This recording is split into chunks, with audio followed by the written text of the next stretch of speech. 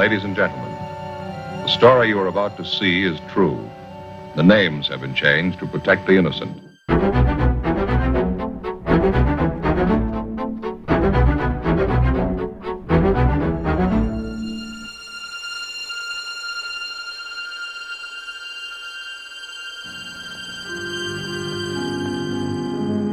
This is the city.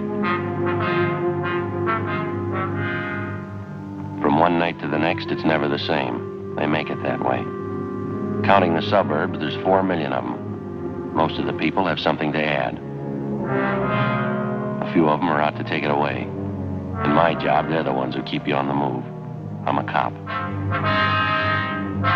It was Wednesday, September 28th. We were working the night watch out of homicide detail. My partner's Ed Jacobs. The boss is Thad Brown, chief of detectives. My name's Friday. It was 11:48 p.m. when I got back from the crime lab. The call came in a few hours before. An attractive blonde secretary was found beaten to death in a downtown office building. A length of steel pipe wrapped in heavy paper was on the floor beside her. There was no trace of the killer, no apparent motive for the killing. For every murder, there's at least one of each. We had to find him. Hi, Opie. Hi, Joe. You seen Jacobs around the last half hour? I was supposed to meet him here. Yeah, he's come and gone. Still around the building, though. He just had a call. Oh, what about? Do you know? Yeah. He was on that killing tonight. Call came from one of the cruiser cars checking the neighborhood down where it happened. Mm-hmm. They find something? Picked up a guy about 3 blocks from the murder scene. He was acting suspicious. Been in the cruiser car. Figured maybe you'd want to talk to him. They're bringing the man in now, are they? Yeah, mm-hmm. You've been over checking at the crime lab? Yeah, there's not much. The murder weapon's all we got so far. A piece of pipe with heavy manila paper wrapped around it. Latent prints do any good? Well, they lifted a lot of fingerprints. They all belong to the victim. None of them are foreign. Have you got a toothpick, Joe? I had corn on the cob for dinner tonight. Yeah, there's sure. Usually some in this top drawer, isn't it? Yeah, there you go. Thanks, Joe. I understand it wasn't much to look at. The killing, I mean. It was a pretty vicious thing. The girl took a terrible beating. Who found the body? One of the scrub women in the building. It was an office up on the 9th floor.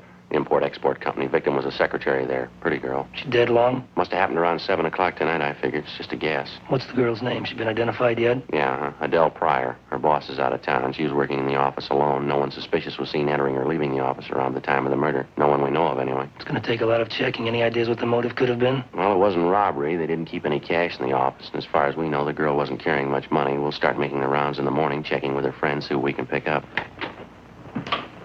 Hi, Joe. Hi, how are you, Ed?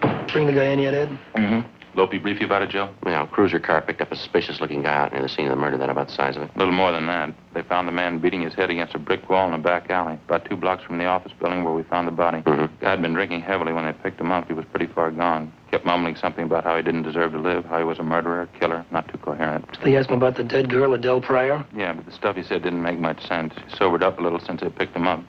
Might as well see what we can get out of him before we book him in, huh? Got him in the interrogation room now. Okay, we'll give it a try. Any calls come in, you know where to find us, Loafy, huh? Right, Joe. See you later. All right, thanks.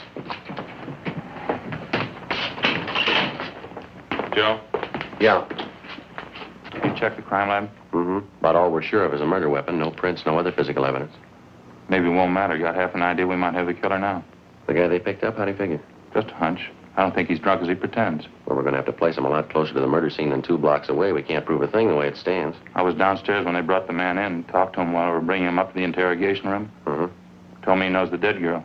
All right. Said he was with her an hour before she died.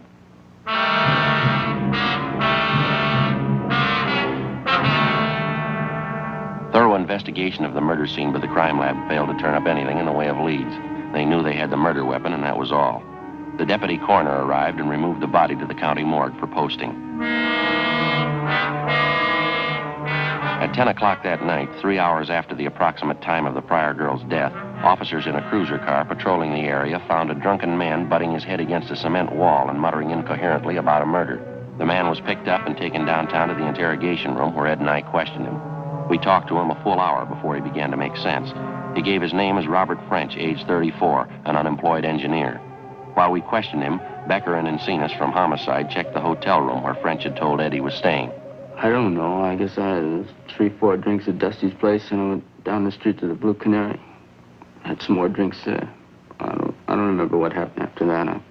I wasn't feeling so good. You say you were drinking at Dusty's place around 7 p.m., Isn't that right, French? I suppose so. I wasn't watching the clock. I guess it was around 7. Did you talk to anybody while you were in the bar? Oh, no, just a bartender. His name's Sarge. I don't know his last name. He'll tell you I was there. What time was it when you got to Dusty's place, Frank? Couldn't tell you for sure. About 6:30. Sarge would probably tell you. The bartender would tell you. A little while ago, you told us you knew Adele Pryor. Yeah, I knew her. I used to work for her husband.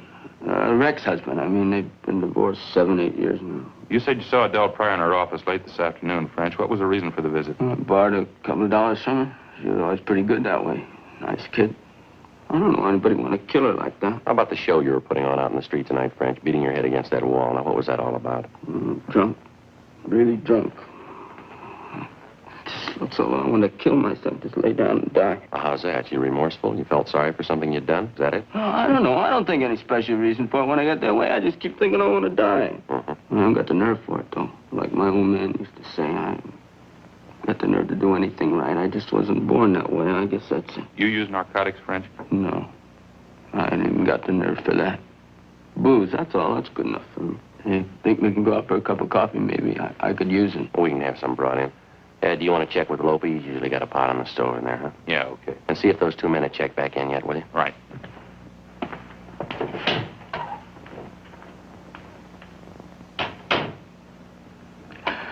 Appreciate it, Sergeant. Sure gonna be mean when this booze wears off. I'd like to ask you a little more about the Pryor girl, French. Just how well did you know her? Not too well. I guess I used to see her maybe once a month. Mm-hmm. Up there at her office? Yeah, that's right. Nice girl. Whenever I was broke, I could always depend on her for a couple of bucks. I liked her. Nice person. Did you ever go out with her? Oh, no, never did. No romance stuff. I didn't like her that way. She was a good person. We got along okay. Want a cigarette? No, thanks. Mouth's full of cotton already. How about this business of Adele Pryor lending you money? She think quite a bit of you, did she? Well, I did her a couple of favors once when I was working for her husband, and she was still married to him. She was going out with a guy she liked on the side. She was out with this guy once. I saw them together, and she asked me not to say anything, so I didn't. Before she got a divorce, I used to cover up for her all the time. She never forgot it, I guess. Mm-hmm. How about when you saw her in her office tonight, French? How'd she seem to you, all right then? Well, yeah, same as ever. I asked her if she could lend me a $5. She did, and I left. It was about 6:15, I guess. Was there anyone else in the office when you left? Yeah. There was a guy waiting in the little reception room there. I don't know who he was. You remember what he looked like? Yeah, a little taller than I am, I guess. My age, had a gray suit on, black hair, kind of dark complexion. I didn't take a good look at him, no. You think you'd know him if you ever saw him again? I'm not sure.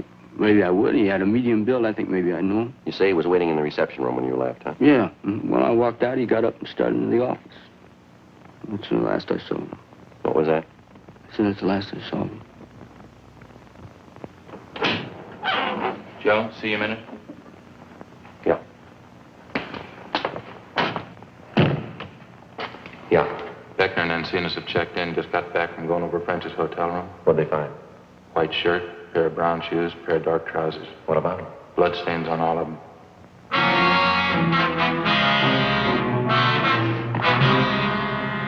The stained pieces of clothing found in the suspect's hotel room were delivered to Lieutenant Lee Jones at the crime lab for detailed examination. We had French checked through R&I. He had no previous criminal record. Ed and I continued to question the suspect until 4 a.m. He denied any knowledge or complicity in the killing of 28-year-old Adele Pryor. He told us the blood-stained clothing in his hotel room was the result of an accident that he'd been in 2 weeks before when he'd been drinking heavily. French kept insisting that we check on the dark-haired man who'd been waiting in the reception room of the Pryor girl's office the night before when French left her. We gave the description of the unidentified suspect along with the M.O. to the stats office, requesting them to furnish us with any information regarding any assaults or any solved or unsolved murder. At 4:15 a.m., we booked in Robert French at the main jail on suspicion of 187 PC, murder. The next morning at 10 a.m., the legwork began. Lopez and Beckner from Homicide started checking on the background and the alibi of the suspect, Robert French. It didn't hold much water. None of the people at either of the bars where French said he'd been drinking at the time of the murder could definitely vouch for his presence, but they all volunteered the information that no matter how much he drank, French was never violent toward other people, only himself. Lopez and Beckner continued investigating the suspect while Ed and I checked on the background of the victim, Adele Pryor. At 8:25 p.m., we got back to the office. Hi, I've been waiting for you two. Wobby, you and Beckner do any good? Nothing to celebrate over. Long day, tired feet. Anything new at all? Maybe French is our man. You can't prove it by me. Every place we checked, everybody we talked to, the same answer. Yeah. He's a smart guy with a good education. He's on the bottle and out of work. Everybody seems to like him. He gets drunk, but he never bothers anybody. That's about the worst anybody can say about him. He drinks too much. How about his being friends with the dead girl? Did you dig up anything there? Yeah, but it only proves he was telling you the truth. As far as we could find out, there's nothing going on between the two of them. Everything we got, it only verifies what he told you. He had no interest in the girl except to borrow off her when he was broke. Mm-hmm. You got in touch with the girl's ex-husband, did you? Yeah, but we couldn't add anything. We're all clear there. By the way, Lee Jones called from the crime lab just before you came in. What do you have, Lope? Well, he finished testing the bloodstains on those clothes that he found in French's hotel room. None of the stains on them matched the victim's blood type. Another dead end. Yeah, it's hard to figure. Sure got me stopped. Oh, this just came in. Report for you from the stats office. He asked me to make a run for you on something last night. Mm-hmm. What's it look like?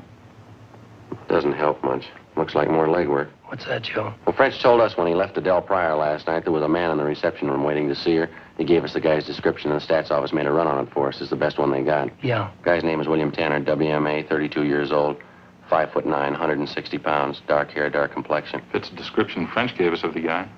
Yeah, well, the rest of it's a lot closer to home. How do you mean? William Tanner was a prominent suspect in the Donaldson murder last September. The testimony of friends and relatives subsequently cleared him.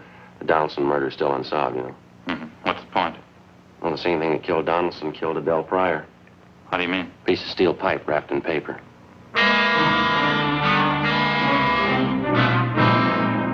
To the working detective assigned to examine a criminal case, the element of coincidence, when it occurs, generally serves to complicate any investigation. Toward the solution of the crime, coincidence may mean a lot or it may mean nothing. In any event, it can't be dismissed. This time, we had two examples of coincidence to deal with. A girl had been beaten to death in an office building. Within 2 blocks of the murder, we found a man, fairly well acquainted with the victim, who admitted to seeing the girl within an hour of her death. Primary investigation uncovered some facts which tend to incriminate the man, some facts which tend to prove him innocent. Is his presence in the immediate neighborhood of the killing only coincidental, or was he there at the particular time for the purpose of murder? We didn't know.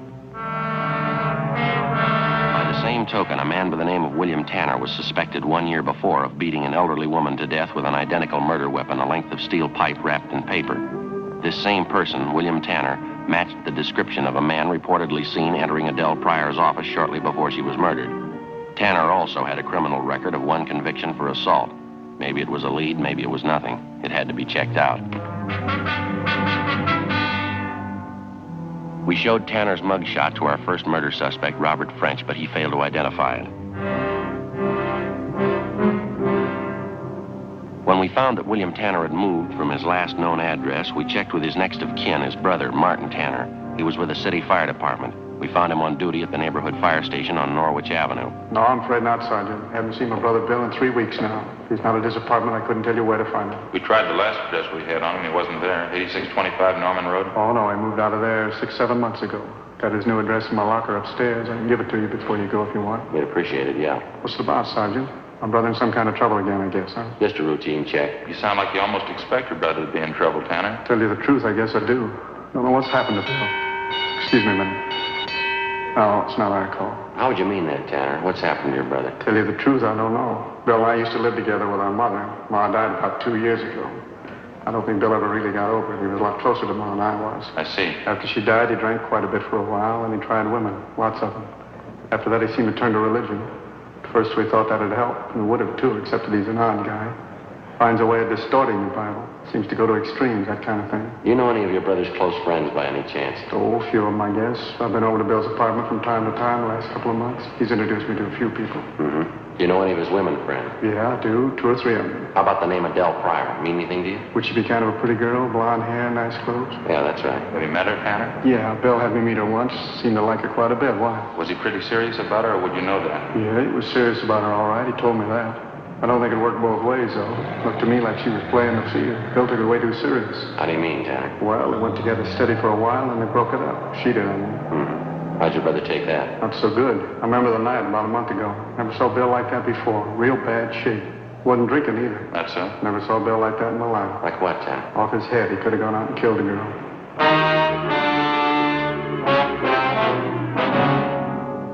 Before we left the fire station, we got William Tanner's new address from his brother Martin. It was the same address as that of the murdered girl, Adele Pryor, an apartment house close by the intersection of Wilshire and La Brea. Tanner's apartment was on the 3rd floor, just down the hall from the Pryor girl's apartment, but Tanner wasn't there. The apartment house manager told us that he'd moved out the night before without leaving any forwarding address. Ed put in a call to the suspect's place of business, an industrial chemical company where Tanner was employed as assistant office manager. What was the reason, sir? Oh, I see. Uh-huh. Yeah, well, thank you very much, sir. We'll be checking with you later. Bye. What'd he say? Tanner left yesterday, quit without giving notice. Told him he had a better job lined up. Where? South America. Saturday, October 1st, 8 a.m. We got out a broadcast and an APB on murder suspect William Tanner.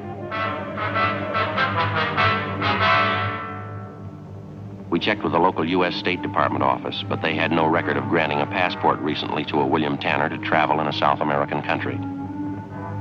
We talked to the various consulates in the city representing South American nations, but none of them had issued a visa to a William Tanner recently or anyone answering his description. Together with Lopez and Beckner from Homicide, Ed and I continued the search for the missing suspect. The deeper we checked into his background, the more we became convinced that mentally Tanner was far from normal. Most of the people who knew the suspect told us the same story his brother had given us. In recent months, Tanner had taken strongly to religion. He attended revival meetings and similar religious exercises every night in the week. He talked nothing but repentance. He quoted the scriptures constantly. He adopted the habit of carrying a Bible with him wherever he went, reading from it aloud every chance he got. He kept urging his friends to join him in being saved. On Monday, October 3rd, we began a check of the various revival halls. On Wednesday, October 5th, we found him. He was attending a gospel revival in a meeting hall in the south end of the city.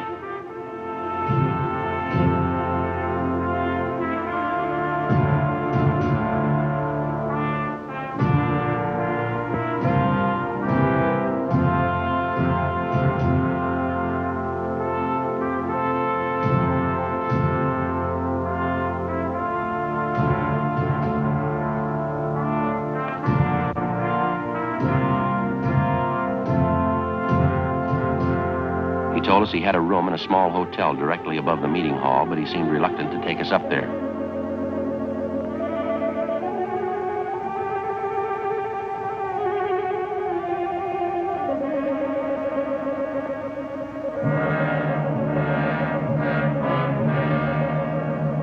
While Lopez and Beckner got a passkey from the manager and went up to check the room, Ed and I questioned Tanner.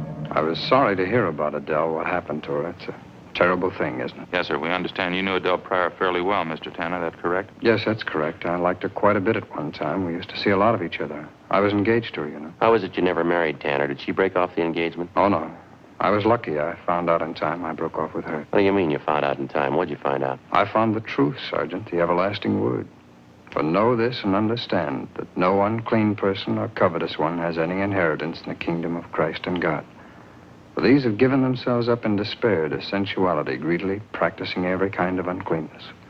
Do not then become partakers with them. That's the everlasting word, Sergeant.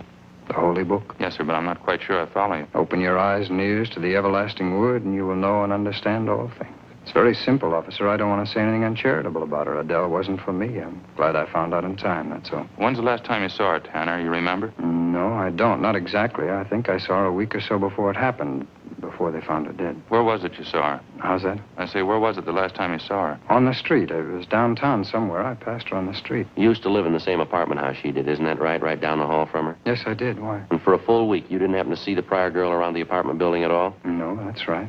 When I broke off with Adele, that was it. I had no reason to see her anymore. It's not too clear, Tanner. It doesn't jive with what we've been told about you and the Pryor girl. Well, they're lies, of course. I suppose you know that. Adele was a beautiful girl, very beautiful. A lot of men she knew were jealous of me. Well, now, the way we understand it, Tanner, you never did break off with Miss Pryor. You were going around with her, and you were seen with her right up to the day of her death. Well, that's certainly a lie. I can prove that. As soon as I found out about Adele, that was weeks before she was killed. As soon as I found out, that was the end. I broke off with her right away. I'd like to know what you're referring to, Tanner. You found out what? Adele. She was one of those. What? Oh, I'm sorry, she was. A sinner. I almost went out of my mind when I found out she knew it was wrong. She must have known. It's right there in the book for anybody to read. Do not let sin reign in your mortal body so that you obey its lusts. What are you trying to tell us? It was terrible. She sinned all the time. She committed terrible sins. Come on over to the side there with me. I can tell you all about her. I'd just as soon nobody heard us. Sure, go ahead.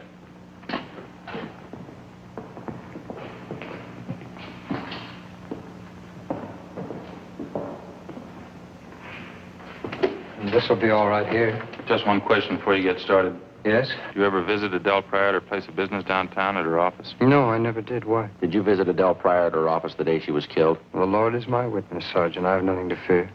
Why should you ask me that question? We have a report you were seen going into the office less than an hour before the Pryor girl was murdered. I'd like to have you clarify that for us, if you would. Why, certainly, it's a lie. You sure you weren't in that office with her just before she died? Let me tell you about her sins. There was never anything as evil as this, Sergeant. Is that right? Yes, it was a terrible shock. I liked Adele. I think I loved her. We've been going out for 2 months.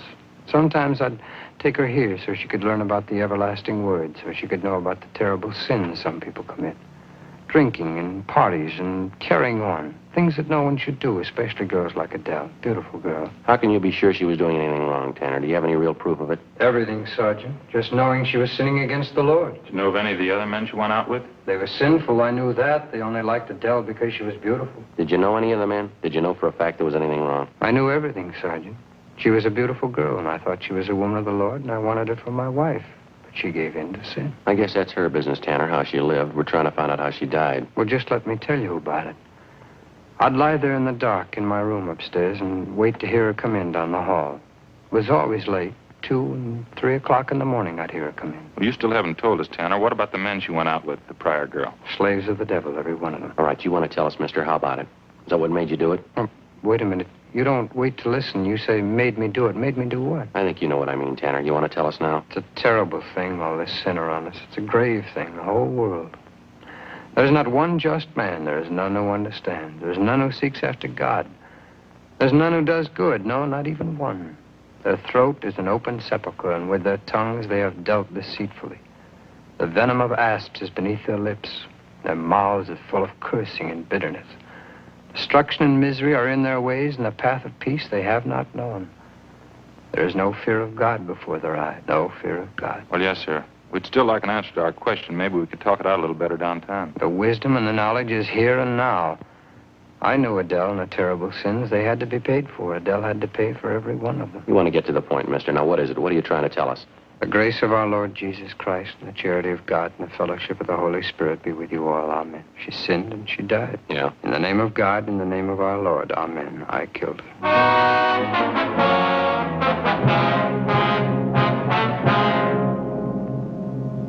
William Harold Tanner was brought downtown immediately, where he volunteered a complete statement admitting full guilt for the murder of Adele Pryor. Blood-stained clothing found in his room corroborated his story. He gave us the details of how he murdered Adele Pryor because she spurned his attentions. We began questioning him about the Donaldson murder, which had taken place more than a year before and which was still unsolved. The victim, 64-year-old Louise Donaldson, had met death in the same manner as Adele Pryor. No, I didn't know the old lady, but she had money. I'd been told that. I was broke and I needed the money, so I thought it'd be a good thing. This was in September a year ago that you murdered her? Yes, sir, September, all right. She was all alone. She didn't have anybody. She was sick. I probably did her a favor. Now, your package here says you figured in the investigation on the plot to blow up the Rexmore Hotel about 3 years ago, homemade bomb planted in the basement of the hotel. Yeah, that was mine 3 years ago in September. You never could have traced it. It's too bad the bomb didn't go off. I hated those hotel people. Is that right? What was the matter? Well, I worked at that hotel once, you know. I worked hard, too. One Saturday, they held up my paycheck. I didn't get it until the next Tuesday. I never forgot that. September. September? Well, what would that have to do with it? I don't know, really. September's always been the time, that's all. I always seem to work into some kind of trouble. Every September. I don't know what it is. It just seems to be the best time, September. It's always September. Mm-hmm. I really didn't want to kill Adele. There wasn't anything else I could do. She was a sinner. Yeah. Drinking and running around, she committed sins all the time, the worst kinds of sins. Terrible. Yeah, well, maybe you better check the book, Tanner. You're way ahead of her. What do you mean? What kind of sin's worse than murder?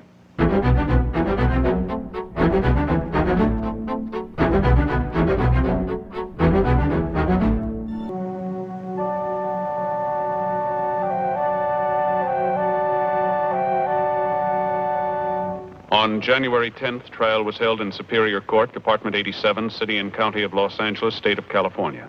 In a moment, the results of that trial.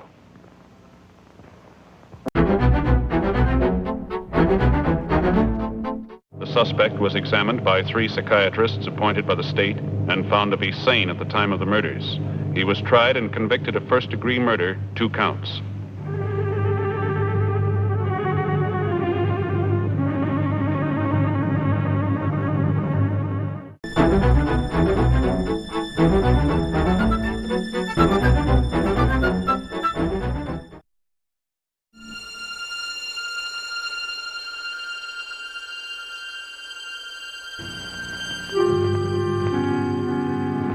This is the city. 2 million people, almost 1 million kids. The people have tried to plan for them. They've built schools for them to learn in. Beaches and parks for them to play in. Most of the kids follow the course as planned. A few of them get lost on the way. When they do, it makes trouble for me. I'm a cop.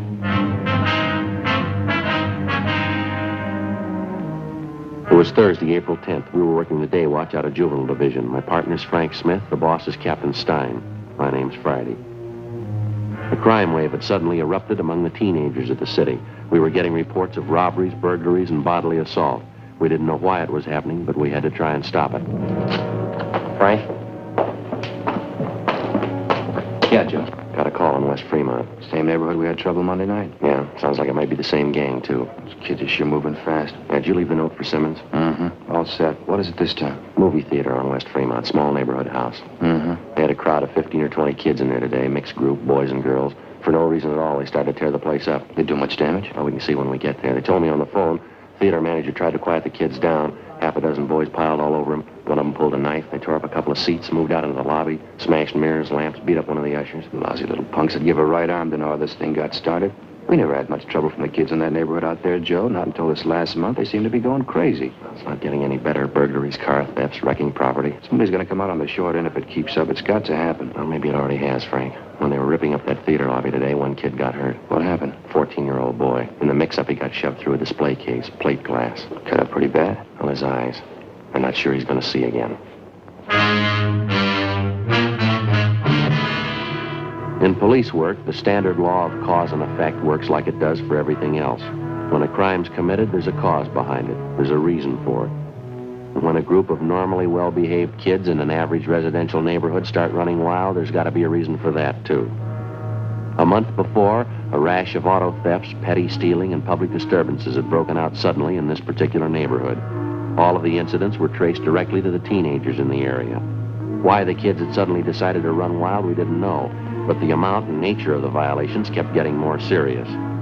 Juveniles who'd previously been picked up for petty thefts and placed on probation were now being brought in on charges of burglary. Auto thefts in the area had jumped 20%. Misconduct and drunk charges against the teenagers, girls and boys alike, increased by the week. We had a fair idea what the root of all the trouble was. So far, we hadn't been able to trace it. 3:07 p.m. We got to the neighborhood movie theater on West Fremont. We went inside. The lobby was a shambles. A new show had just started. The manager of the theater met us in the lobby, a Mr. Clyde Barton. Got the best of me, Sergeant. I don't know what to make of it. Just look at that wreck. You'd think they were a bunch of savages. You have any idea at all what started them off, Mr. Barton? No idea in the world. A bunch of them came in about 2 o'clock today. Boys and girls both. They sat in front and watched the picture for a while, and they started getting noisy. Did you recognize the kids? I mean, are they from the neighborhood here? Sure, I know who they are. I say they started to make trouble down front, kicking the back of the seats and yelling around. Usher couldn't do anything with them, so I went down to tell them to quiet down or get out. Well, did any of them in particular seem responsible for the racket? Any ringleader? Not that I noticed, no. I tried to be nice to kids, reason with them. They just wouldn't have it. Must have been almost 2 dozen of them. When they wouldn't behave, I told them to leave. I'd give them their money back. What'd they do? Got real foul-mouthed. 1 or 2 of the girls, too. Some of the language I wouldn't even use at a stag party. Well, I got so mad, I grabbed 2 of the guys by the neck and told them to get out. And that's when it broke loose. What happened exactly? The whole crowd of them jumped out of their seats and piled on me. I fell back down there on the floor, and I started swinging. To tell you the truth, Sergeant, I was scared. I didn't know what to make of them. It seemed like a pack of animals, wild. I happened to hit this one kid. I saw him pull out a knife and come at me. Well, you usually get along pretty well with the neighborhood kids, do you, Mr. Barton? They don't have any grudge against you that you know of? Not that I know of, no. Up until a few weeks ago, everything was fine. I never had a bit of trouble with them. Then all this rowdy stuff began. I tell you, it's got the best of me. This is the first time you've had any trouble of any real size, is that right? Yeah, once in a while the kids fool around the show, talking loud, you know, but nothing like this.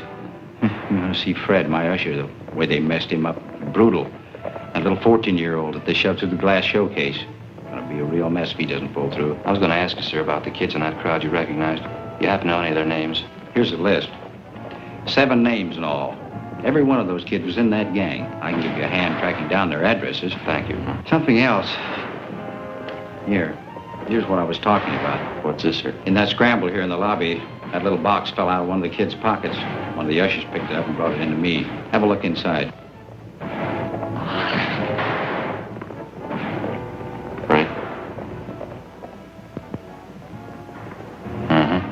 I don't know too much about it, Sergeant, but I got a hunch. I don't think I made a mistake. Yeah. What do you think? No, sir, it's no mistake. Marijuana.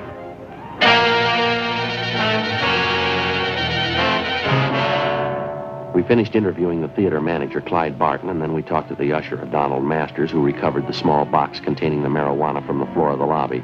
He told us he recognized the young fellow who dropped the box. He said the boy's name was Harold Everson, one of the names which appeared on the list which the theater manager, Mr. Barton, had given us. 7:45 p.m., Frank and I located the Everson boys' home. It was a two-story frame, colonial-style house in a better-than-average section of the city. The boy's father answered the door, a Harold Everson Sr. We told him what we wanted. We were about to sit down and eat. You have to make routine calls at dinner time? Not a routine call, Mr. Everson. We'd like to see your son if he's home. Harry, what do you have to see him about? Do you have any idea where your boy spent his time today after school? Well, he said he was going down to the gym to play a little basketball. Then he was going to the library. It's school night. He had studying to do. I think maybe you ought to keep a closer check on your son, sir. That's not the way we get it. Well, what are you getting at? I trust my boy. He said he was going to the gym and then to the library. Got no reason to lie about it. We had a minor riot at a neighborhood movie down in West Fremont today, sir.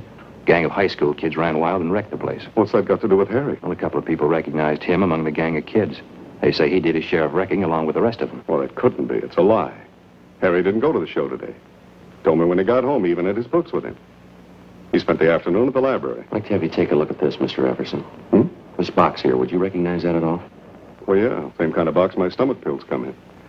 Got a little acid condition in my stomach. I take these pills for it. What's all this have to do with Harry? Open the box, Mr. Everson. I don't get it. What is this stuff? Someone saw your son drop the box in the lobby of that theater today. The box contains what appears to be marijuana. Well, that's stupid. It couldn't be right. I haven't got that kind of boy. I know it isn't right. Do you mind if we talk to your son? Maybe he can explain it for us. Just a minute. I'll get him down here. Have a chair if you like. Thank you. Sure a nice place, huh, Joe?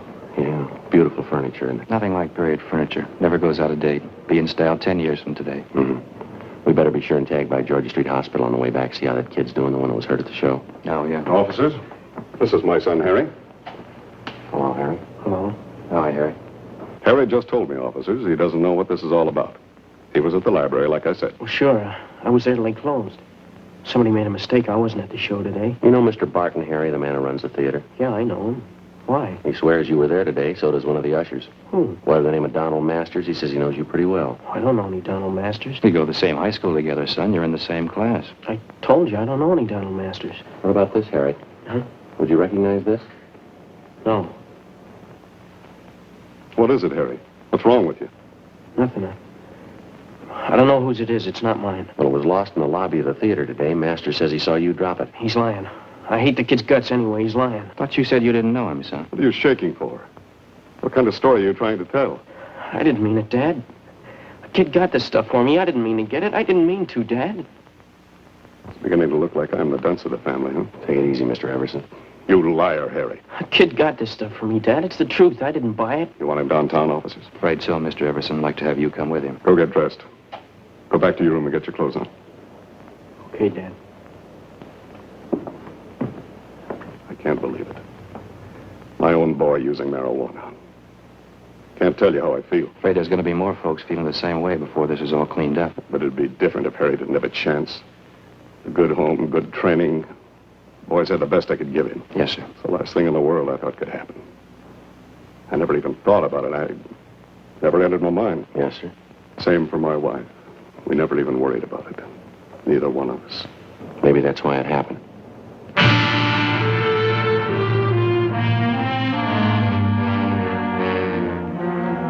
Before we left the Everson house, we checked the boy's room and came up with another small box full of marijuana, which he'd hidden back in his closet.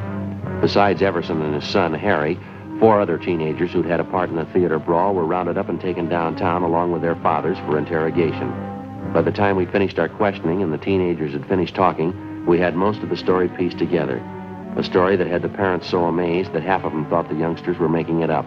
The pattern was familiar enough for us to know that they were telling the truth. Almost 2 months before, word had gone around among the teenagers in the neighborhood that marijuana, along with various stimulating drugs, was to be had easily and in quantity for anybody who wanted them.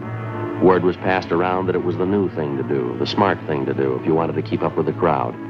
In questioning the Everson boy, we found that he seemed to know more about the history and operations of the narcotics campaign in the neighborhood than the other boys did.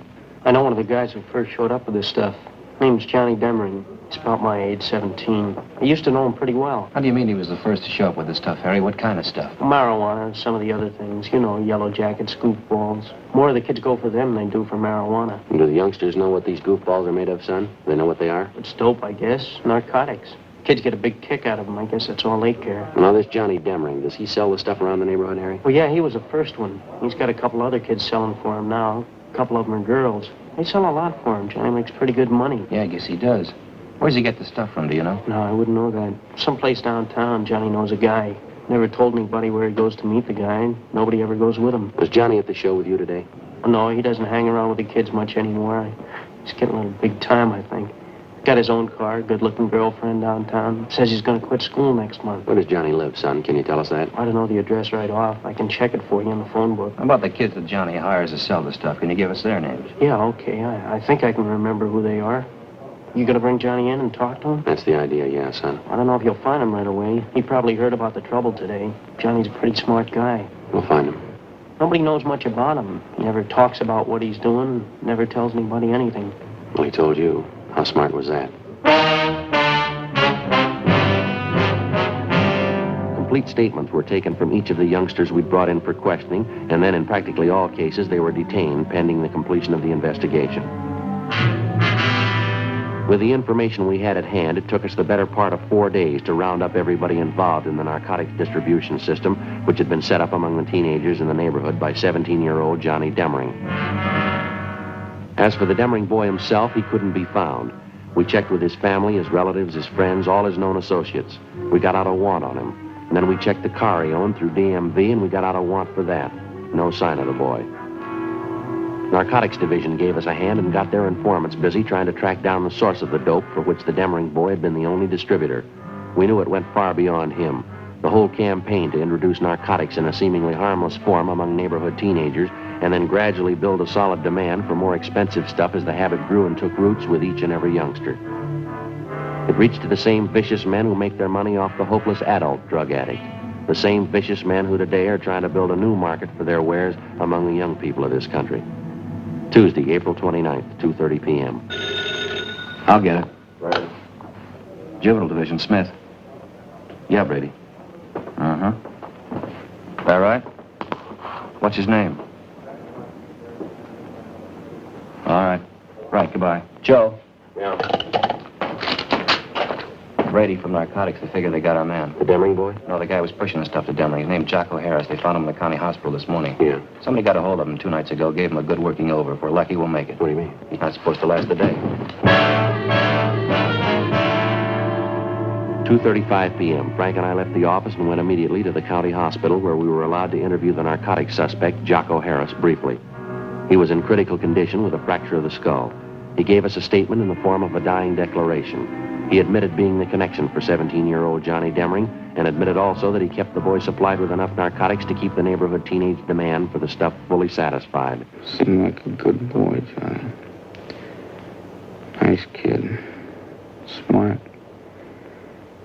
Never thought he'd turn away, that's all. Where is he, Jocko? Do you know? I only wish I did. Go beat his head in, get my stuff back. Took everything I had.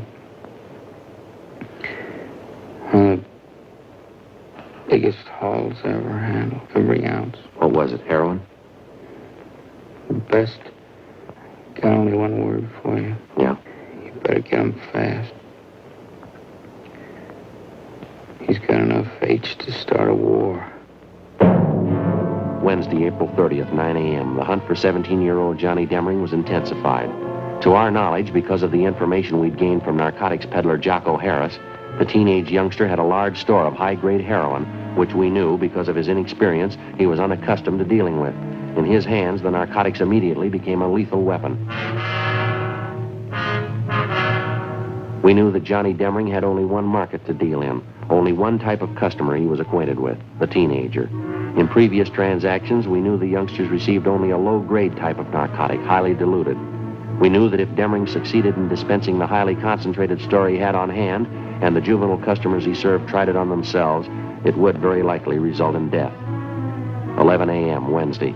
Despite all our efforts, Johnny Demring and the store of high-grade narcotics which he'd hijacked from Jocko Harris were still missing. Wednesday, 12 noon, we began rechecking every one of the possible sources that might lead us to the suspect. One of them was the boy's mother, a Mrs. Frances Demring.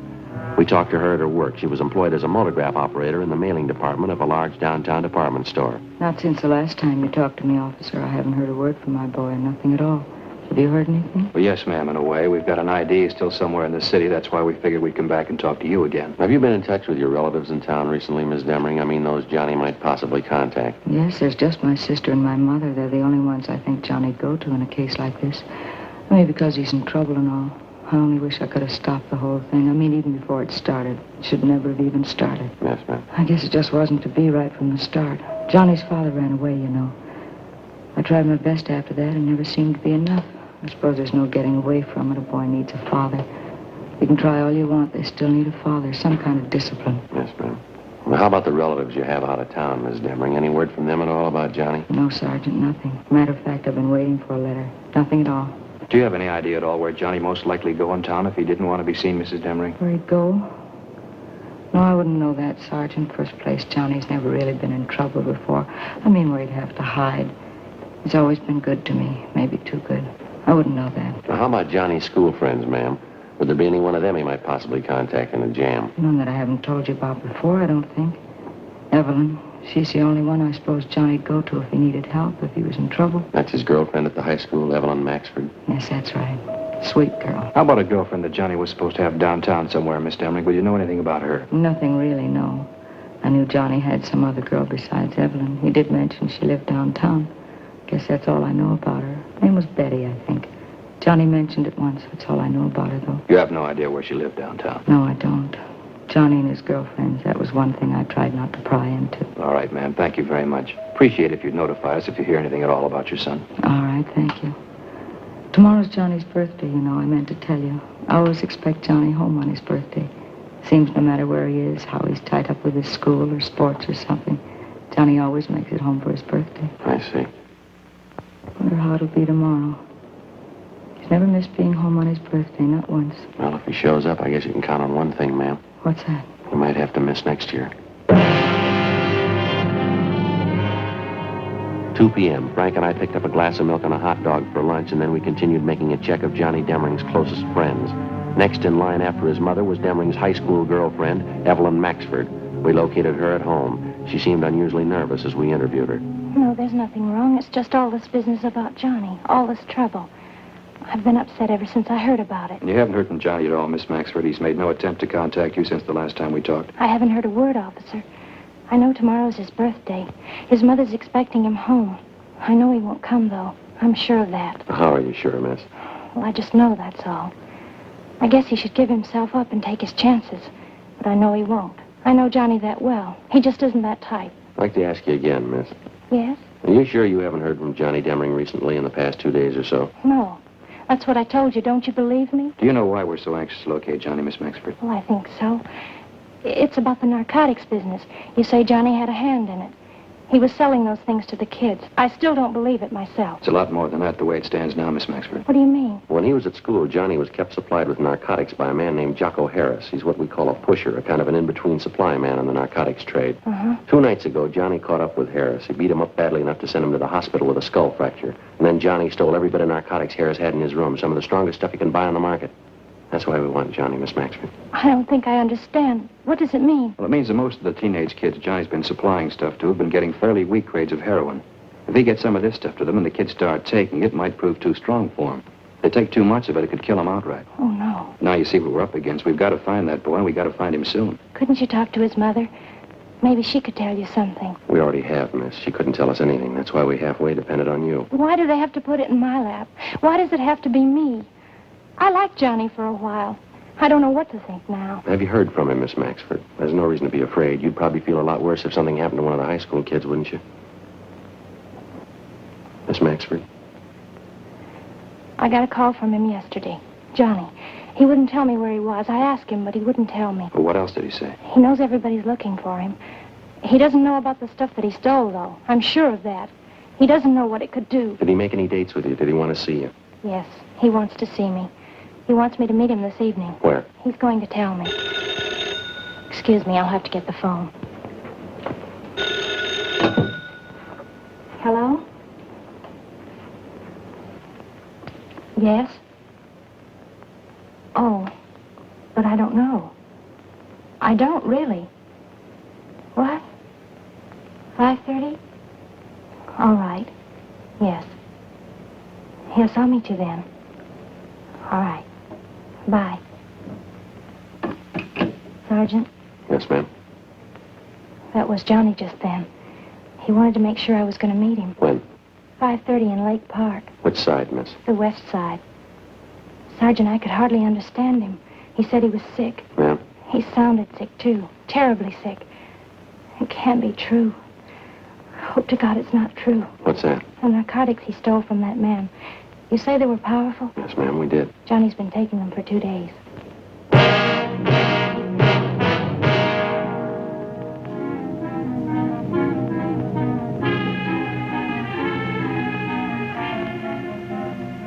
Together with 2 other men from Juvenile Bureau, Hurst and McTighe, we drove down near the appointed spot along the lake in Lake Park where Evelyn Maxford's meeting with the teenage suspect Johnny Demring was to take place.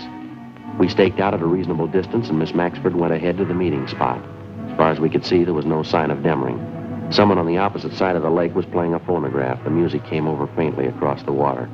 We watched the Maxford girl make her way up the path into the park.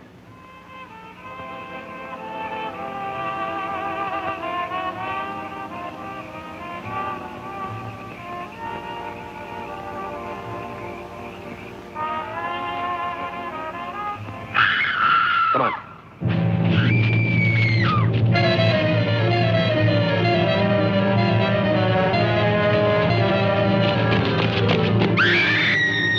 We ran all the way as fast as we could get there. When we got close enough, we found out the reason for the scream. He was lying face up in the water near a clump of trees. He was a good-looking boy, dark hair, good build, handsome. Took only one look and you knew right away he was too young to be dead. You could argue for a week, but you couldn't change it. He was dead. The girl stood over him, her face in her hands, crying. I don't see any marks in the body, do you, Joe? No. Looks like an overdose, doesn't it? Yeah.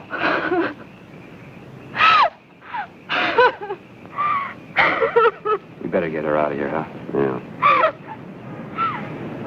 It's all right, Miss Maxford. Come on. Let's go over here.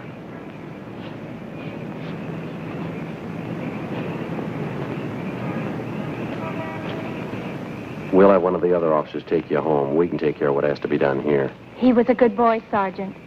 He was smart. How could he ever get started in such a thing? How could he make such a mistake? He had the best excuse in the world, miss. Yes? He was 17.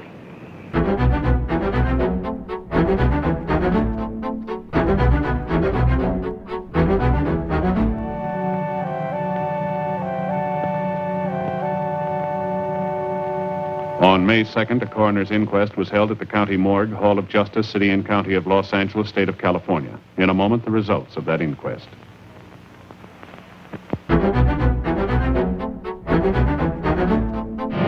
Those involved in the juvenile narcotics ring, a total of 8 persons, were tried and convicted under the State Narcotics Act.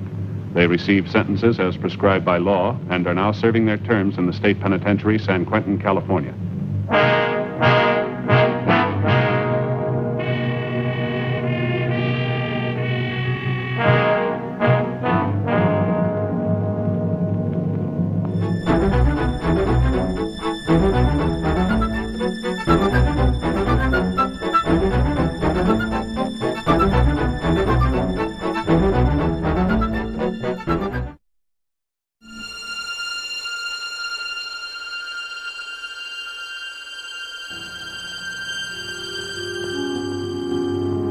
This is the city. 4 million people. something for everybody. Houses to live in, places to work, places to relax,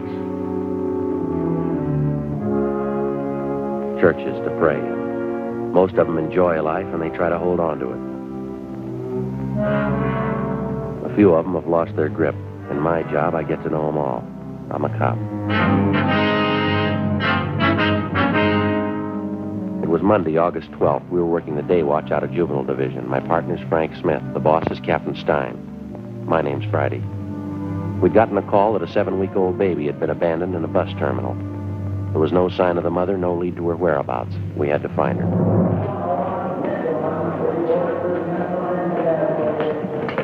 How do you do? Are you the woman that reported the abandoned baby? Yes, that's right. Police officers, ma'am. My name's Friday. This is my partner, Frank Smith, Juvenile Division. What was your name, ma'am?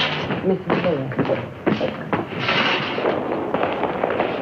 I'm certainly glad you're here. I've been waiting around this depot for hours. I don't know what to do. That's a good baby. Why don't you go to sleep? Come on. Close your eyes and go to sleep. Oh, thing, it's a shame. Yes, ma'am. The report we got didn't go into detail. Some woman left the baby with you, is that it? Yes, as soon as we got off the bus this morning. She said she'd only be gone a few minutes. It's been hours. I don't know what to do. Did you know the woman, Ms. Lewis? Her name's Dorothy Miller. She's from Arizona. Tucson. We got off the bus, and she asked me if I'd hold her baby while she went to get her luggage. She said she'd meet me right there by the information desk. I've been waiting ever since. She hasn't come back. I don't know what to think. How well did you know this Dorothy Miller, ma'am? Well, not too well, but she seemed like such a nice girl, friendly, very sociable. We sat together all the way in. Mm-hmm. You got on the bus with her at Tucson, is that it? Oh, no. I'm from Cincinnati. I got on a bus there and then went down to Dallas. I had a visit with an aunt of mine down there. Oh, I see. I got another bus in Dallas to come out here. Went along the southern route. Very nice. The same bus I came in on this morning. I'm out here to meet my husband, Army man. He's coming in on a transport from overseas. He's coming in tomorrow. Mm-hmm. Now, you say this Dorothy Miller boarded the bus at Tucson with a baby. She rode all the way into Los Angeles with you, is that right? Yes, right into the depot. She sat in the seat next to mine. We struck up a conversation, got to be quite good friends. Such a cute baby, I just can't imagine. Now, how about her description, Ms. Lewis? Anything unusual there? No, I wouldn't say so. A small girl, 5'3" or 4", I'd say, 110 or 15 pounds. Red hair, shoulder length, dark eyes, nice complexion, very pretty eyes. About how old would you say? 20. That's what she told me anyway. She said she had a birthday in May. I remember we talked about that. She was born under the same sign I was, Taurus the Bull. Mm-hmm. And in all the talk she had with the Miller girl, she never gave you any reason to think that anything was wrong with her. She didn't seem to be despondent or depressed about it. Perfectly normal girl, as far as I could tell. I just can't get over it. I can't imagine her doing anything like this. You checked around the depot, did you? You had her paged? I talked to everyone in the place. The porters, ticket clerks, information desk, traveler's aid. Not one of them could help. I tried everybody. It's all right. We'll find your mother. You try and see. It's wonderful. It's just adorable. It's a little boy. She said his name's Stephen. Yes, ma'am. Her own baby, so small and helpless. How could she go off and leave him? Well, I guess she had a reason. It must have been important. A 7-week-old baby, your own? What's more important than that?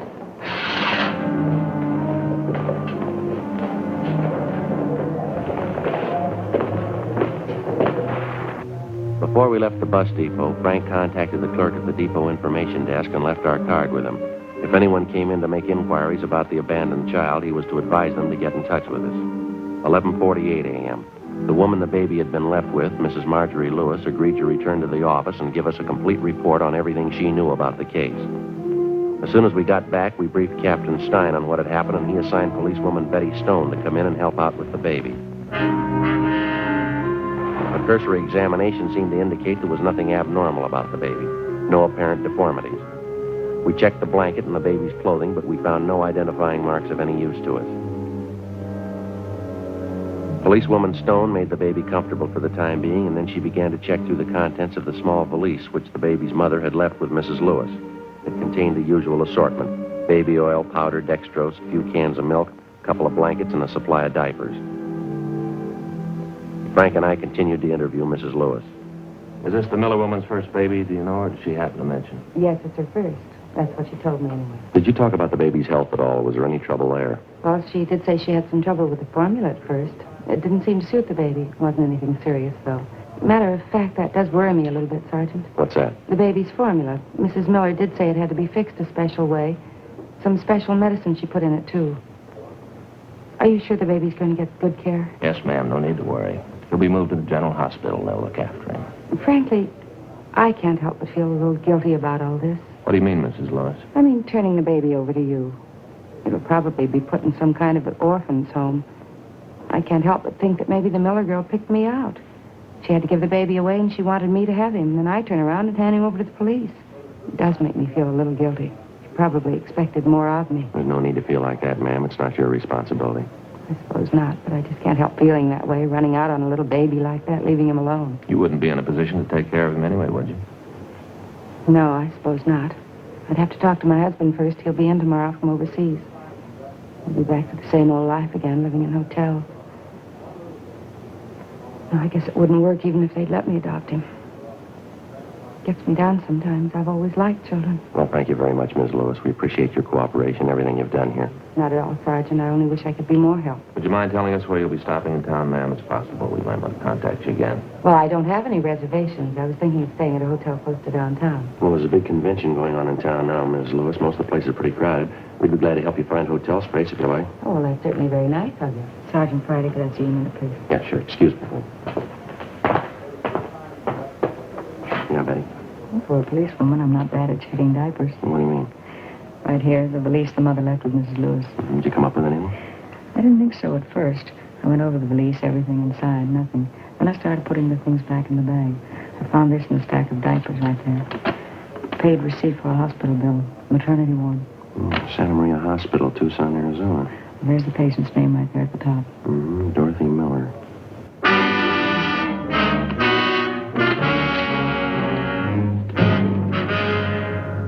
12:30 p.m. A local broadcast and an APB were gotten out on Dorothy Miller. Then we sent a communication to the Tucson Police Department laying out the story for them and asking them to check with the Santa Maria Hospital there for a possible lead on the missing mother.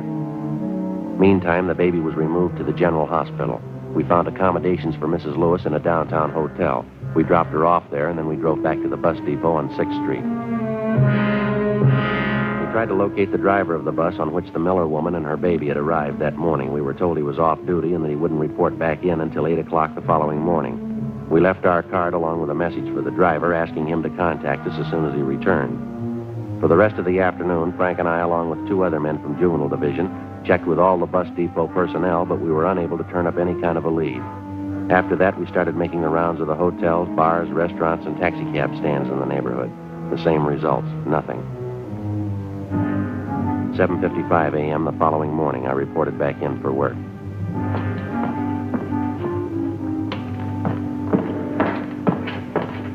Good morning, Joe.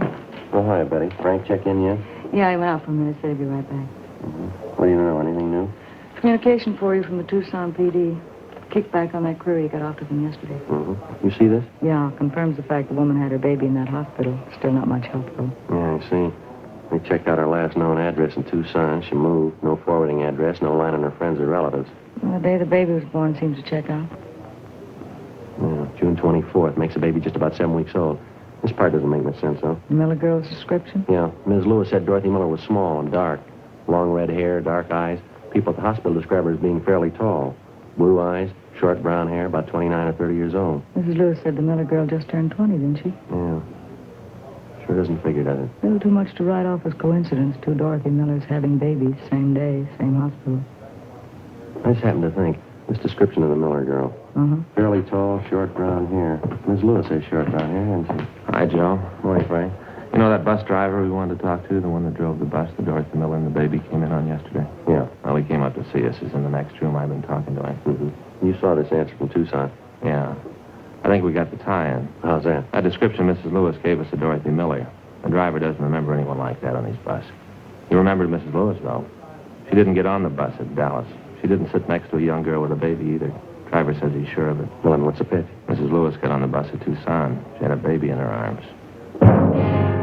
8:35 a.m. Frank Smith and I continued to interview the bus driver, the same man who'd been driving the bus on which Mrs. Lewis and the abandoned baby and his mother supposedly had arrived in Los Angeles the day before.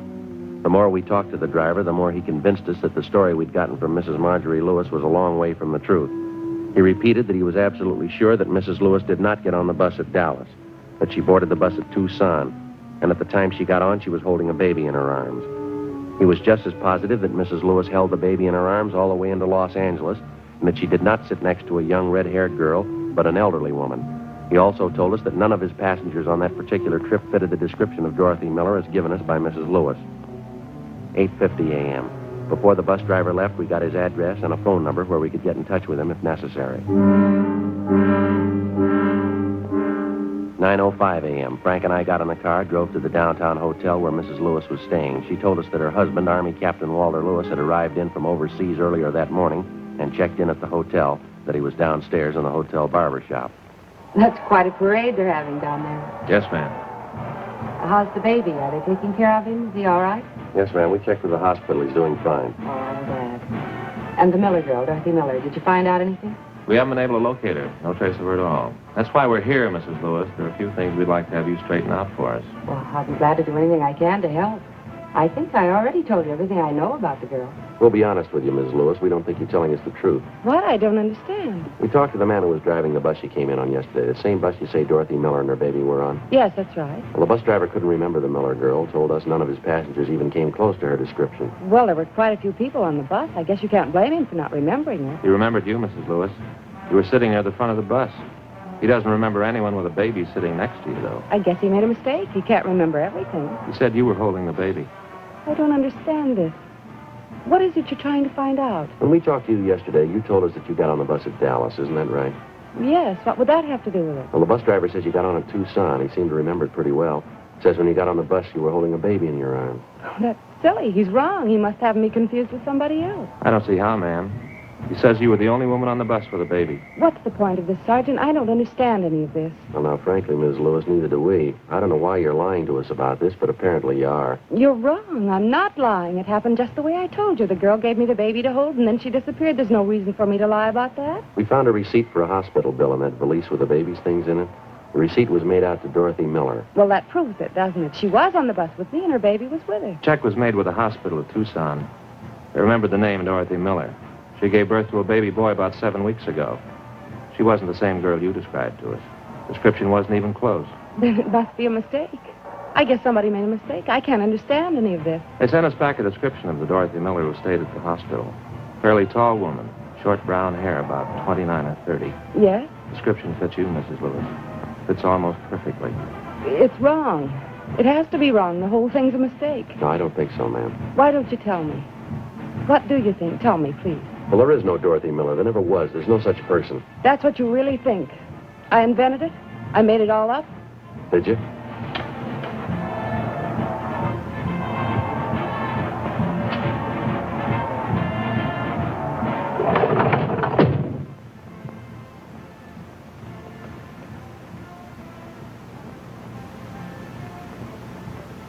And the baby. What about him? If there's no Dorothy Miller, what about the baby? I don't know. You want to tell us? Ms. Lewis?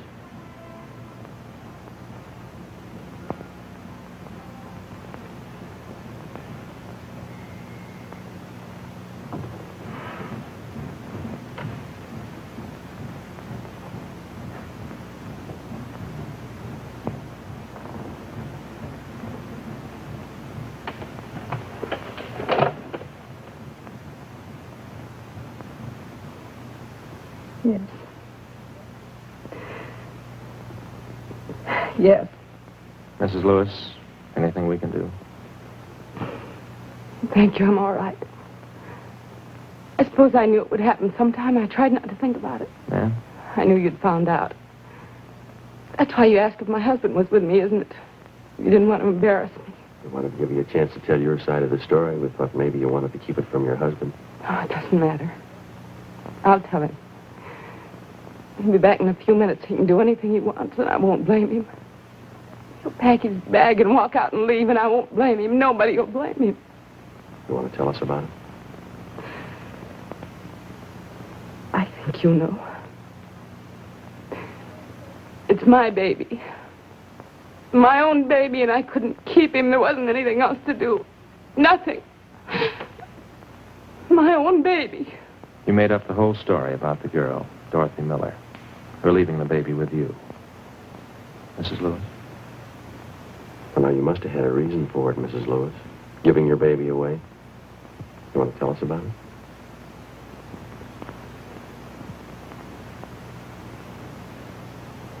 Won't make any difference. Done. It's all done. It's my husband I'm thinking about. Walter, I'm going to have to hurt him, and I don't want to hurt him. I don't know how I'm going to tell him. Tell him what, ma'am? I love him, Sergeant. I tried to explain I didn't want to be alone. Having him away all the time, I knew there was going to be trouble. I knew it. I didn't want to be alone, and he didn't understand. He only said I was fooling. Yes, ma'am. He left for overseas in October, almost 2 years ago. I went down to Wilmington. I saw him leave on the boat. I stood there and watched him go. I wasn't going to see him. 24 months, I wouldn't see him. No children, no family, just a 2-room apartment. If he only believed me. If he only would have taken me with him. Yes, ma'am. I took it for a year. A whole year. A 2-room apartment, being alone. I wrote to Walter twice a week. It didn't do any good. He didn't want me with him a whole year. And it got too much. You mean you could have joined him overseas? He didn't want you to. I don't know why. I kept writing to him, and he kept letting me off a whole year. Got too much a 2-room apartment alone. You can't spend your life that way. I started going out. Having dates. I had to get out. I started going to parties. Different people. Guess I drank too much. I didn't want to be alone. I guess I always drank too much. Yes, ma'am. There was one party. I don't even remember who I went with. I guess I was drinking. I don't know. And I left. I don't even remember who I was with. It didn't have to be this way. It didn't have to happen like this. Are you all right, Mrs. Lewis? Is there something we can get for you? No, I'm all right. I didn't know what to do when I found out. And saw the doctor. He didn't understand it either. I mean, the way I felt. He said the baby would be born in June. I cried. He didn't understand. Yes, ma'am.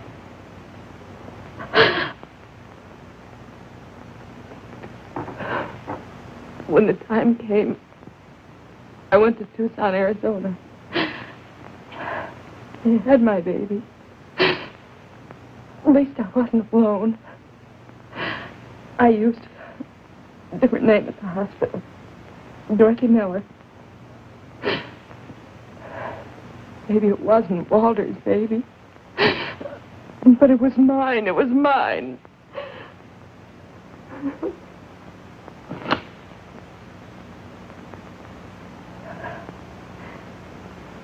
But at first it wouldn't make any difference.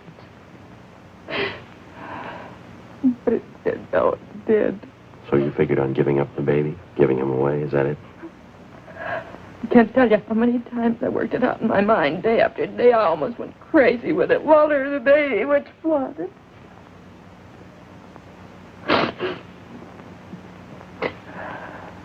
I finally decided, Walter. Don't you think it's fair? Don't you? Well, it's your decision, ma'am. It's going to have to be up to you. I don't know how to tell him. Won't you help me, please? Help me tell Walter. All right, if you like. It's a terrible thing. When you make a choice. When you have to hurt someone. To have to choose. between the two of them. One of them has to be hurt. Ma'am?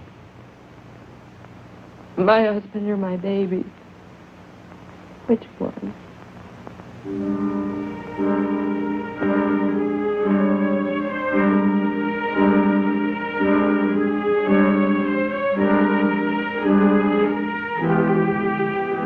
10:38 a.m. At Mrs. Lewis's request, Frank and I stayed on at the hotel room until her husband, Army Captain Walter Lewis, returned. He was a tall man in his late 30s, dark eyes, tan complexion. Mrs. Lewis was waiting in the adjoining room. It wasn't easy, but as best we could, Frank and I briefed the husband on what had happened. His first reaction was fairly normal. He took it pretty hard. We kept on talking to him. After a while, he calmed down. We laid out the whole story for him again. Are you sure it was my wife? Yes, sir.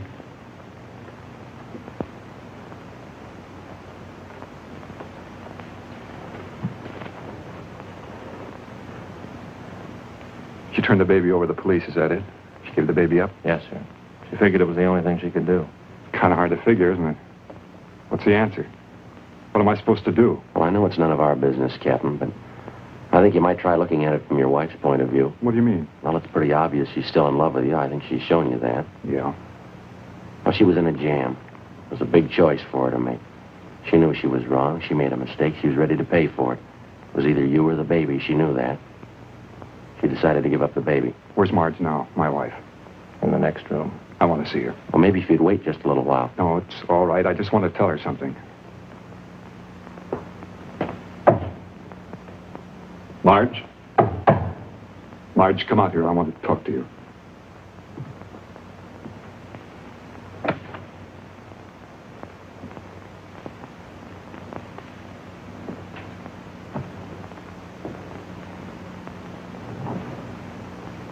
What can I say, Walter? I'm sorry. I'm sorry. There isn't anything else I can say. You don't have to say anything, Marge. You can do what you want. I won't blame you. You've got a right to do anything. I just want to tell you, Walter, I love you and I'm sorry. I'm sorry. I won't blame you. Anything you do, I won't blame you.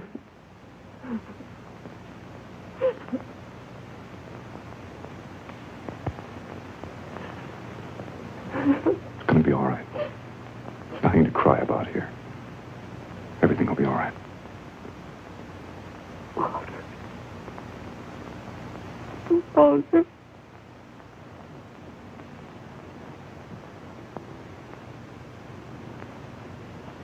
Try and take it easy, dear. It was a mistake. I made my share of... It'll all work out.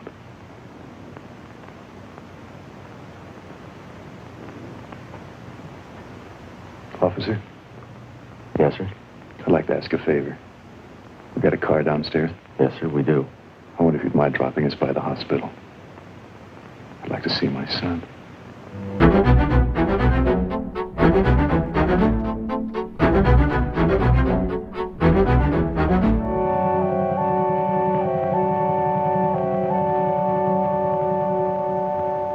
On August 15th, a meeting was held in the District Attorney's Office, City and County of Los Angeles, State of California. In a moment, the results of that meeting.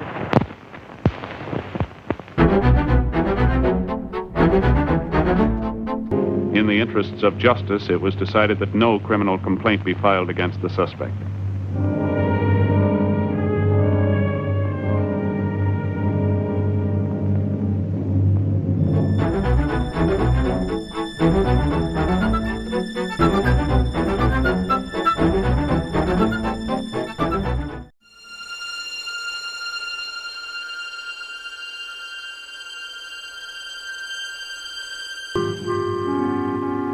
This is the city.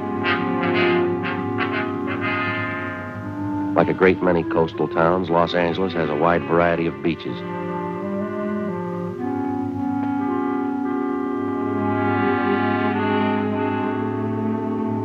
This is Long Beach, California. Like you, when I get a day off, I go here too. I'm a cop.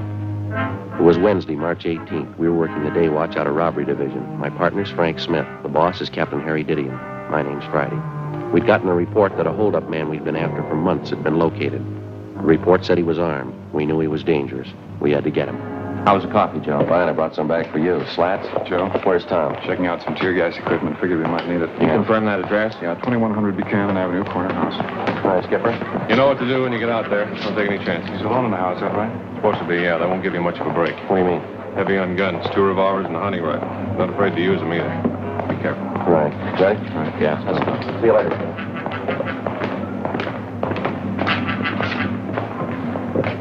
Well, it's a long haul, huh? Hope this washes it up. Hunting rifle and 2 revolvers. What do you think, Joe? 18 robberies in 3 months. You know the guy as well as I do. Yeah. What's your guess? His name was Hoffman, George R. In our files, his criminal record dated back to high school days. Petty theft, grand theft auto, burglary, armed robbery. His record included 2 terms at Preston School of Industry and 1 at San Quentin. Hoffman's latest campaign was a 3-month run of armed robberies. We tried everything we knew to stop him, but it wasn't enough. We'd failed to get a line on him until one of Captain Didion's informants came up with a tip that Hoffman had been hiding out for the past month in a small bungalow on the corner of Buchanan Avenue and Selma Street. According to the information, the suspect had a good supply of food, ammunition, and 3 guns. 10:15 p.m. Together with Sergeants Tom Gaffney and Slats Henry, Frank and I parked our car down the street and started toward the house. As we approached the house, we could see a light burning in one of the front rooms.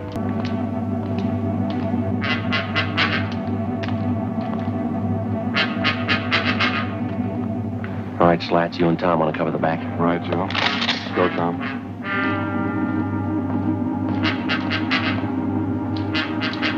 All set, Joe? Yeah, let's go.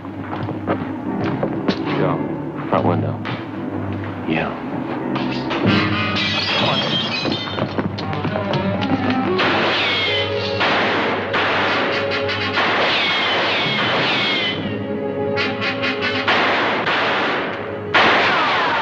All right, Hoffman, come on out of there. Give it up.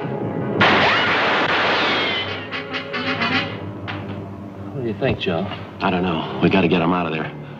Hoffman, What do you want, Bob? I'm telling you, throw those guns out and you follow them. I ain't coming out. You try coming in, I'll blow your head off. I ain't coming out. All right, lob one in there.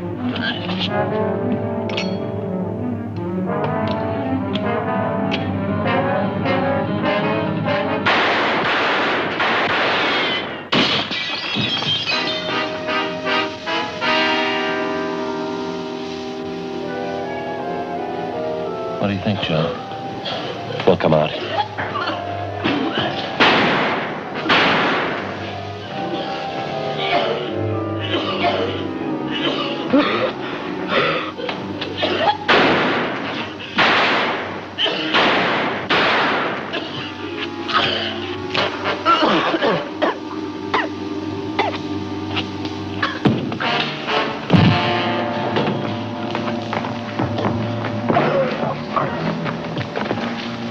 All right, come on, Hoffman. On your feet. Come on, get up.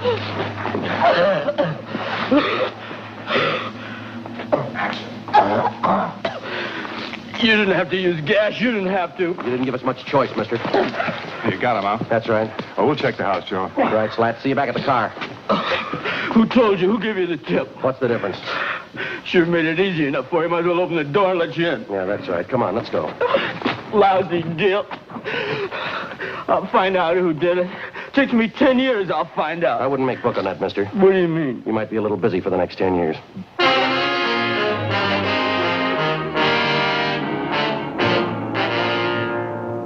George Hoffman was taken downtown and booked on suspicion of robbery. At a special show-up, he was identified by more than a dozen of his robbery victims. Between his arraignments and his preliminary hearings, we worked together with the district attorney's office in lining up witnesses and preparing the evidence against the suspect. We figured we had an airtight case. Hoffman's trial in Superior Court was set for May 14th.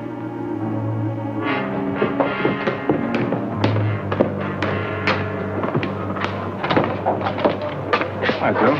Oh, hi, Slats. What's doing? Still raining, Hoffman? Yeah. What happened to your eye? How about that? I'll never live it down. Let me see. First real black eye I ever had. Had bruises, you know. They hurt, believe me. Well, how'd it happen? Every week, Gaffney and I go up to the neighborhood boys' club after work to help coach the kids at sports, you know. Yeah, I know. Last week we had boxing lessons. I was coaching this one youngster. He turned out to be a lot quicker than I thought. He really connected. Well, I guess everybody's heard the story by now, huh? Just about. Gaffney took care of that. Captain called me in this morning asking me if I wanted to file assault charges against the kid. Big joke.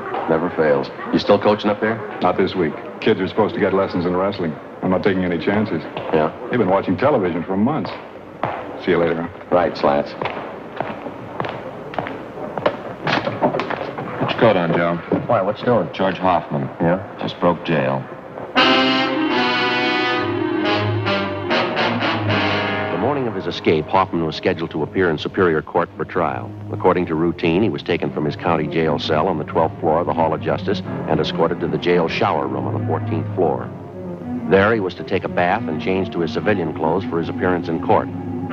While he was in the shower room, he turned on the hot water faucets, filling the room with steam to hide his actions from the guard. He succeeded in forcing his way through a door, up the stairs, and got to the roof of the building. Realizing that he couldn't escape down through the building, he dropped over the edge of the roof, down 18 feet, landing on top of a ventilator shaft. From there, using the metal flanges on the shaft, he climbed 7 stories down the outside of the building. At the 8th floor, he kicked open a window and got inside an office of the building. He slugged a bailiff who tried to stop him, and then he ran down the remaining flights of stairs into the street and disappeared into the crowd. 20 minutes later, he robbed a dentist's office at 3rd and Los Angeles Streets and got away. Police and sheriff's deputies covered the city for him. Frank and I were among them. 11:55 p.m. We checked back into the office. Hi, Skipper. How about Hoffman? Anything new? Nothing. Not a trace of him. He must have a good friend someplace in town. Everything's covered. His friends, relatives, his hideout, everyone he knows, every place he's ever been. We plugged every loophole we can think of. The depots, terminals, the airports. Still no trace of him. I don't know. Sure is a strange one. No stranger than climbing down the side of a building. Did you check that story out, Captain? It's the truth. Apparently Hoffman planned the thing out pretty carefully. Well, how do you mean? The sheriff's men talked to some of the prisoners in the jail. They said Hoffman was practicing for it since the day we put him in there. He'd work out 5 to 6 hours every night, building up his hands and fingers. Well, how'd he do that? He used the upper bunk in his cell. He'd hang from the edge of it with the tips of his fingers. He'd do it for hours, pulling his body up and down. He made little grooves in the wall, dug his fingertips into them. Prisoners say he got so he could hold himself up like that 10 minutes at a stretch. It's pretty amazing. Robbery, did he? Yeah, little John. I sent him out about 10 minutes ago to relieve you. Should be there any minute. Right. What about our schedule, Skipper? As far as I know, we'll go all night on this. Sheriff's office the same. Uh-huh. You two were relieved at 11:30. Better check back in here at 5:30 a.m., okay? Right. Hot shot. I'll get it.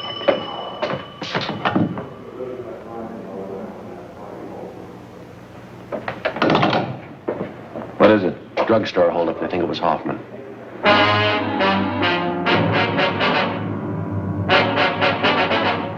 The scene of the holdup was the Rex Lake Pharmacy on the corner of Pico Boulevard and Pine Lake Street. The victim, a Mr. Clarence Geringer, told us that the holdup man had entered through a rear door, slugged him, and escaped on foot with his overcoat and about $150 in cash. We showed him a number of mugshots. He identified George Hoffman as the bandit. A special detail of men were ordered on a thorough search of the general area around the drugstore. No sign of the suspect. The citywide Dragnet continued all that night and into the next day. No developments. The search went on. A week passed. At 10 p.m. on the day Hoffman was scheduled to be tried in Superior Court, he beat up and robbed a 40-year-old liquor salesman in the Highland Park area. Again, he made good his escape. Routine investigation failed to turn up a thing. We continued to check out every possible lead.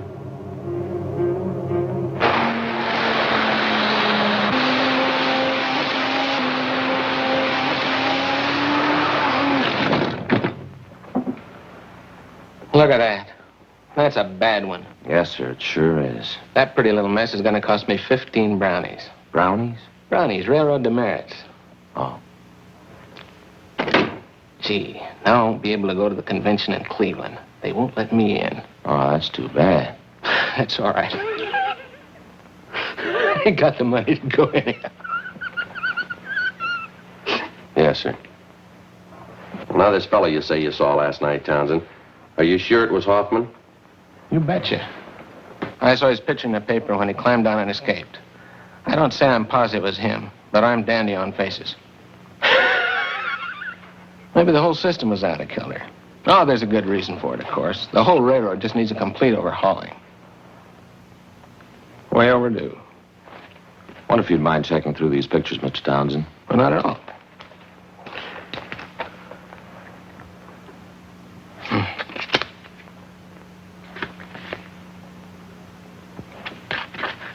Gee, that's a mean-looking one. Well, that looks like Harvey, the president of our railroad club. Which isn't, though. He wears a brush.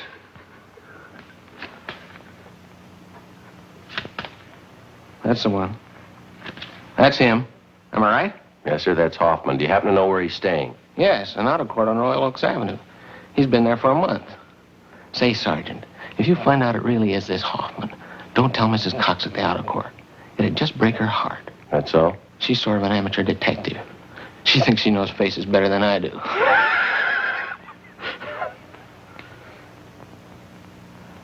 Say, you sure that isn't Harvey?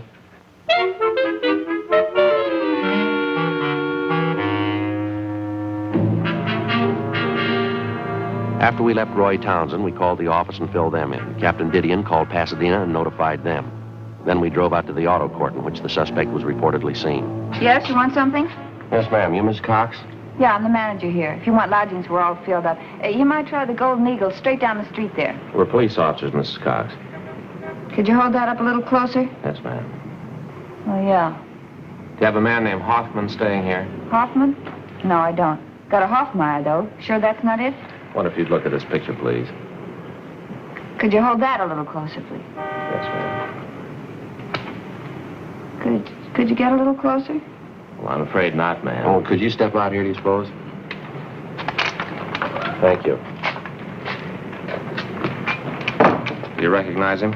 Yeah, but his name's not Hoffman. It's King. Number 23. He's not in, though. Left about an hour ago. That's so? Yeah. I guess he won't be back for another hour. Before going on stakeout at the auto court where George Hoffman was registered, Frank put in a call to the office. The owner of the court, Mrs. Cox, gave us a pass key to cottage number 23 where the suspect was staying.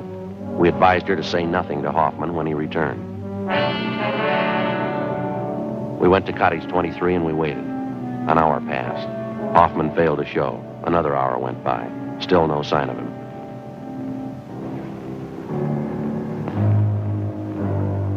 What do you think, Joe? I don't know. Way overdue. You think he might have been tipped? I don't see how. Miss Cox is the only one that knows we're here. No, she wouldn't have any reason to tip him. All his stuff's here, all his clothes. Yeah, well, relax. We've had longer waits than this. Yeah. Joe? Yeah. You see who it is? Yeah, it's a man coming from next door. All right. Yeah? Oh, your new telephone directories. Oh, thanks. Anything wrong? No, everything's all right. Put him right there on the porch. You betcha. Telephone directories. Yeah.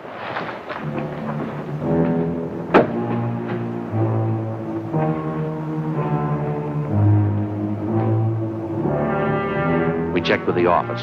No word. At 5:30, we were still waiting. You know, I was just thinking, Joe. Yeah? What about it? That fellow Townsend has all those trains. Must be a great hobby, electric trains. It runs into money, doesn't it? It's pretty expensive. I was going to talk to Fay about it. It's real educational. My little boy would get a big kick out of having his own train.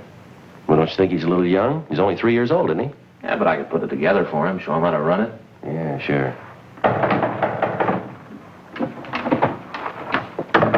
Officer, it's me, Mrs. Cox. Oh, my. Oh, I'm sorry, Miss Cox. Yeah, well, I'm sorry to bother you, but your office just called. They wanted me to give you this. All right.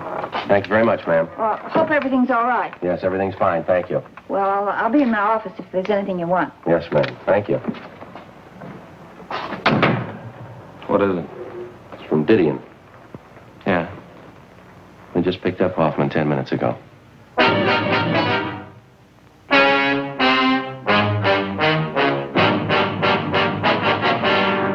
The suspect, George Hoffman, was taken back to Los Angeles and lodged in the county jail. This time there was no escape. At his Superior Court trial on August 16th, he was convicted on several counts of armed robbery and sentenced to the state penitentiary. From August to January of the following year, the months went fast. We washed up a string of liquor holdups just before Christmas. We got 2 days off. In January, Frank was off work for a week with a bad dose of the flu. Another 5 months went by. Toward the end of June, we got word that George Hoffman was no longer at the state penitentiary. After serving 11 months, the former holdup man had been paroled into the Army with the provision that he serve overseas. Another 3 weeks passed. July 12th, Tuesday. Frank and I had lunch at Eddie's Cafe, and we checked back in at the office. Good meal, huh? Want a soda, man? What for? Well, I don't know about you, but that Eddie can change his menu. Fried beans and pastrami sandwiches, that's all we ever get. Well, from the way you dug into him, I kind of got the idea you liked him. Well, I like them, sure, but eat too much. Look at me. 3 sandwiches and 2 plates of beans. No wonder I can't eat dinner. All right, Joe. Slats? I didn't know you two were back from lunch. Okay if I grab a sandwich? Yeah, sure, go ahead. We'll cover. Oh, there's someone waiting to see you in the next room. Oh, who is it? I'll get him. You want to come in here? Yeah, thanks. I'll see you later, Joe. Right, Slats. Hi, Friday. Yeah? What's doing? Remember me, George Hoffman? Oh, yeah, Hoffman, the Army uniform. I didn't recognize you. Yeah, I thought it might fool you. Guess you heard about me. Good break, huh, Sergeant? I'm glad you feel that way. How you doing with the Army? I'm pretty good now. Sharpshooter. Yeah, that figures. I like it. Thought I'd drop up and see you fellas.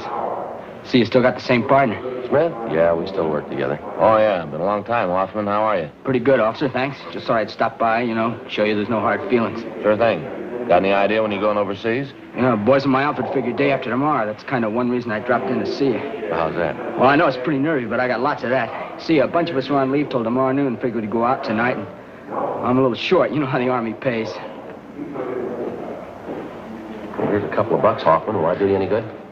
Oh, that's sure swell of you, Sergeant. Thanks a lot. There's a couple more might help. I can't tell you how I appreciate this. Believe me, I'm going to see that you get this money back. It's all right, Hoffman. Thanks again for the touch. Good of you.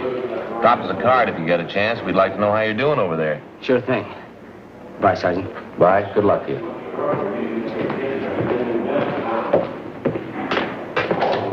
Thanks again for the money. Don't mention it.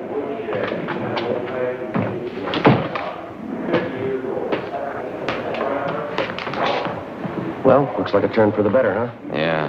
Doggone, it never fails. My last $2. Well, we had to give him something. Yeah, but what do I do for lunch money tomorrow?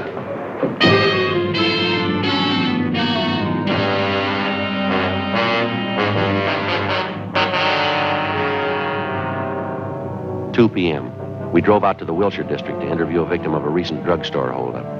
4 p.m. We brought him back downtown and took his statement. 4:30 p.m. Friday, Smith? Hi, Skipper. Henry says that ex-con George Hoffman was in today and you talked to him. Yeah, that's right. Have a look. The MP's just left. Well, your $2 went for nothing, Frank. Hoffman's wanted. Huh? He just broke out of Army prison this morning.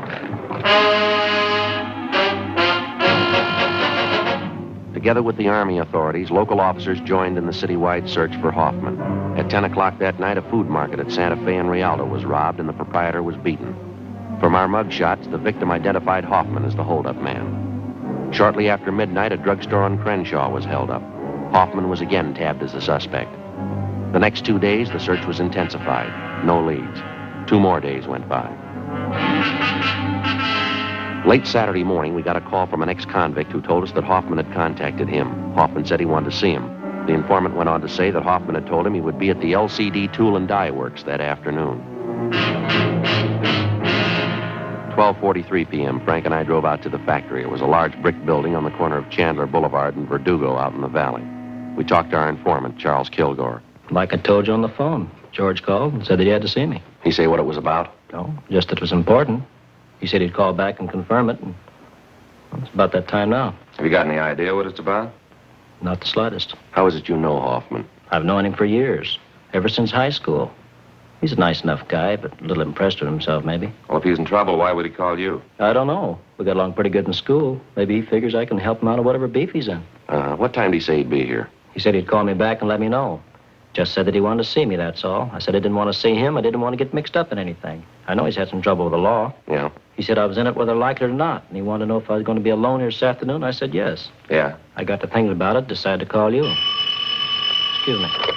LCD Tool and Die Company, Kilgore speaking. Yes? Yeah, George. Uh-huh. Sure, how soon? Okay. It's 107, right on the main floor.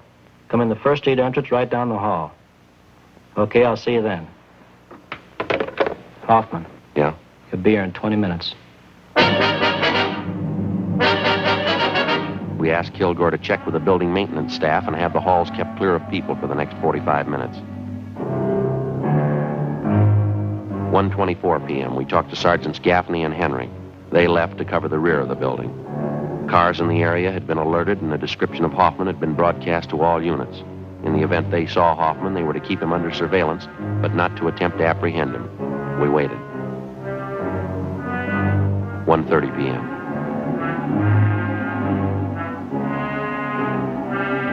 $140. $146.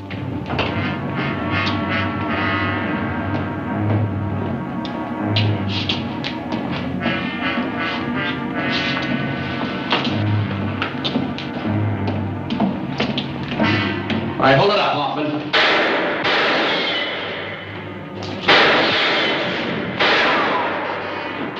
Head on! Take the stairway.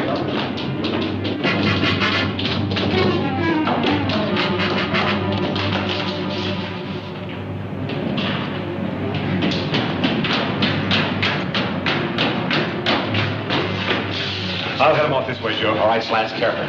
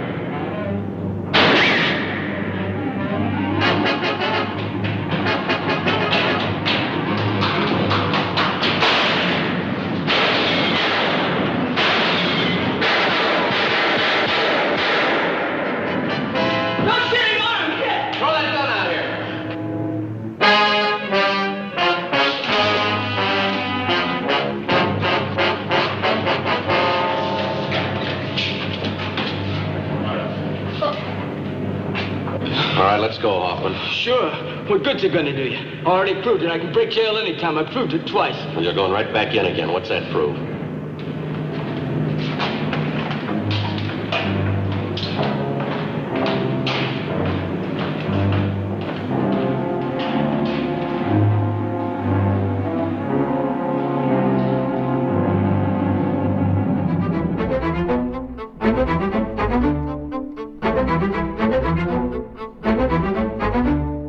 On October 8th, trial was held in Department 89, Superior Court of the State of California, in and for the County of Los Angeles. In a moment, the results of that trial.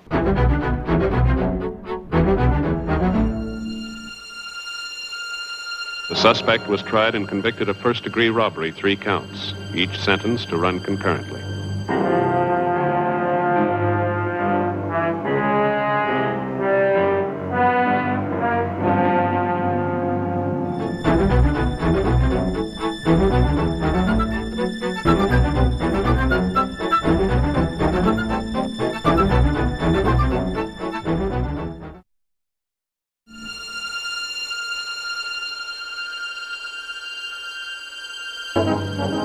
It was Tuesday, October 27th. We were working the day watch out of Homicide Division. My partner's Frank Smith. The boss is Captain Lorman. My name's Friday. An unidentified woman had been found murdered in a hotel room. The cause of death was strangulation. There was no lead to the identity of the killer. We had to find him. Well, this is all of it. You find anything we can get a lead out of? Nothing too good, no. I don't think you could identify her from what we've got here. Morgan post the body yet? Yeah, this morning. How about fingerprints, Ray? They find any in the hotel room? Checked with Bergman, no foreign prints, no. Dead end there. What about the woman's purse? Did it show anything? No chance. You can see this fabric here, file. Won't take a print. Contents of the purse, usual stuff. Mm-hmm. Comb, lipstick, keychain, 1 key on it, half package of chewing gum, coin purse with a dime and 2 nickels in it. That's all of it. According to the room clerk at the hotel, she had a wallet with her when she checked in there. No sign of that, huh? No, no sign of it in the hotel room either. Checked everything. Is that the only piece of jewelry found on the body, that wedding ring there? Yeah. It's a cheap ring, no markings on it. No way of tracing it. About the only thing I can tell you, she was pretty well dressed. That's an expensive bag there. Sure not a cheap dress either. Same for a coat and shoes. They cost money, too. How about labels on any of that stuff, Ray? Yeah, Joe. There's one on the coat here. You can see it right here. Benliff Department Store, Los Angeles. Coat's fairly new. They might be able to give you something on it. Yeah, maybe. The people at the hotel. Did you get anything there? Well, it could have been a little better. The woman checked in last night around 8 o'clock. She registered as John Ross and wife, L.A. Anyone see the man with her? No, nobody. Room clerk says a woman came in alone. Said her husband was parking the car, so she registered for both of them. Mm-hmm. Clerk said he left the desk a few minutes after that. Figures a man must have come in sometime while he was gone. Nobody on duty at the desk after midnight. Could have left the hotel at any time after that without being seen. She registered at 8 p.m. Coroner said she died about 10:30. You're not even sure there was a man with her, are you? Yeah, the woman who was next door to the murder room. She told us she heard a man and woman arguing. That was about 10 o'clock. Said it got pretty loud. No idea who the woman really was, huh? I don't suppose that John Ross and wife business means anything. That's pretty doubtful, Ray. About all we got to go on is the physical description from the coroner. She was a small woman, 5'1", 91¼ pounds, brown hair, blue eyes, about 31 to 32 years old. We got her prints off to Washington. You got any ideas? Well, it might be a psycho killer. How do you figure? Well, the coroner's report listed strangulation as the cause of death. Yeah. Whoever did it made sure. Her neck was broken.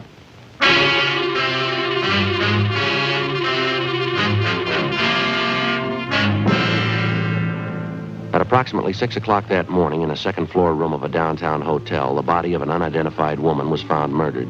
Preliminary investigation failed to reveal the true identity of the victim or the killer.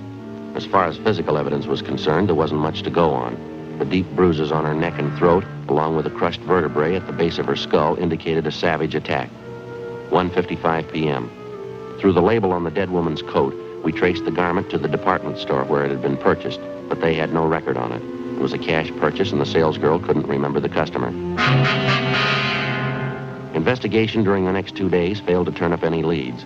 We showed a morgue picture of the victim to bartenders, waitresses, parking lot attendants in the vicinity of the hotel. They couldn't identify her. We rechecked tenants and employees at the hotel. It got us nothing. Thursday, 5:48 p.m. Sure got me stopped. 2 days of leg work and we're in no place. Well, we might be in better shape when we get that kickback from Washington. Sure hope so. The victim was a nice-looking woman, well-dressed, nice clothes. How come she'd stay in a cheap hotel in a neighborhood like that? Doesn't jive for my money. Well, that's hard to say. Excuse me. Yes, sir. Can we help you? Well, I don't know. I guess that just depends. I'm waiting to see a couple of detectives here. Well, who'd you want to see? A couple of detectives. Who are they? Well, this is pretty confidential, you know. I have to talk to them myself. They told me to see Friday and Smith. Frank Friday and Joe Smith. Detectives, they're handling the case. Well, yes, sir. I'm Joe Friday. This is my partner, Frank Smith. What can we do for you? Well, Fred, they say that you're working on that murder case, that woman who was found in the hotel? Yes, sir, that's right. Mm-hmm. Could I see your badges? Yes, sir. Here. That looks authentic. There's my ID card. May I? Yeah. Nice likeness. Typo. Good blood. Now, I've been reading about that murder in the papers. You're gonna thank me for this. I got all you want to know about that murder. You mind telling us your name, sir? I don't mind. L.P. Morgan. I was a good friend of hers, you know. Used to work with her. You mean the dead woman? Same one. Never forget a face. Maud McLeod. I saw that picture in the paper and I said to myself, there's old Maud. You pretty sure of that, are you, Mr. Morgan? Sure, I'm sure. Maud McLeod. We used to work together in the circus. Maud was a bareback girl, you know. Best in the country. Real trooper. Well, now, what makes you so sure it's the same woman, Mr. Morgan? When was the last time you saw this friend of yours, this Maud McLeod? Well, I used to see her all the time. Worked the old cells floater together. I got a picture of her. You mind if we take a look at it? Well, that's why I came down here. I want to help out. She's got to be identified. See, I got it here somewhere. I know, I always carry it. Carson City.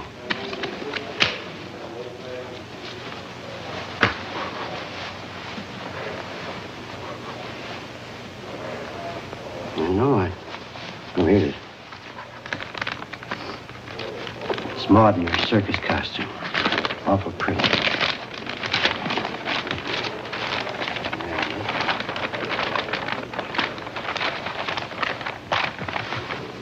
Take a look at that. That's Maud, ain't it? Well, I don't know, sir. This is a drawing. There doesn't seem to be much resemblance there. Is that right? I'm afraid you've made a mistake, Mr. Morgan. Thanks for your cooperation, anyway. Appreciate you coming in. I was sure it was Maud. I get it. Homicide Friday. Oh, yeah, Ed. Uh-huh. Is that right? What'd it say? Uh-huh. Okay, fine. Yeah, we'll pick it up. Thank you. Anything? Communications. They just got the kickback from Washington on the dead woman's fingerprints. Any luck? Yeah, they got her identified. Worked in an aircraft plant during the war. Her name's Doris Frazier. I can't help but think you fellas are missing the bet.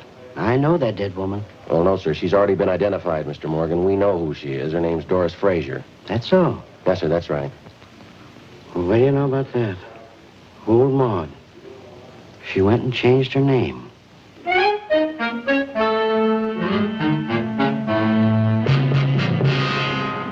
Thursday, 6:35 p.m. Frank and I went down the hall to communications and got a copy of the kickback from Washington. The murder victim was identified as Doris Allen Frazier. She applied for a position as a typist at the Eagle Aircraft Plant in Burbank in 1942. Next morning, we checked the personnel office at the plant, and we found that Doris Frazier had been employed as a typist from 1942 to 1944. In going over her application, we found her last known address listed as 7346 Oakdale Avenue. Her application stated she was single, with no previous employment, with no known relatives. We could uncover no further information on the girl. We drove across town to the Oakdale Avenue address, a large apartment building in a better-than-average neighborhood. The manager told us that Doris Frazier had lived there up to 18 months before. He said that a few weeks before she moved, she was married, but he was unable to remember the name of her husband. The manager also told us that the newly married couple apparently began having trouble from the day they were married. We checked the next forwarding address, a boarding house for women in the southwest end of the city. Frank and I interviewed the woman in charge, a Mrs. Frances Watson. We talked to her in the dining room of the boarding house, where she was polishing a set of silverware. Well, of course, when she first came here, we didn't know it, but she was married. This is a home for single girls, and we have our rules and regulations, just like any other respectable place. Yes, ma'am. Well, as we came to find out later, Doris wasn't only married, but she was fighting with her husband. I understand he wasn't much at all. She was thinking of getting a divorce, as a matter of fact. Did you ever meet her husband, Mrs. Watson? No, I never did. I suppose it's just as well I didn't. I understand that Doris left him after they'd been married only a few months. Uh-huh. Do you know what his name is, ma'am? No, I have no idea. Doris always used her maiden name when she was with me. And you never saw the man, Mrs. Watson? He never came to the house here? No, I didn't say I never saw him. I said I didn't meet him. Yes, there was once when he came to the house to see Doris. Well, what was the occasion? Would you mind telling us about it? Well, it was most unpleasant, I can tell you that. Let me see now. Yes, Doris had been here about 6 months. Even by that time, I was beginning to see the real side of the girl. No character, officer. No character at all. It shows up every time. Yes, ma'am. Would you go on, please? Well, as I was saying, it was after about 6 months when this man brought Doris home late one night. About 1:45, I'd say. Upset the whole house. Well, how was that, ma'am? The two of them, this man and Doris, they stood right out in the hall there. They had a terrible quarrel. The language, it was dreadful. At the top of their lungs, too. My husband went out to quiet them down, but the man left before he had a chance to call him down. Upset the whole house. Mm-hmm. This man that the Frazier woman was arguing with, you sure it was her husband? Well, as sure as I can be. That's what Doris told me, anyway, the day after. I called her in and told her I just couldn't tolerate behavior like that. It upset her quite a bit, I remember. She cried, said it wouldn't happen again. That's when she told me she was trying to get a divorce. Was that what the big argument was about, would you know? Yes, she said she wanted the divorce. Her husband didn't. He wanted her back with him. Certainly is sad the way some people mix up their lives. Yes, ma'am. By any chance, did you ever get a good look at this man, the husband, I mean? Well, he was tall and had dark hair. That's about all I remember. He was well dressed, too. I see. When Doris Fraser left here, Mrs. Watson, did she leave any forwarding address with you? No, she didn't. I haven't any idea where she moved. What kind of work was she doing while she was living here? Do you have any idea where she was employed? Yes, that was one of the references she gave me. Furniture company down on Venice Boulevard, if I remember correctly. I have the address in my record book. Certainly is unfortunate, the whole thing. Yes, ma'am, it is. I even tried to talk to her before she left. Sat her down and talked to her for a whole afternoon. Guess it was just a waste of time. Well, how's that, ma'am? The trouble with her husband, terrible thing. He seemed to treat her so badly. Two of them fighting all the time. I believe she was actually afraid of him. She told me he was very jealous. He drank, ran around. That's why I couldn't understand it. Couldn't understand what, ma'am? Doris, when she moved away from here, Yeah. she said she was going back with her husband. The landlady, Frances Watson, gave us the address of the furniture store where the murder victim had been employed, and we drove down to check with the personnel manager, a Mr. Collins. He said Doris Fraser had been fired from her job 10 months before. He said she'd been let out because she was constantly late for work and that she got into the habit of asking for salary advances too often. Collins also told us that he'd heard about the trouble between the Fraser woman and her husband.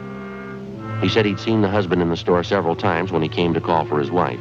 He identified the husband as Stephen Arnold. The personnel manager gave us the last known address they had on the victim. The following morning, we checked it out, an apartment hotel in the East Wilshire area. She was still registered there, together with her husband, Stephen Arnold. But the desk clerk told us that Arnold hadn't been living there for the past 3 months. He had no idea where Arnold had moved, and he didn't know where he worked. While the desk clerk stood by, Frank and I went upstairs and checked the apartment. You find anything, Joe? Not too much, no. Well, there's nothing in the bedroom. Like Ray says, she likes nice things, but that's about all I can figure. What you got there? Looks like a letter she started and she didn't finish it. It's dated October 23rd. What's it say? Dear George, I've been meaning to write you before. That's all. That's as far as she got. George, huh? That's the first time we've run to that name on this deal. Yeah. Means there's more than one man in her life. A few more letters and bills here. All unopened. Yeah. Ad from a woman's store. Another ad, telephone bill, postcard. Here's one postmarked Santa Monica. Check the name of that return. Yeah. Stephen Arnold.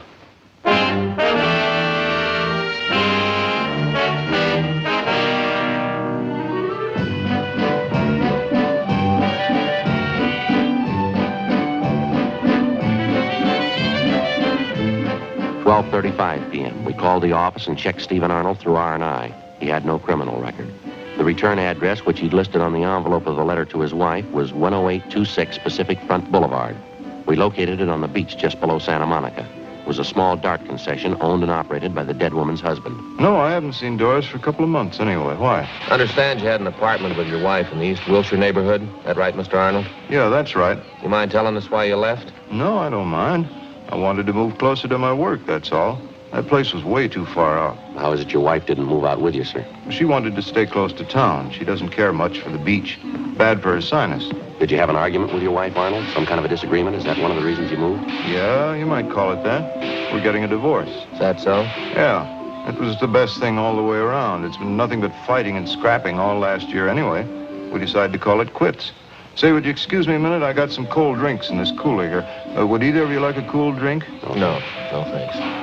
Are you getting the divorce from your wife, Arnold? Yeah, that's right. I'm divorcing her. Why'd you want to know? Well, you remember that last time you saw your wife? The exact date, I mean. No, I don't think I remember that. Been at least 3 months, I'll say that much. You spend most of your time down here at the beach, Mr. Arnold? Yeah, that's right. I get in town a couple of times a month. Sure you wouldn't like a cold drink? No, thank you. I'll have one myself, if you don't mind. This water sure keeps it nice and cool. Yes, sir. How about last Tuesday night? Were you in town that night? No, last time was 2 or 3 weeks ago anyway. Went in to see a show. I was working here last Tuesday night. Work here every night except Monday. That's the only night I'm closed up. Is there anyone who can vouch for that? I don't think I get this. Why do you want to know? Well, is there anybody who can vouch for you? Sure. Half a dozen people anyway. The fellow who runs the place next door. The guys in the rest of the stalls up and down the way here. They can all vouch for me. I worked here till 1 a.m., same as usual. Just a minute. Hey, Vic. Vic. Yeah, Steve? Come on over here a moment, will you? These fellas are detectives, Vic. I guess it's something about a jam my wife got herself into. They want to know where I was last Tuesday night. Yeah? They want somebody to vouch for me. Sure. Did you see Arnold last Tuesday night? I was working next door. Steve was here all night. Saturday, October 31st, 2 p.m. Frank and I checked with a dozen different concession operators in the neighborhood of Stephen Arnold's place. They all corroborated the fact that on the night his wife had met her death in a downtown hotel, Arnold had been working at his stand until 1 a.m. Despite all the previous indications that he might have been responsible for the murder of his wife, we had to eliminate him as a possible suspect. 2:20 p.m. On the way back into town, we stopped by the apartment hotel where Doris Frazier was living at the time of her murder. After checking further with tenants and with the help in the building, we found out that the victim had been in the habit of eating most of her meals at restaurants in the immediate neighborhood. After some 2 hours and 6 restaurants later, we found a small coffee shop 4 blocks from the apartment building where one of the waitresses identified Doris Frazier's picture. Yeah, that's her, officer. Terrible picture, though. She looks so much older. About how often would you say Miss Frazier came in here, ma'am? Oh, 3 or 4 times a week, I'd say. The bus stop is right out there on the corner. She'd usually have breakfast and then grab the bus and go to work. Some nights coming home from work, she'd stop here for dinner. Nice girl. Quiet. Did you get to know her at all, miss? I mean, do you happen to know any of her friends in the neighborhood? No, as I say, she was a quiet person, not very talkative. Usually read while she was eating, a magazine or a book. Did she ever come in here with anyone else, would you know? Oh, yes, quite a few times. She seemed to have the boyfriends. Of course, she was attractive. Small, you know, but real cute looking. Mm-hmm. Do you happen to know any of these men? No, I'm sorry, I don't. Any one of them in particular that she came in with very often? Let's see. I think there was one. He was dark, well-dressed, kind of tall, good-looking.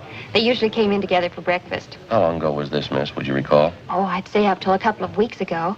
I usually waited on them in the morning. That's how I happen to remember. I see. Did you ever happen to hear this man's name? Let me see. George. I think that was it, yeah. Would you happen to know if he lives in the neighborhood? No, I'm sorry, I don't. Has this man been in here during the past week, do you know? Yes, he has. He came in for breakfast. What day was that? This morning. Before we left the coffee shop, we questioned the cashier who came up with the information that the man known as George usually left his car parked at the service station across the street. We left our card and asked the cashier to call us in case the suspect returned. At the service station, they also remembered the man known as George, but they told us that he hadn't been in for the past 2 weeks. They'd done some work on his car for him in the past, so they had a record of his license number. We called our DMV and found that the car was registered to a Carl Lucy in East Hollywood. 4:30 p.m. We drove out and interviewed Lucy at his home, but he came nowhere near the description of the suspect. He told us that he had purchased the car 6 weeks before from a man known as George Crane. He described Crane as tall, dark, and well-dressed. From the bill of sale, we got Crane's address, a motel on East Manchester. The manager there told us that George Crane had moved a week before. He said that Crane had left no forwarding address, but he did remember where he worked. He gave us the name of the aircraft company in the San Fernando Valley. We called their personnel office, but they were closed for the day.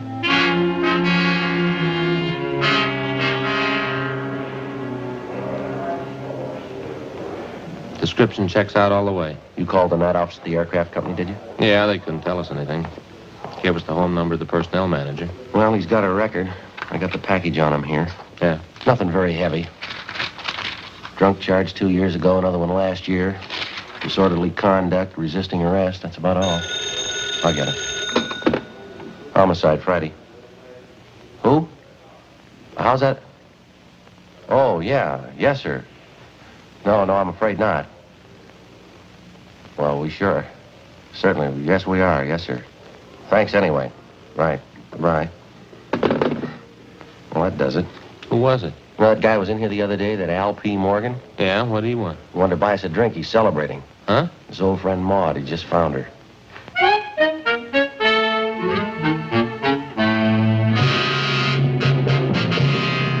Sunday, November 1st, 8 a.m. We got in touch with the manager of the personnel department of the aircraft company at his home. He said that he'd checked the files for us. 8:42 a.m. He called back to tell us that George Crane was employed as a maintenance man in the electrical department, that he'd been working for the company for the past 5 years, and that he had a good employment record. He told us he was on the day shift, and that he was scheduled to report for work in the generator room at 8 o'clock that morning.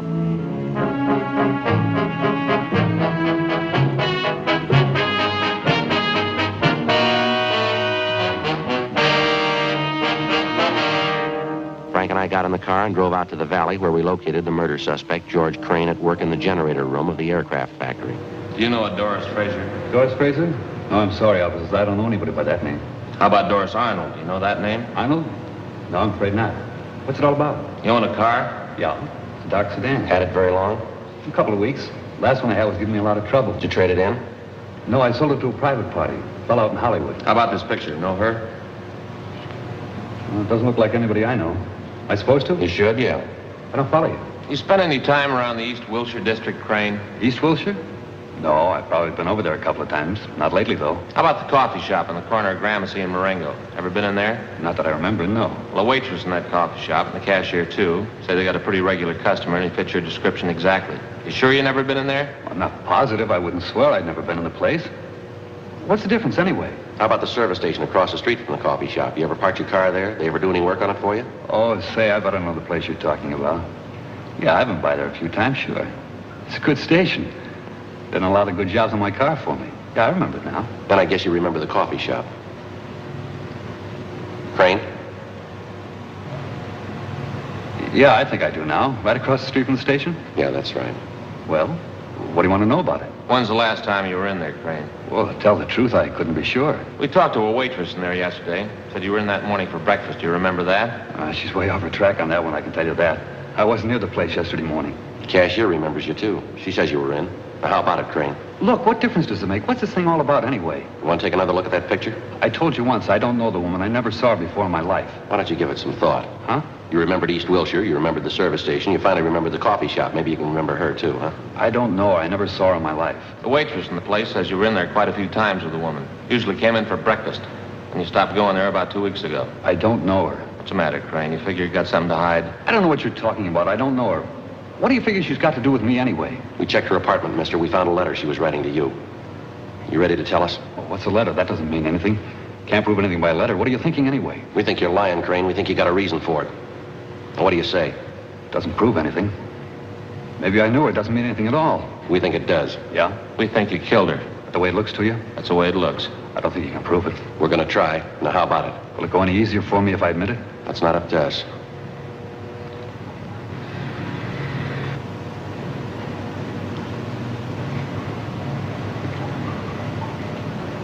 I don't know why I did it. What am I going to give for a reason? I wouldn't know, Crane. I don't know why I killed her. Sounds funny, doesn't it? No reason at all. I just killed her. What am I going to tell him? If I don't have a reason, how can I ask him to let me off easy? How can I ask him? I don't know, but they'll have an answer.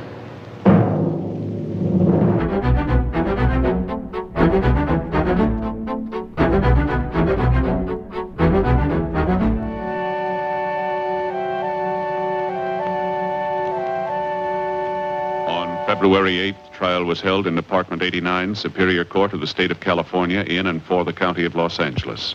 In a moment, the results of that trial.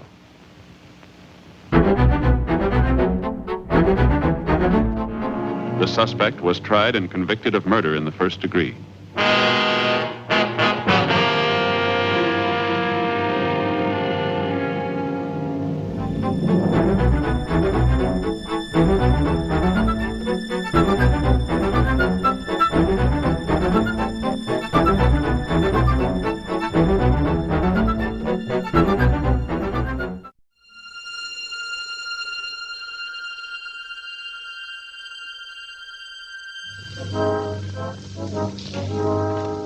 It was Tuesday, December 14th. We were working the day watch out of Bunko Division. My partner's Frank Smith. The boss is Captain Steve. My name's Friday. A gang of petty swindlers had set up operations in the city. We knew they were experienced. We knew they were cunning. They worked fast. We had to stop them. Joe? Yeah? It's Miss Bergstrom. You spoke to her on the phone last night? Oh, yeah, sure. It's my partner, Sergeant Friday, miss. How do you do? Glad to know you. These are the things you told me about, are they? Yes, here they are. Sure make them look nice, don't they? Yeah. Let me take the back off the watch for you. You can see for yourself, Sergeant. It's just junk. Nothing inside. Doesn't look like it's worth 15 cents. He charged me $48 for that watch. He said it was wholesale. He wasn't making any profit on it. He told me he was doing it because he'd known Harry so well. Nothing inside. Just an empty case. Well, how about the pen and pencil set, miss? Just as bad. The pen's just a shell, won't even write. Same with the pencil. I paid him $30 for them. Mm-hmm. This engraving on the pen with love from Harry? That's Harry, the boy I was engaged to. That's how the man got me interested to start with. He came to my house and gave them to me. The watch and the pen and pencil. He said Harry had ordered them as presents for me. I see. I just had to cry when he brought them. Poor Harry. When did this man come to your home, Miss Bergstrom? Yesterday morning. I guess I should have been more careful, but I didn't think anybody would do a thing like that. What kind of a story did he give you? Well, he came to the door and told me his name was Spencer. He said Harry had ordered these things as presents for me, and that Harry had told him to deliver them to my house. The watch looked beautiful in the case. I didn't know anything was wrong. I see. Would you go on, please? He told me it was a special order. He said Harry had written him from overseas the week before. Well, he said he hoped the engraving was all right.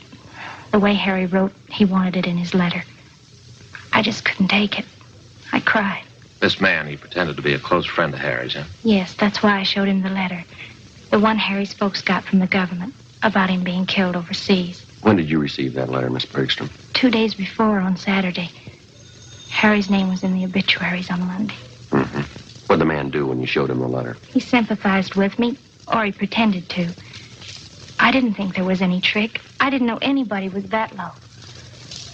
The pen and pencil set looked a little cheap, but I wanted to keep them no matter how cheap they were.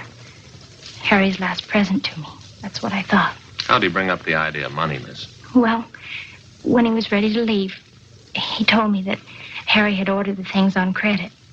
He said he didn't want to mention it, but he wondered how he could get payment for the watch and the pen and pencil. He didn't show you a bill, did he? An invoice listing the price of the watch or the engraving that was done? No, and I didn't want him bothering Harry's mother and father at a time like this.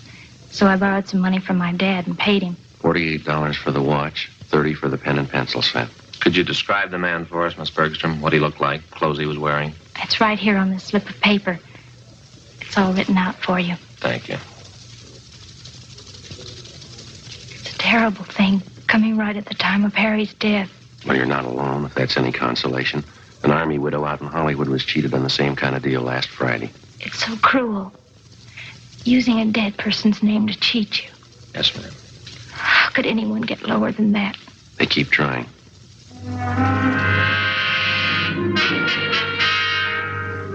Frank and I took Miss Bergstrom's crime report. The phony watch and pen and pencil set were booked as evidence. In the past 2 weeks, we received half a dozen identical complaints from relatives or friends of lately deceased persons. The swindler, or con man, as he likes to be called in his trade, gets the names of lately deceased persons from the obituary column or the military casualty list in the daily newspapers. He then fixes up some cheap article of merchandise with appropriate engraving and calls on the friends and relatives of the deceased. He pretends to know nothing about the death of the person who he claims placed the order for the merchandise. In almost every case, the friend or relative agrees to pay for the articles at some exorbitant price. For the con man, it's a lucrative racket. For the public, a vicious one. Wednesday, December 15th, Frank and I looked up one of our informants, a former con man by the name of Judd Scanlon. What do you think of it, fellas? Been in business 2 months now, doing fine. What do you think of it? Looks great, Judd. Nice setup. Finest baby laundry in South Los Angeles. That's what I advertised. Don't think it's too broad, do you? We'd like to know how close you got your ear to the ground, Judd. There's a gang of bunks in town. They're working hard. What pitch they using? They're working the obituary columns, casualty lists. Thought you might be able to help us. That's one thing they can never tear me for. Obituary racket. Lousiest racket there is. Can you do anything for us? Heard one little rumble about it. 4 or 5 boys in the con mob, that right? We know that, Judd. Where can we look for him? Well, as I say, when I quit the game, I quit. Oh, maybe I could take a few soundings for you. Can't promise you anything. I'm strictly on the up and up now. Okay, Judd. You know where to get in touch with us. We'd appreciate anything you can do. You've helped me plenty of time, fellas. Wouldn't hurt a bit to tab that bunch. Yeah, look at this. You ever seen anything so cute in your life? Real cute, huh? That's all right. Say, Judd, could I use your phone a minute? Oh, sure. Thank you. Might as well check the office while we're here.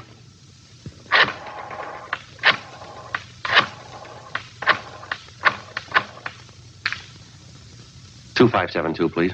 Yes, that's right. Bunko Division. Thank you. Hi, Devetta. This is Joe Friday. Yeah, anything doing? Uh-huh. Yeah, is that right? Yeah. Well, what's the name? Uh-huh. I see. Yeah, you bet, John. Right. Yeah, we'll check it. Right. Thanks a lot. Bye. Anything? Yeah, we might have a lead on him. What is it? Reached a woman up in Highland Park, a Mrs. Westerly. Daughter was killed in an auto accident. Last night they came around and sold the woman a watch her daughter was supposed to have ordered. A necklace and a pen and pencil set, too. $250, usual junk. Uh-huh. They talked to this Mrs. Westerly? Yeah, I got a description. Everything matches all along the line. Yeah, well, what's the lead? Well, this Mrs. Westerly watched the man when he left her house. Yeah. He got in a taxi cab.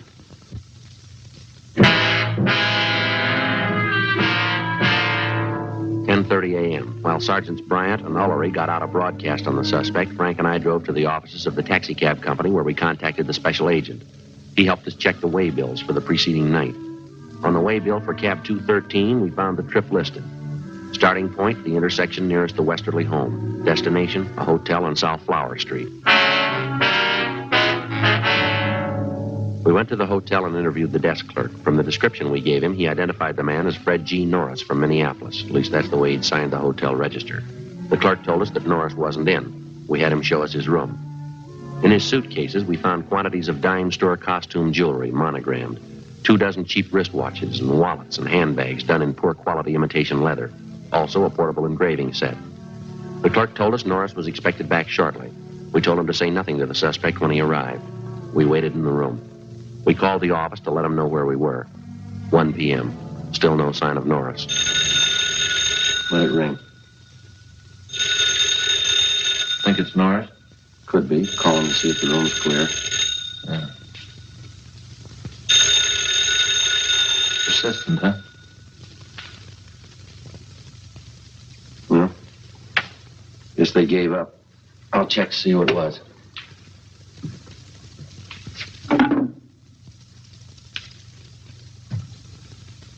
Yeah. That call was for us, was it? No, this is 214. You just let us in a little while ago, remember? Yeah, that's right. This is Sergeant Friday. You remember you had the pass key? That's right, yeah. Who was that call? Yeah, fine. No, you did exactly right. Yeah, that's right. Well, I'll tell you why we didn't answer it on our way out, huh? All right, fine. Yeah, bye. Norris? No, it was the office. Yeah. They just picked up Norris.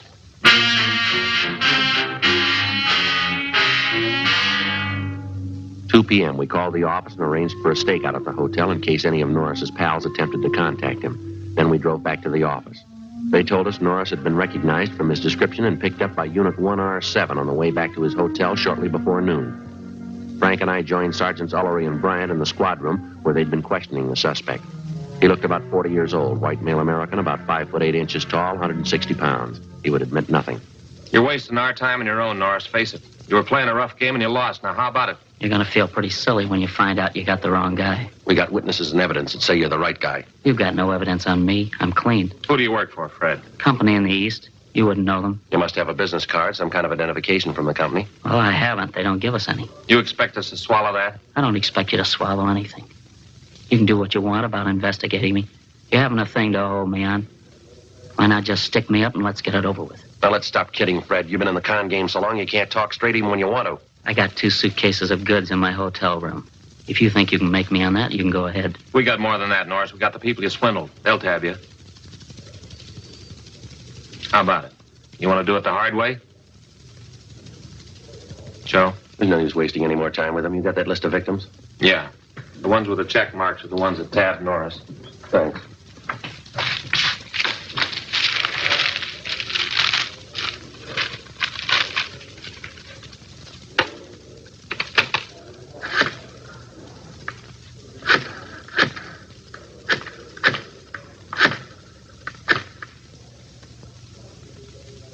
Hello, is Miss Bergstrom there, please?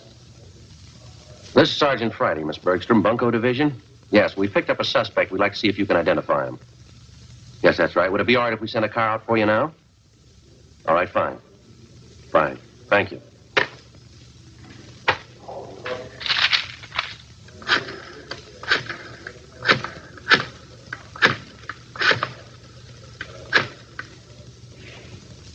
Mrs. Westerly?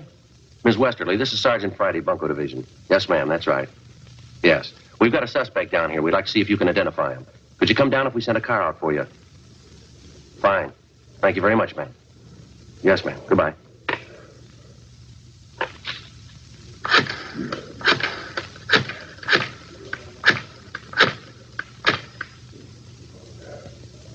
Mr. Hanson? No, that's right. I'll hang on. This is the Los Angeles Police Department. Can't sit here all day. Quiet, he's on the phone. Hello, Mr. Hanson? Well, this is Sergeant Friday, Bunko Division. Yes, sir, that's right. Police Department? How are you, sir? Fine, thank you. Say, Mr. Hanson, we have a suspect in custody down here. No, I say we have a suspect in custody down here. Wondering if you could come down to identify him. Yes, that's right. Yeah, that watch deal. Yes, sir. Could you make it down here if we sent a car out for you right away? Good. Fine. Thank you very much, sir. Right, we'll see you then. Right.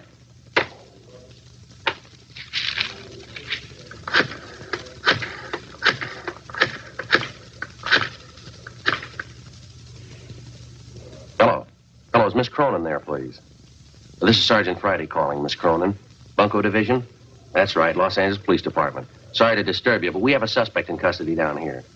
Yeah. Hey, Sergeant. Yes, ma'am, that's right. Sergeant? Would you hold on a minute, please? Put down the phone. Yeah. You got me.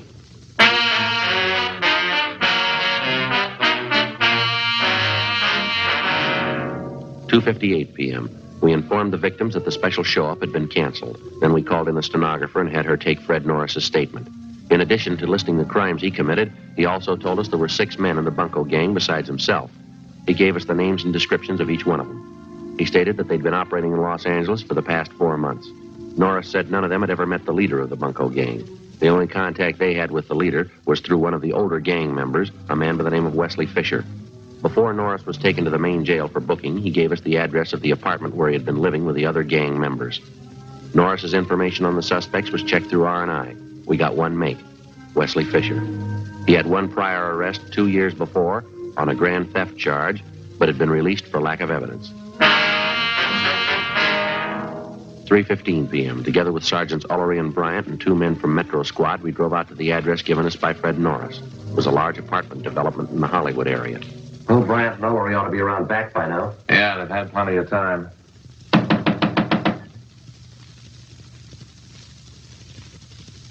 I'll try it again.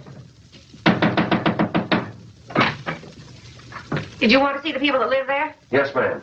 Did you want to check the garbage disposal? I've got a key. I'm Mrs. Callahan, the manager. No, ma'am, we want to talk to the tenants. I'm afraid you're a little late. What? They just moved out, bag and baggage. Wednesday, December 15th, 4 p.m. We made a thorough check of the apartment house, which the 6 suspects had just vacated. We found nothing that would help us. We talked to the manager of the building where the suspects had been living. She told us that they had rented the place furnished about 3 months before. She identified Wesley Fisher's mugshot, but she told us that he'd used the name of Charles Wilder. She also identified each of the other gang members from the descriptions Fred Norris had given us. She told us that while they were living there, the men seemed to keep odd hours and that they had a car. She told us that she had taken the license number of the car the day the men moved in.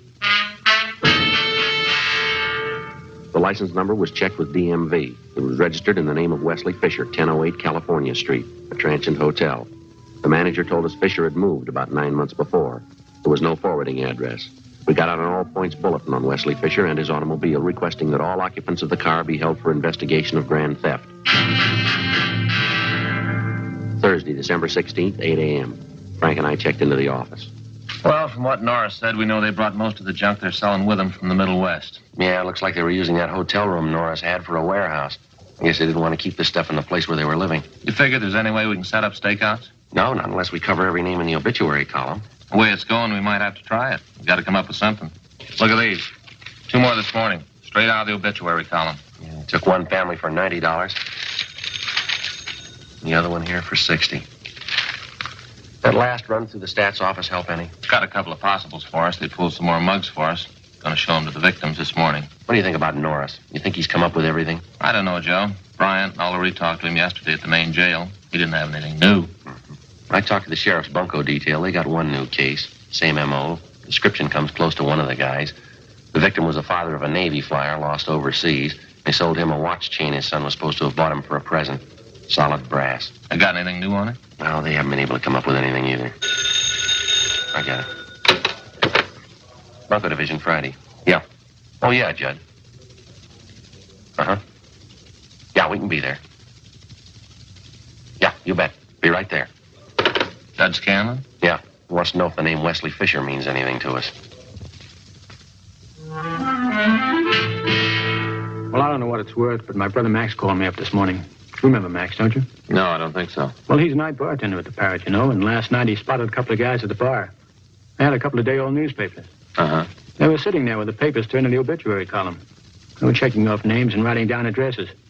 Max is sharp that way. He spotted them right off. Does Max know these two men he spotted? No, not by name. But he knew that one of them lived in the hotel next door to the bar. When the hotel night clerk came in for a beer, Max asked him about it. He tagged one of the guys as Wesley Fisher. Did he have anything on the other man? No, the clerk told Max he doesn't live at the hotel. But he spends a lot of time there with Fisher. Uh-huh. Could you give us your brother's home address, Judd? We don't want to contact him at that bar. Sure thing. He just moved. Oh, I see. I don't know. Hope I didn't get you guys out here for nothing. Appreciate it, Judd. It looks good. Seems to fit. That hotel down there. The hangout for con men. The angles are all there. Let's hope Fisher is.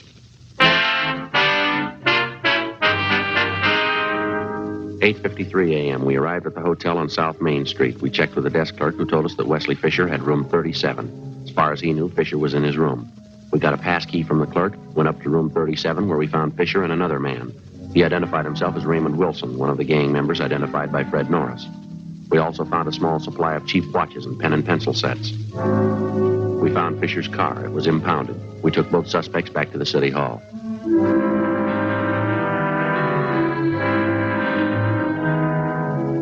We questioned them separately in the squad room. Wilson was first, but he refused to answer our questions. He was taken outside, and Wesley Fisher was brought in.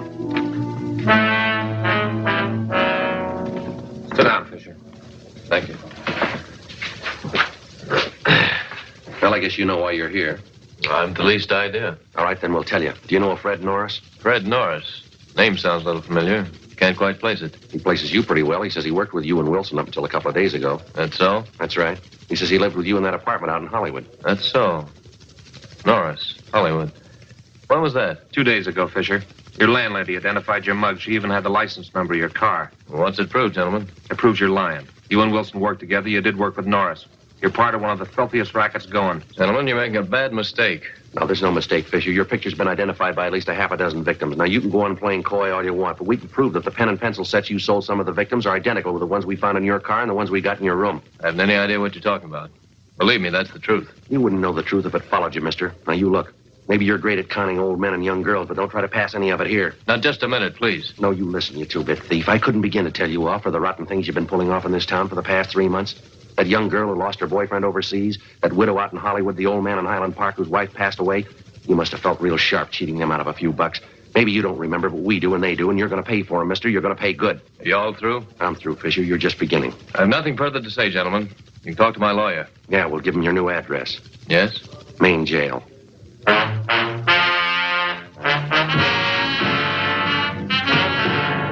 Suspects Wesley Fisher and Raymond Wilson were booked and transported to the main jail. Both of them were positively identified by the victims. Warrants were obtained for the 3 suspects, Norris, Fisher, and Wilson. They were arraigned and held to answer at the preliminary hearing on several counts of grand theft. During the next 2 weeks and through the Christmas holidays, identical complaints of bunco operations continued to come in. Friends and relatives of lately deceased persons were still being victimized. The gang's operations continued as usual. There was only one change. The crime report showed that a woman was now operating in the obituary racket, along with the male suspects. Christmas came and went. On New Year's Eve, Frank and I were assigned to standby duty. A few minutes before 8 p.m., we got a call from the main jail that Wesley Fisher wanted to see us. We went to the second floor of the main jail, the interview room. All right, what's on your mind, Fisher? A lot. I'm getting a dirty deal. I'm going to do something about it. Well, what's the trouble? I was supposed to be bailed out. She promised me. I was supposed to have a lawyer. I had the public defender. Who's she? I'm not going to take all the heat. They're in just as deep as I am. If they can't do right by me, I'll square it up myself. I'll tell you everything I know. Go ahead. What is it? Her name's Betty McGraw. She's the one you've been looking for. She planned it out. The whole idea was hers. She got everybody together. It was her show. Where'll we find her? 213 Foster, apartment 8. Wesley Fisher gave us a complete statement of all of his crimes and also implicated the other members. He told us Betty McGraw was his girlfriend. She'd come up with the idea for the obituary racket. She gathered the men together for the job, and it had been planned that she was to stay in the background. In case of trouble, she would furnish aid to the gang members in the form of bail bond money and lawyers. She received a percentage of the take from each of the gang members. We checked her through R&I and found that she had a record. We We checked out the address on the package and found that she'd gone to a New Year's Eve celebration at a downtown hotel. It was 11:57 when we got to the hotel. We identified ourselves to the special officer and showed him the mugshot of Betty McGraw. He thought he'd seen her at the bar. We started looking.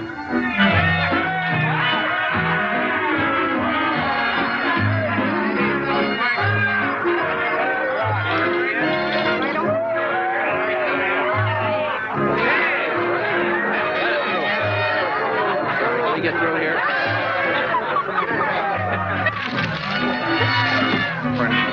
We're looking for a Betty McGraw. What do you want with her? All right, now, come on, lady. Sober up. Is your name Betty McGraw? Yeah, I'm Betty McGraw. But I don't know you. Who are you anyway? Police officers. We'd like to talk to you outside. Outside. I'm staying in here. This is where the party is, right here. All right, come on, lady. Outside. Is there a bar outside? I didn't know there was a bar outside. Come on, lady. Let's go. I don't know you at all. I'm not going. I'm not going with you. This is New Year's Eve. Don't you know that? New Year's Eve, and it's almost 12 o'clock.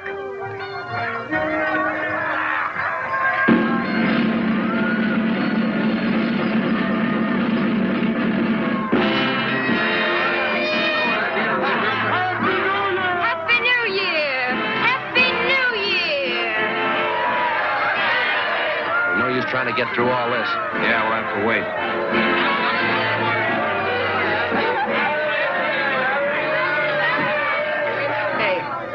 Yeah?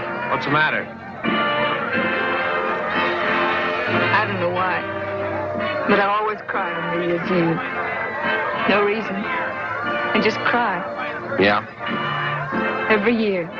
New Year's Eve, midnight comes, I cry. Got no reason for it. Is that right? I cry. I just cry. Never did have any reason for it. You're going to have one this year, lady.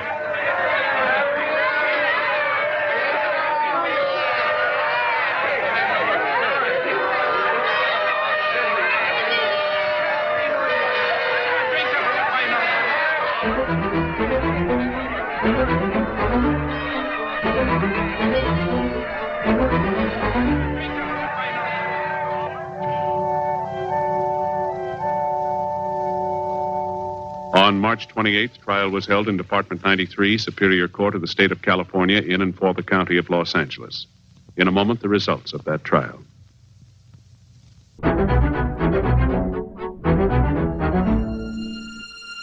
The suspect was tried and convicted on 14 counts of grand theft. The remaining members of the Bunko gang were apprehended, tried, and convicted on the same charges and received like sentences. Grand theft is punishable by imprisonment in the state penitentiary for not less than 1 nor more than 10 years.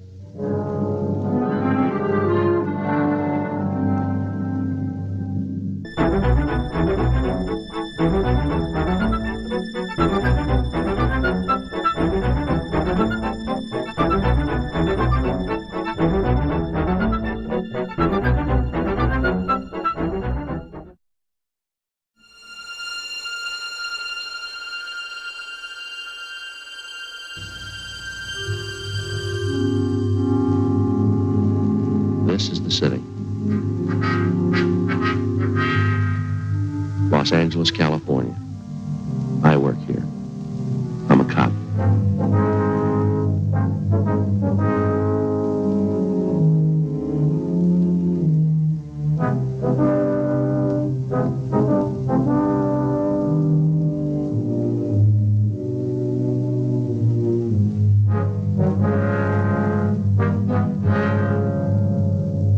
Wednesday, June 17th. It was warm in Los Angeles. We were working the night watch out of robbery division. The boss is Captain Didion. My partner's Frank Smith. My name's Friday. We'd gotten a call that a doctor had been slugged in a downtown hotel. The assailant had escaped. We had to find him. 8:46 p.m. We reached the hotel at the corner of Pembroke and Columbia Streets. We talked with one of the officers in the radio unit that answered the call. He told us that his partner was out checking the neighborhood. We talked with the ambulance attendant, and he told us that the cut on the victim's head was not serious. The victim identified himself to us as Dr. Aaron R. Platt. We asked him what had happened. That's hard to answer. Sir? It's hard to tell you what happened. I'm not too sure about it myself. If you'd tell us what you do know, sir. I received a call tonight that a woman was ill. Who'd the call come from, Doctor? It came through my call service. What time was this, Doctor? It must have been about 7:45. My call service would have a record of it. You can get in touch with them. You ever seen these people before? No. So you want to tell us what happened? As I told you, I got a call from my service, gave me this address and the room number. What'd your call service tell you? Just said that a woman needed a physician. I came right over. All right, would you go ahead? Well, when I came into the hotel, I checked with the room clerk downstairs and asked about Mr. and Mrs. Allen. He told me they were in this room. Allen, huh? Mm-hmm. That's the name they gave me. Mm-hmm. I came up, knocked on the door. Mr. Allen opened it. I suppose that's his real name to you. Well, we'll check on it, Doctor. Be a little silly to give the real name and then do a thing like this. Yeah. What happened after the man let you into the room? Well, I told him who I was, and he said that his wife was ill. Where was she? Lying in the bed, all covered up. I went over to her and asked her what was wrong. What'd she say? Nothing. She moaned a little. Then her husband, I guess that's who he was, told me that it was her side. Said that she'd had a pain all evening. Yeah. He asked me if I thought it might be appendix. I told him there are a lot of other things that cause pain in the side beside appendix. Mm-hmm. I went over to the bed to take the woman's temperature. That's when the man locked the door. Sir? I heard this noise. I turned around and saw the man turning the night latch on the door.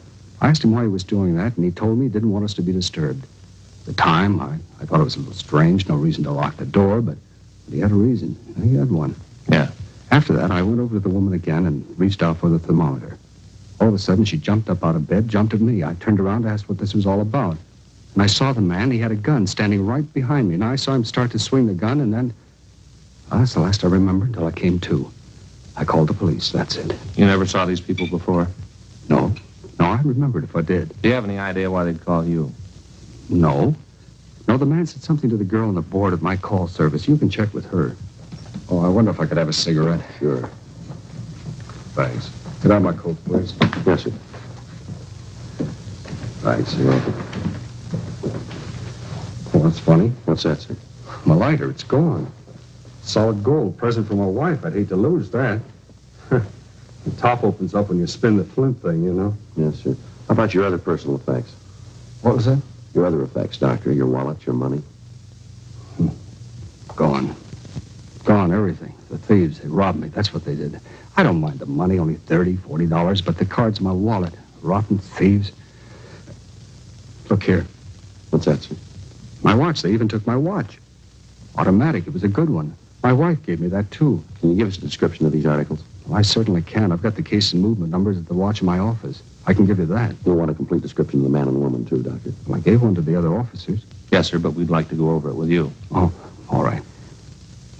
Say, wait a minute. Yes, sir? My bag, do you see it? What's that, sir? My doctor's bag. Must be in the room someplace, unless they took that, too. Just sit still, Doctor. We'll look for it. Joe, here it is.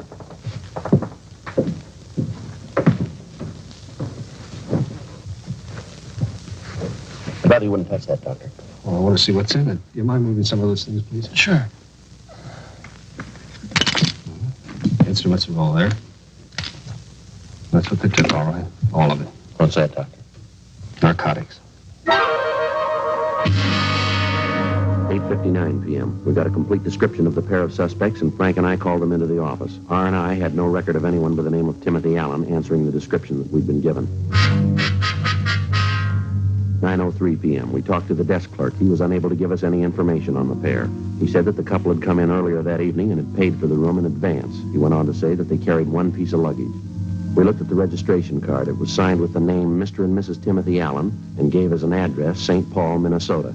The registration card was held as evidence to be checked by Don Meyer in handwriting. We called the crime lab, and a crew of men were sent out to go over the hotel room for possible physical evidence.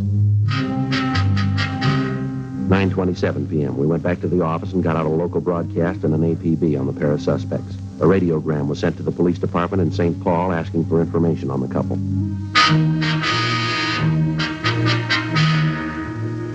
Dr. Platt was asked to come to the office and go through the mug books.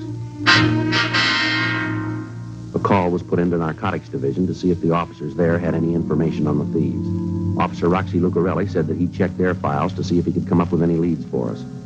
In the meantime, the stats office had started to run on the M.O. used in the crime. You got anything? No, Roxy's going to check it. Says he's never heard of the man and woman. They're new to him. Yeah, how about the numbers on the vials? Yeah, there's a broadcast out of them. They'll be listed in tomorrow's bulletin. Dr. Copeland, anything? No, he's still checking.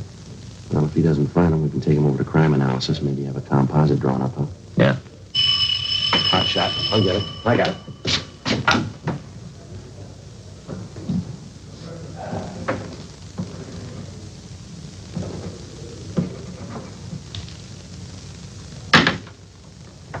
Frank? Yeah? What is it? Hotel on West 7th. Yeah? Another doctor slugged and robbed.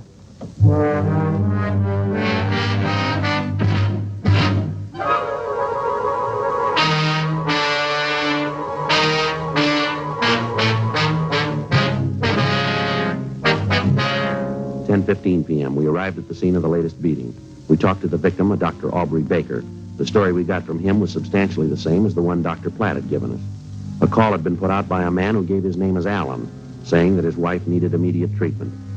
Upon the doctor's arrival, the door to the room had been locked, and the doctor had been beaten and robbed of his personal effects and supply of narcotics. The description the doctor was able to give us was the same as the one we'd gotten before. 10:47 p.m. We talked with the desk clerk at the hotel. The description he gave us of the Allen couple matched the one that we had. A check of the registration card showed that the handwriting was the same. We spent the rest of the night running down the leads we had. The stats office had come up with 4 possibles. They were checked out, but they netted us nothing.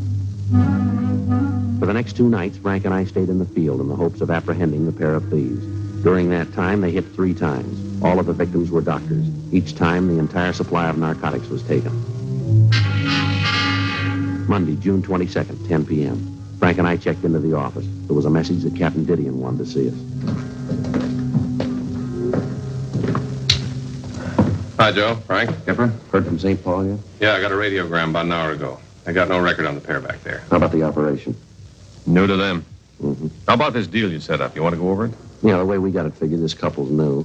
Either they just got into town or else they just decided to get a piece of narcotic action in town. Where'd you get that? We talked to Roxy Lucarelli over at Narcotics. Yeah? He's talked to the other fellows in the office. None of them have heard of this kind of operation before. It's new to them, too. How about informants? If the couple are selling the stuff, there's got to be some rumbles around about it. Well, it doesn't seem to work out that way, Skipper. Roxy says they haven't heard anything about it. This Allen couple must be building up a supply before they start to unload it. Yeah. We had the artist over at Crime Analysis draw up a composite picture of the couple. It's been sent out to all the doctors in the area. When did it go out? Mailed over the weekend. Should happen this morning. Who'd you send it to? All the general practitioners, internists, physicians, and surgeons in the area. Got a list of names from the AMA. They're going to give us all the help they can. We sent out about 1,500 to the osteopaths in the area. They're going to cooperate. Way Smith tells it, whenever one of these doctors gets a call to a hotel and it's not a regular patient, they're going to call you. Is that it? Yeah, that's right. And then we can get in touch with the clerk at the hotel and get a description of the people making the call. The doctor waits for us at the desk, and if the couple looks like possibles, well, we go with them. Looks like the long way around. Yeah, it's about the only way we got, though. How many men are you going to need to help cover it? One other team should do it. You're only going to roll on the calls where the description matches? Yeah. Okay. Rafferty and Murphy will work with you on it. Be a team out of the business office if you need any more help. Okay, Skipper. What are you getting from narcotics? Well, they got 4 men on it, running down leads on the dope. They got the serial numbers on the vials. The way Captain Shy tells it, they try to push a single cap of the stuff and they'll nail them. Well, looks good. Hope it works out. Yeah, so do we, Skipper. Robbery, Didion. Yeah, just a minute. For you, Friday. Thank you. Friday talking. Yes, sir. Yes, that's right. Who's speaking, please? Dr. Adams? Yes, sir. I see. What's that address again? Yes, I have it. Do you have a phone number? Fine. 416? Yes, sir. All right, we have it. Yes, we know where that is. Right. That's correct. Right. Thank you. Bye. Looks like it started. What do you got? It's a Dr. Adams. We'll know in a minute here if it means anything. Hello, this is Sergeant Friday, Los Angeles Police Department. Yes, that's right. Do you have a name on the couple in 416? Mm-hmm. Could you describe them for me, please? No, there's nothing wrong. No, just give us a description, would you, please? Mm-hmm. And the woman? I see. Okay. Right? All right, thank you very much, sir. No, that's all right. Bye. Bye. How about it? Name's Alden. Description matches.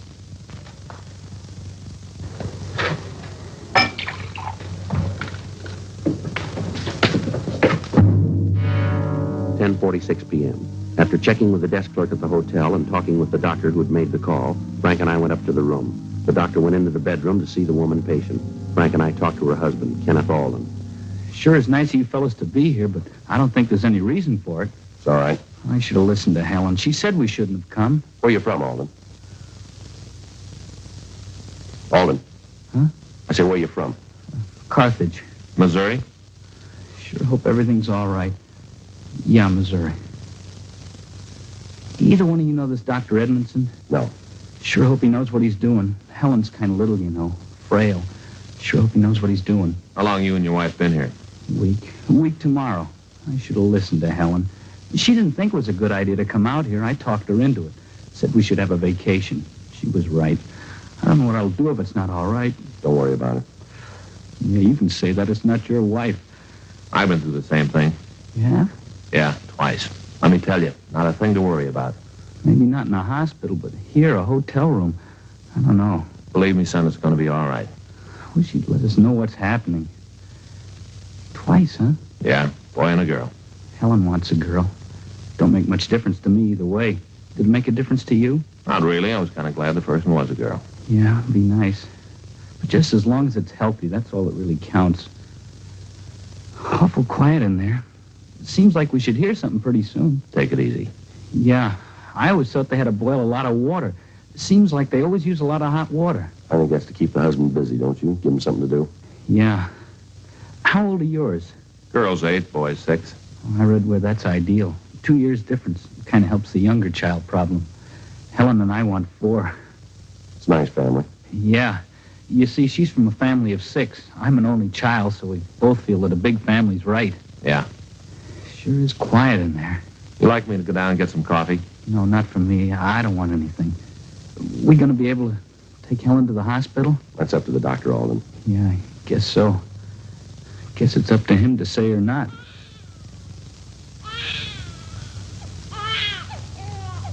Sounds like you're a father. Yeah. Congratulations.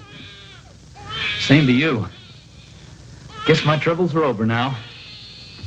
They're just starting.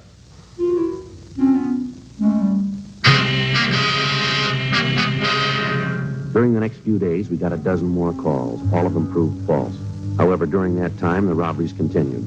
Despite our warnings, doctors continued to answer calls at hotels for people they didn't know. The amount of stolen narcotics grew larger. The outlet for the drugs still hadn't been found. On Friday, June 26th, we got a call from a Dr. Halbert. He told us that he'd gotten a call from a couple who gave their name as Allen.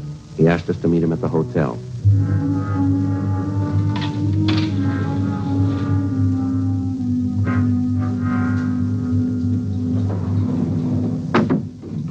How long ago did they call you, Doctor? About 25 minutes ago. Asked me to come right over. That's when they gave you their names, did they? That's right. Ever treat them before? No, new to me. Think they're the people you're looking for? Well, we don't know. The description we got from the desk clerk matches the suspect.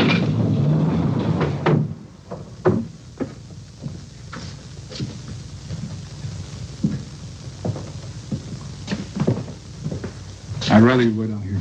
It'd be better if we went in with you, Doctor. That may be your opinion. You're forgetting I'm a doctor. I want to help you catch the people you're after, but my first duty is to the patient. I'm not going to embarrass them by having police officers ask questions. We're here to take care of you, sir. Then do it from the hall. According to your bulletin, the man always locks the door, doesn't he? He has in the past. And that's how you can tell. He locks the door, then come on in. If that's the way you want it, Doctor. That's the way it's got to be. All right, sir. We'll be right out here if you need us. I hope I won't. So do we.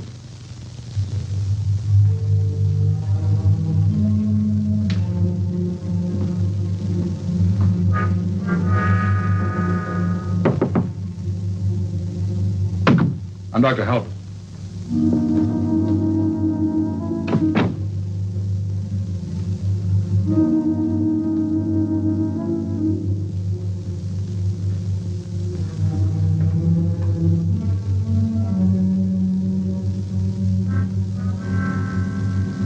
What do you think, sir?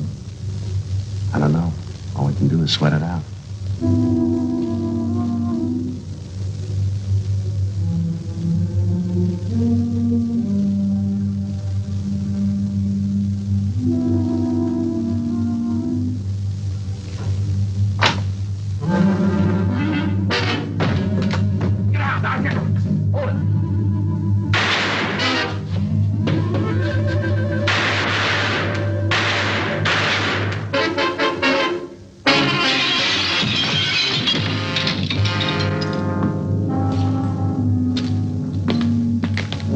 Why'd you do it? Why'd you shoot him? Dead.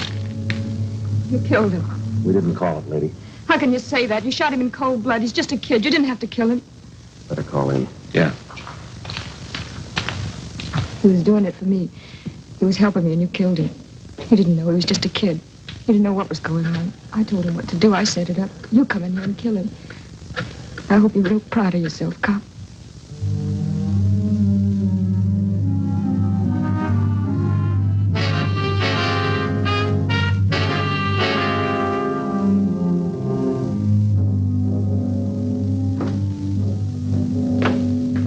Hey, look who's here. Hi.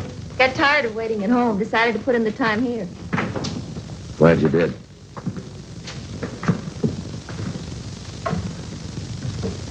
He looks tired, doesn't he? He always looks that way to me. You're getting prettier every day, Ann. Thanks, so are you. How's Faye? Fine. And how you doing, Joe? What's she seeing you? Get these reports out and we can go home. Long day? Yeah. You do look tired. A little bit.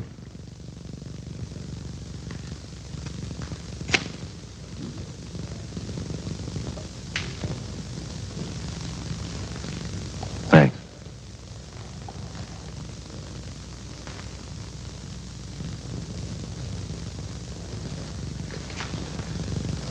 When you get through with your reports, I'll buy you both a cup of coffee. That's the best offer I've had all day. I'll take care of the shooting. You want to get the dead body report?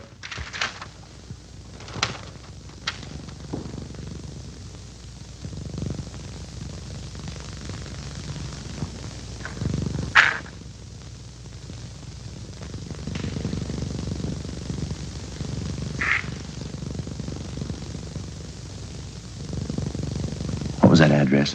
9276 South Bixel. 267. No, Joe. 9276 South Bixel. Yeah.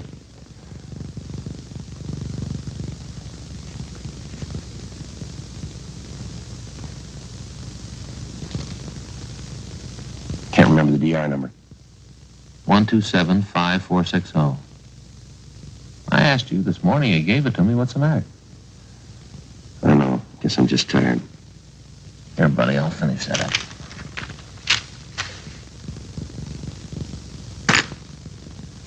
I'm sorry I came down here, Joe. I didn't think you'd mind. No, that's all right. I'll drop these off at Homicide on the way.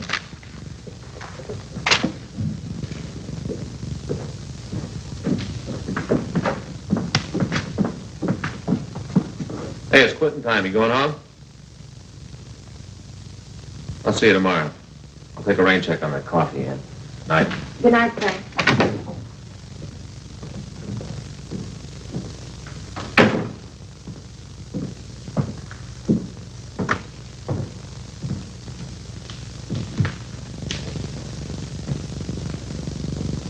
How many are you going to smoke at once, Joe?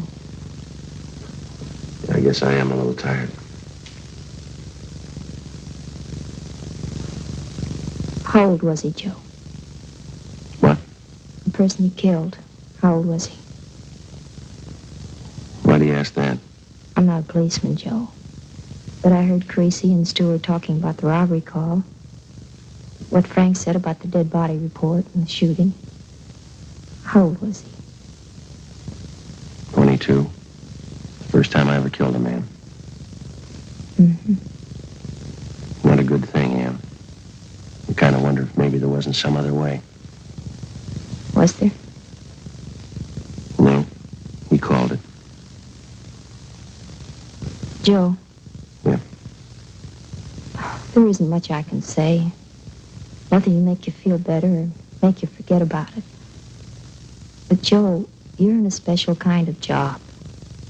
I've been telling myself that, but it doesn't seem to help much. Did he have a gun?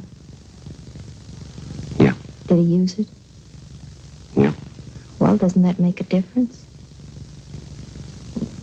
Doesn't it matter that the only reason they're not filling out a report on you or Frank is that you were better at your job than that boy was at his? Remember the time you and I sat in the hospital waiting for Frank to come out of it? Remember? Yeah. Frank and I could be waiting for you tonight.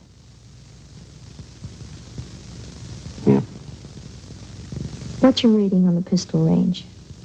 What? You get $6 a month extra for marksmanship, don't you? Yeah.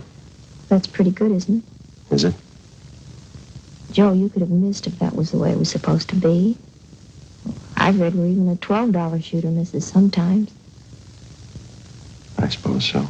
Joe, I don't know who made the decision, but I'm glad it's the way it is.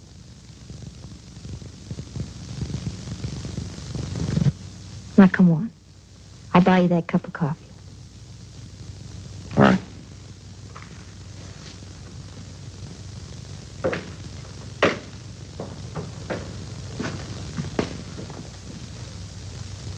It's kind of dark. Can you find your way? Yeah. Can you?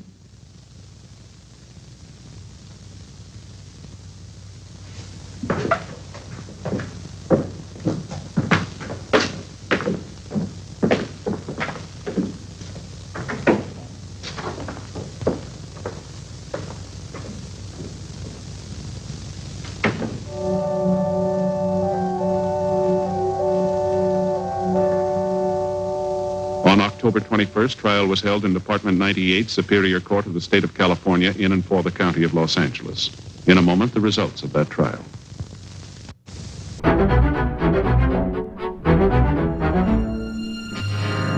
The suspect was tried and convicted of robbery in the first degree, which is punishable by imprisonment in the state penitentiary for a term of not less than 5 years. A coroner's jury found that Edgar Cabell was killed while resisting arrest, and his death was listed as justifiable homicide.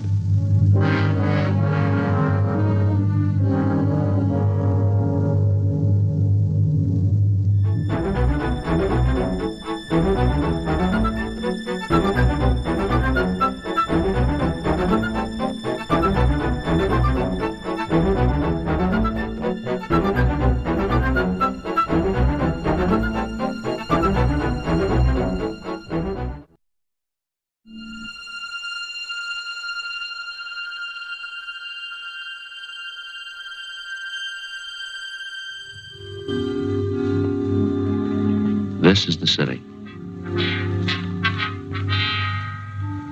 Los Angeles, California. I work here. I'm a cop. It was Wednesday, December 24th. We were working the day watch out of burglary division. The boss is Captain Bernard. My partner's Frank Smith. My name's Friday.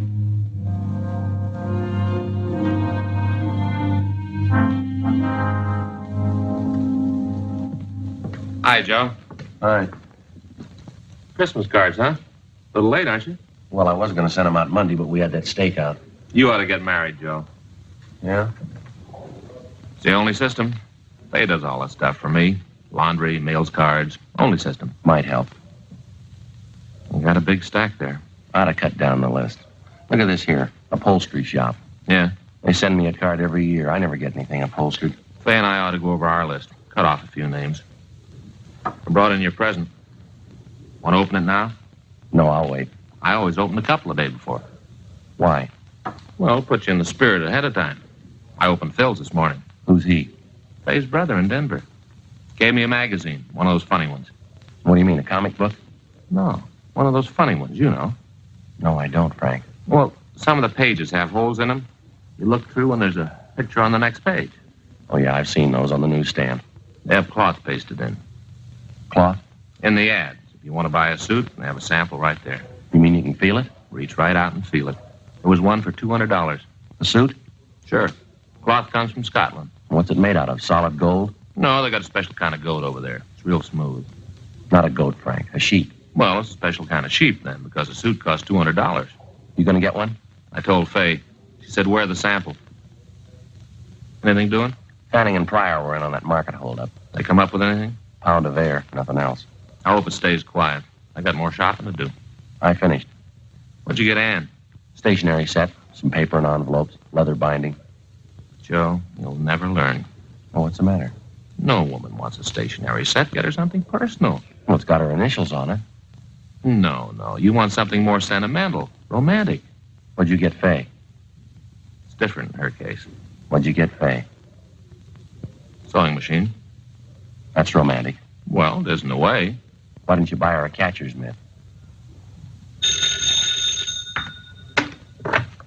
Burglary Friday. Yes, that's right. You have the right department. All right, Father, we'll be right down. No, you can tell us about it there. Goodbye. The old mission church, they've had a theft. Collection money? Statue of the child Jesus.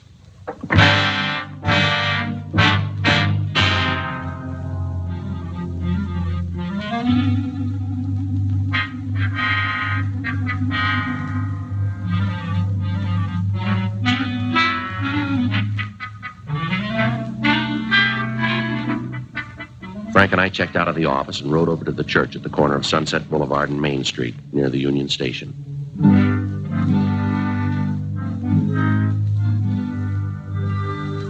It was an old church. It was there before there was a Union Station or trains to come into a station.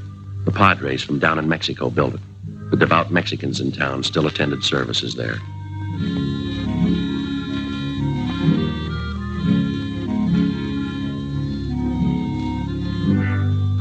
10:05 a.m. We asked for Father Xavier Rojas, who had communicated with us. We were told he was inside.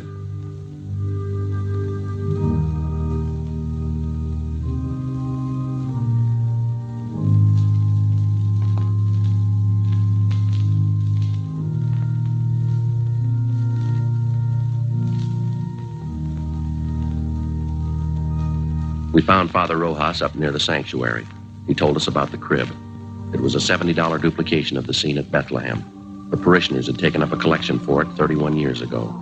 It was put up every year on December 22nd and taken down after the holy season. It was beautiful, except that one of the shepherds had lost an arm, a sheep was old and cracked, and the infant Jesus was missing.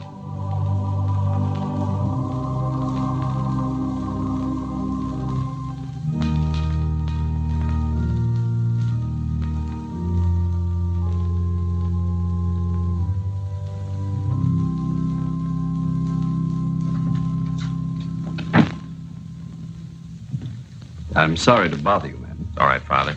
Especially now, the holiday season. We cash our checks, Father. You want to tell us what happened? Or what you think happened? I discovered the statue was missing right after the 6 o'clock Mass. You say the 6? Yes. I started over to the rectory and stopped by the crib. Was the statue there before Mass? I don't know. But it was there last night. How late is the church open? All night. You leave it wide open so any thief can walk in? Particularly thieves, Sergeant. You say it was there last night, Father. How late? 10 or 11 o'clock. We had confessions. No one saw it after that? One of the altar boys. He says it may have been there. He thinks it was. Did he see it? He's not sure. What's his name? Pardon me.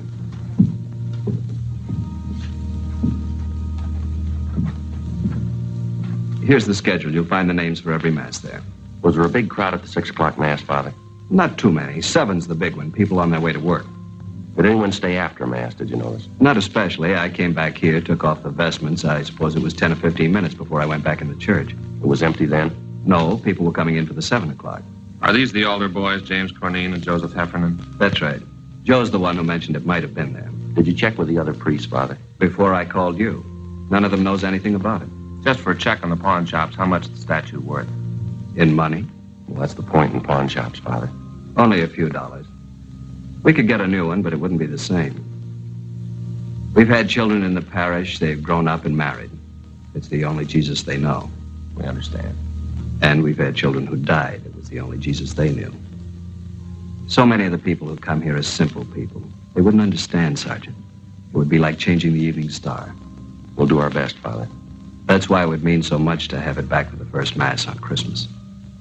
Not very long, Father. Less than 24 hours.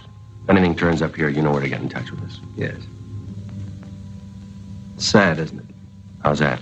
In so short a time, men learn to steal. Yes, but consider us, Father. Us? If some of them didn't, you and I'd be out of work.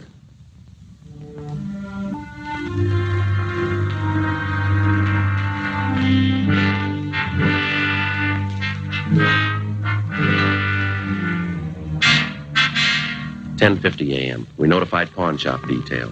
We gave them a description of the missing object, the time, and the place of theft. A few minutes later, Frank and I checked out the two altar boys. The first one, James Cornine, said that he knew nothing about it. After Mass, he'd gone out the sacristy door and come straight home for breakfast. The second one, Joseph Heffernan, was not at home. His father said he had a part-time job. He'd have him get in touch with us after lunch. By 11:30 a.m., we'd run out of book procedure. We had a man to find. Our only clue, he'd been to church.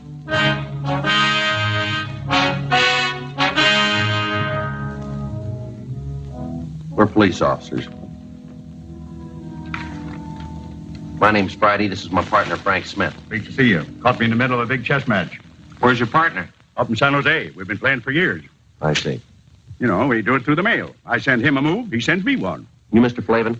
How do you know? We never met. Your name's on the window out front. Mr. Flavin, we checked the other 2 religious stores in this neighborhood. They're closed. This is the best one anyway. 50% European items. We're checking the stores around the Mission Church. For what? Statue of the Child Jesus. Do you have one we could look at? Sure.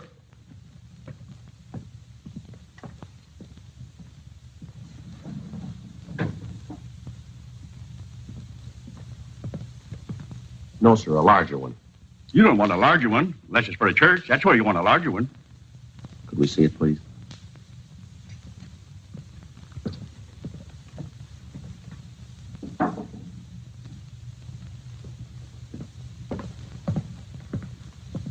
It's not my due to butt in. But unless you live in a big place, this will make your living room all a kilter. Yes, sir. Do most of the people who go to the Mission Church trade here? Good many of them, especially the kids. Why kids? More religious. Check on yourself. See if kids aren't more religious than you. Might be so. That's what's wrong with the world. Oh, I don't mean you're wrong with it. Everybody. Yes, sir. What if we could stick to the point, Mr. Flavin? Sure. A lot of people from the Mission Church come in here. Do people ever come in and sell back a religious article? Like a prayer book or rosaries? Yes, sir. Second hand, you mean? Yes, sir. Not since I ever been around. It's silly. Why? People don't have religious articles so they can get rid of them. They have them so they can have them. But if a man had a statue and wanted to sell it, he'd come to a place like this. Sure, but he wouldn't want to sell it. He would if it was stolen. No, sir. If a man was to steal a statue, he'd be crazy or something like that. The only place he'd want to go is where crazy people are. You may be right, Mr. Flavin. I don't know what you fellas are looking for, but if it's somebody who stole a statue, he's crazy and you won't find him. You won't find him as long as you live, or in a million years. That should cover it.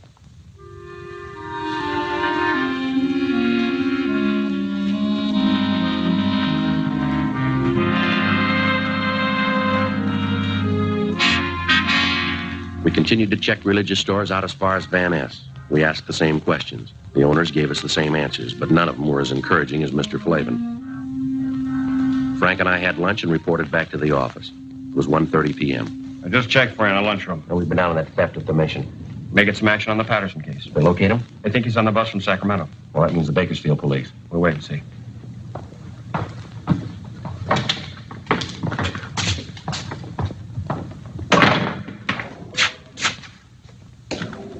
One of you fellas, Sergeant Friday? He is. I'm Joe Heffernan. My father said you wanted to see me. Well, sit down, son. You didn't have to come in. A phone call would have worked. My father said to get on over. He says that any kid that uses phones is lazy. We want to ask you about this morning. You serve 6 o'clock Mass? Yes, sir. I'm senior boy, so I get the 6th. You're a senior and you take the early trick? Yes, sir. That way, if you receive communion, you get to have breakfast sooner. Father Rojas says you think the statue was there before Mass. I didn't look, but I have a feeling it was there. A feeling? You know, how you have a feeling about something, but you're not sure. Did you stay around long after Mass? I put out candles and hung up my surplice. How long would that take? About 5 minutes, maybe. Did any of the people at Mass stay on? Some of 'em always do, especially ladies. Oh? Maybe they don't finish in time, or else they start new prayers. I don't know. So when you left, there were still some women there? No, sir. That was at first. After I went back to the sacristy, there was only this one man. What man? He comes at 6 o'clock all the time. Do you know his name? No, sir. But he works down in Olive. You know, paint shop, where they paint signs. Could you describe him? Sort of medium. He was wearing a suit that didn't match. Didn't match? You know, different pants than coat. How about his age? Oh, he's pretty old. Take a guess. About 40, maybe. There's nothing particular about him. Then why'd you notice him? I've seen him before. And the bundle, I guess. The bundle? Out in front. I saw him when he was coming out. He had this bundle, and he almost dropped it. How large a bundle? It's hard to say. Come on, son. Was it large or small? The size of the statue? Not that big. Yes, sir.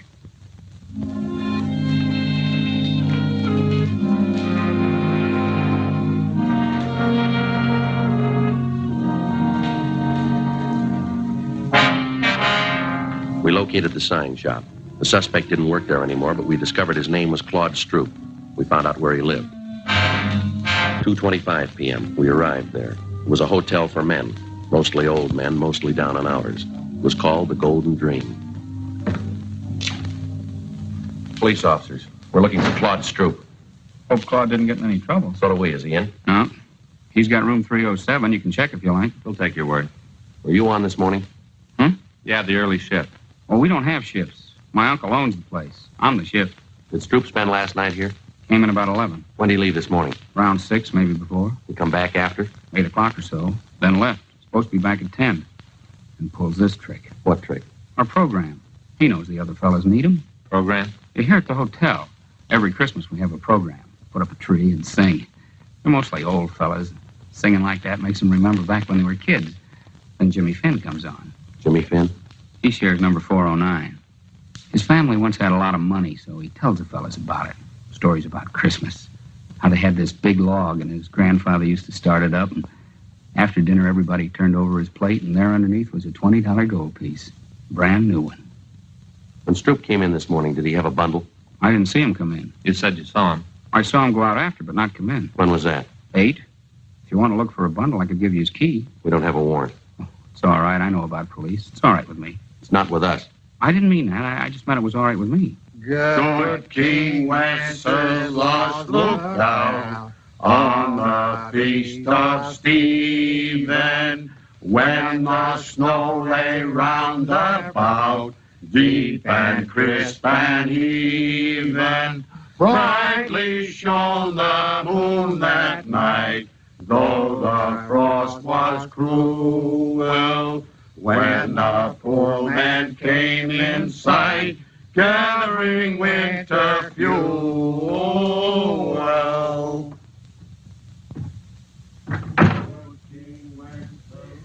This is the last rehearsal. They got most of the songs down pat. Sounds pretty good. That's why it's a shame Claude isn't here. He's tenor, and they need him to make it sound just right. Does Stroop have a job? No, sir. He used to have jobs. Not much lately, though. Did he say where he was going? No, he should have. The fellas need him. When he comes in, will you call us? Sure, and not say anything to him. Huh? That's right. I hope it's nothing serious for Claude. Fella's troubles ought to be over. Troubles? Way back. Wouldn't count now. Tell us anyway. Well, I don't know much about it. As much as you know. Now, come on. It was something back where he used to live. He robbed somebody or something. What else? That's all. It was a long time ago, way far back. But he forgot it all, the robbing and everything. No, not quite. He remembered it this morning. God rest ye merry gentlemen, let nothing you dismay, for Jesus Christ our Savior was born upon this day to save us from...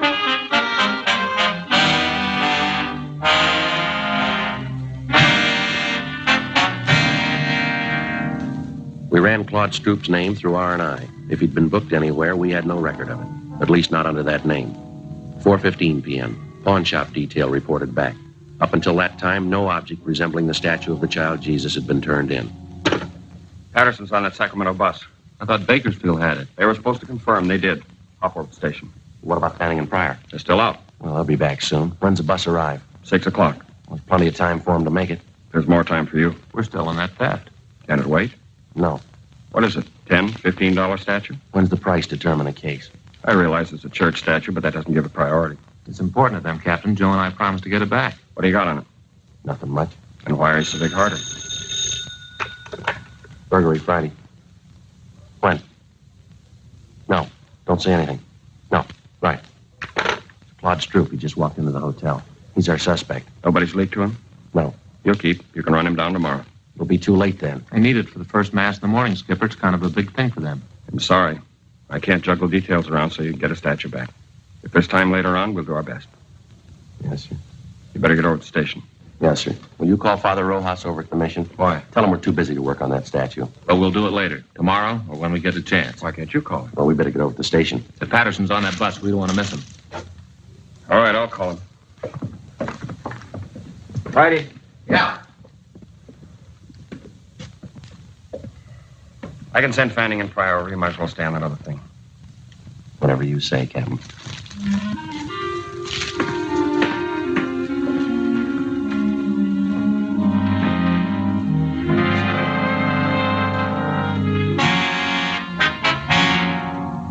4:43 p.m. We arrived at the Golden Dream Hotel. The desk clerk was right. Claude Stroop looked like a man who'd had his troubles at bargain rates. Your name Claude Stroop? Yes, sir. Police officers. We'd like to talk to you. I didn't do anything against the law. Honest, I didn't do anything against it. You haven't been accused. Want to take you downtown? We'd like to talk to you. No, sir, I'm not going. I'm not going anywhere. I'm not going to talk to anybody. You're half wrong already.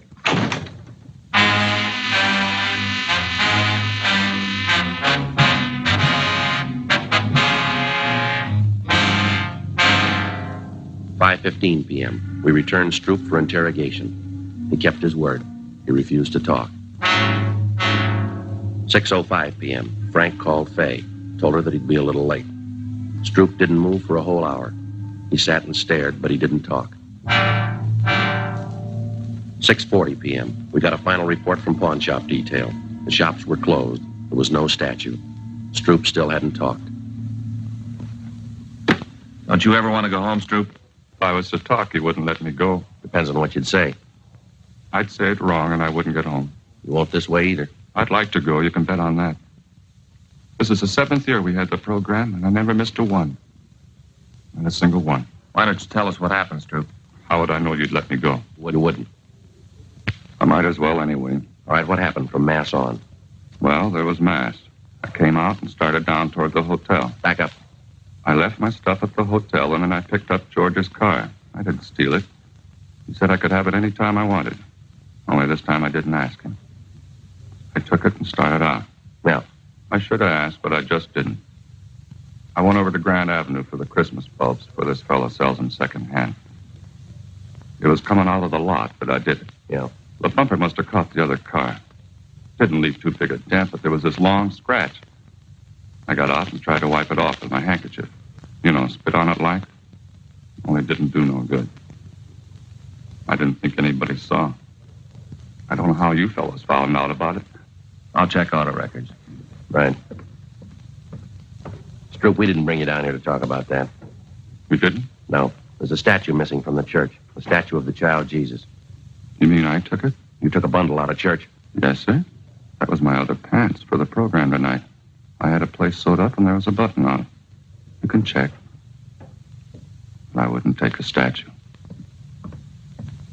I don't think you would either.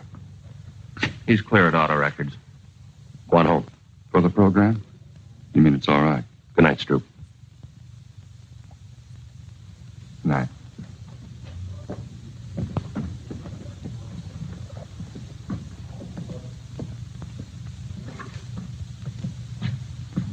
Merry Christmas.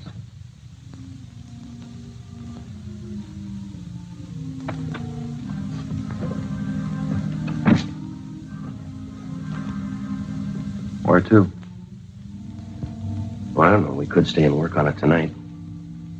Wouldn't do any good. We won't find it. I don't think so.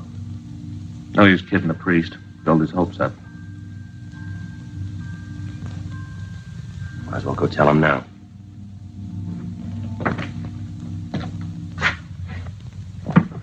Merry Christmas. 7:27 p.m. We arrived at the old Mission Plaza Church. Frank told Father Rojas how it was, that we couldn't get the statue back by morning, but that we'd keep trying during the week. He said he understood. We told him we had to get on.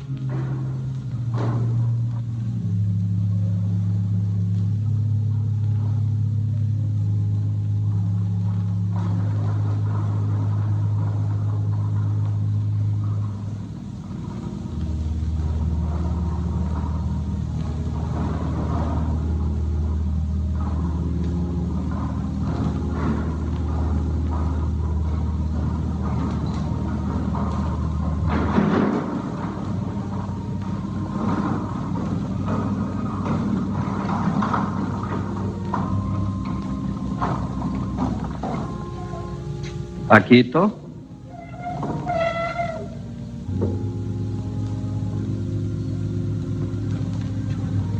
Father Rojas?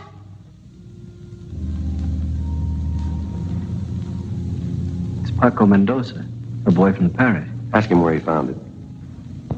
¿Dónde lo encontraste? No lo encontré, le cogí esta mañana. He didn't find it. He took it. Why? ¿Por qué? Todos los años Paquito rezó por un camioncito rojo. Este año Paquito rezó al niño Jesús. Yo prometí al niño Jesús el primer viaje en mi camioncito. He says all through the years he's prayed for a red wagon. This year he prayed to the child Jesus. He promised that if he got the wagon, the child Jesus would have the first ride in it. ¿Tendrá el diablo para llevar a Paquito? He wants to know if the devil will come and take him to hell. That's your department, Father. No el diablo. Jesús ama a Paquito mucho.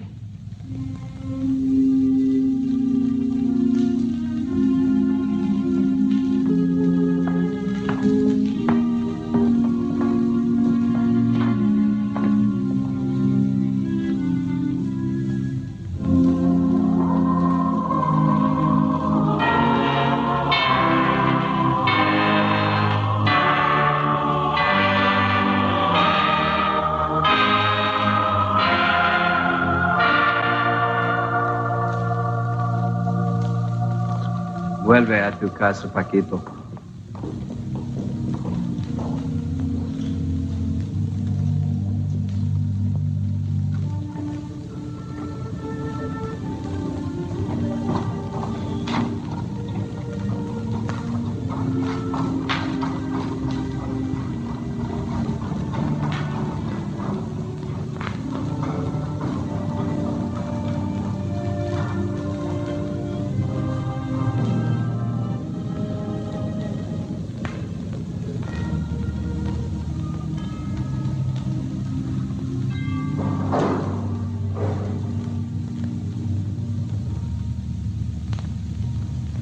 I don't understand how we got that wagon today. Don't kids wait for Santa Claus anymore? It isn't from Santa Claus. The firemen fix old toys and give them to new children. Paquito's family, they're poor.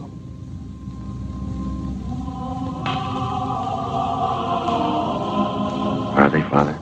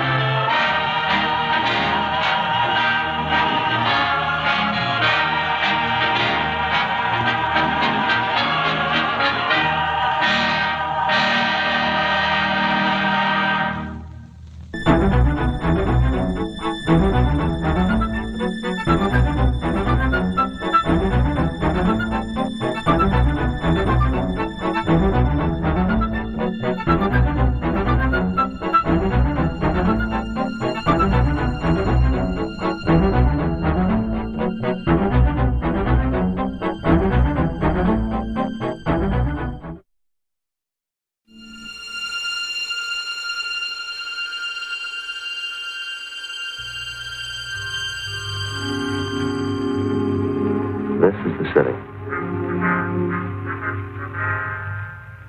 Los Angeles, California. I work here. I'm a cop. It was Wednesday, September 2nd. It was cloudy in Los Angeles. We were working the day watch out of Homicide Division. My partner's Frank Smith. The boss is Captain Warman. My name's Friday. A man had jumped from a downtown 10-story building. We checked what evidence we had, but we were still unable to get an identification. Before we could proceed with the investigation, we had to know who he was and why he jumped.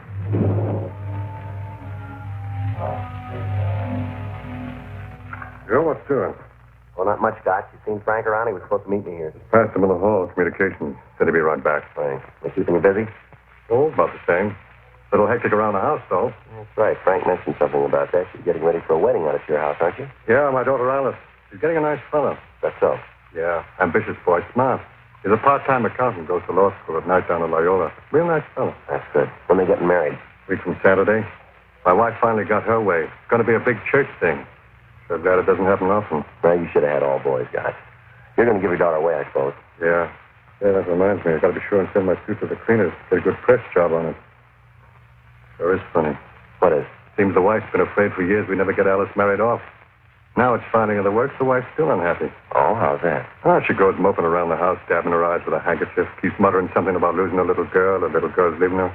I don't know. Well, how old's your daughter, Alice? 32. Well, guess I better get started on this. Hi. Frank, what's doing? How'd you do on that jumper? Nothing. No make on the prints, huh? No, a couple of laundry marks on his clothes. We're checking them out. Yeah. Anything else doing? No. Hey, they just posted the list inside, the annual physical exam. Am I on it? Sure, both of us. We're supposed to report to room 19 at the academy Monday, 10 o'clock. Who's doing the examination? Dr. Severin. Oh. What's the matter? Well, he's the one that checked me over last year. Told me to take off some weight. I haven't lost an ounce. Well, I thought you were on a diet. I am, Joe. Even got one of those little calorie gizmos. You know, it tells you how many calories and everything. Yeah, I heard him. Doesn't do any good. I'm still game. Well, it seems to me if you keep count, you should lose some weight. You know me in addition, Joe. How about some lunch, huh? Hot shot. I got it.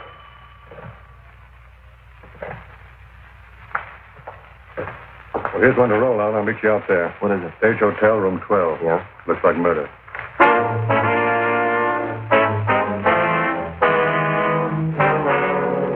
$11:55 a.m. We located the Stage Hotel on West Howard Street, half a dozen blocks from the City Hall. It was in the heart of the Skid Row district, a white stucco building, 3-story.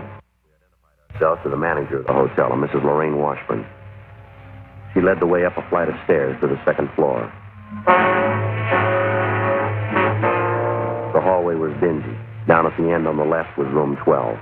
We went in. The room was crowded with furniture, bric-a-brac, odds and ends. The walls were covered with pictures of old-time vaudeville stars, autographed programs, and theatrical posters. In the center of the room was an open steamer trunk full of costumes and bundles of news clippings.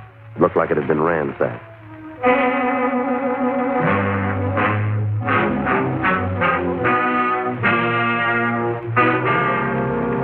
Tied to a chair was the body of a woman. She looked to be about 30 years of age, red hair. She'd been badly beaten about the face and head.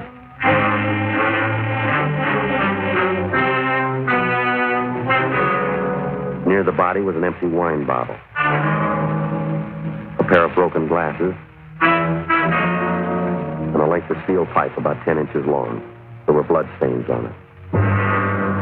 Frank put in a call to the office and then to the crime lab.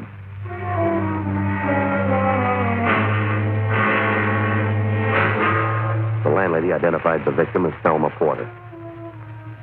We asked the landlady what time she discovered the body. About 11:40 this morning. Just where it is now, Sergeant. I haven't mentioned it to anyone in the hotel. Poor thing. How long had the victim been staying here at the hotel, Miss Washington? Thelma? Oh, at least 2 years. Maybe a little more than that. Isn't it a terrible thing? It just doesn't make sense. How do you mean, ma'am? Thelma didn't have any money. She was just like most of the people I have here. Stage folks. They're all older people. Most of them don't work too often. Live from hand to mouth most of the time. I see. Did Thelma Porter live in this room here alone? Yes, that's right. This is a thing, though. Thelma used to be married. Her husband died in the East about 10 years ago, I think. Name was Carl. Thelma and Carl. There used to be an old vaudeville team, the two of them. Rose and Bernard. Did the Porter woman have many friends here at the hotel, ma'am? Oh, yes. She knew everybody. All my people are friendly with each other. Most of them are friendly. I guess we'll have to tell all of them about this. Yes, ma'am. I'm afraid so. Now, Miss Washburn, when was the last time you saw Mrs. Porter? I mean, before this morning, of course. Just after midnight last night. I was sitting down in the lobby reading, just about to go to bed. Thelma came in with George Steele. He's a friend of Thelma's, lives here in the hotel. Mm-hmm. Thelma said good night and came upstairs here to her room. George and I sat a bit and talked, maybe 10, 15 minutes. Then this morning I was taking the fresh linen around to the room. Knocked on Thelma's door, but she didn't answer. Finally opened up with the pass key. There it was. Now, this George Steele that Mrs. Porter came in with, had she been out on a date with him, would you know? No, not exactly.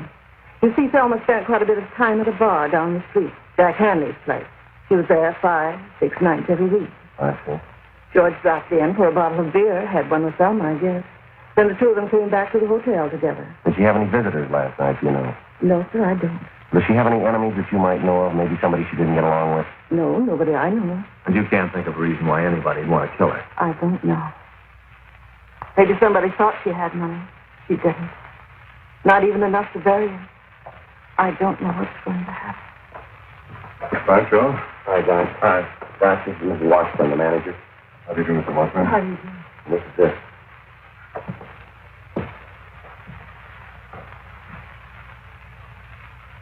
Crime lab crew on the way over? Yeah, they won't be here in a minute. Will you be needing me anymore, Sergeant? Can I go now? We've got a few more questions we'd like to ask you, ma'am, if you don't mind. It's quite a shock, you know. Terrible thing to have happen. Yes, ma'am. Such a terrible thing. All mixed up. I'm going to have to explain. What's that, ma'am? Tell me. She was 3 weeks behind in her rent. I carried her on the book. The owner of the hotel is going to want the rent money. It's going to have to come from someplace. Well, how did Mrs. Porter live? Didn't she have any income at all? She worked occasionally, odd jobs. Then she'd have the unemployment insurance. Even that ran out on her 2 or 3 weeks ago. I see.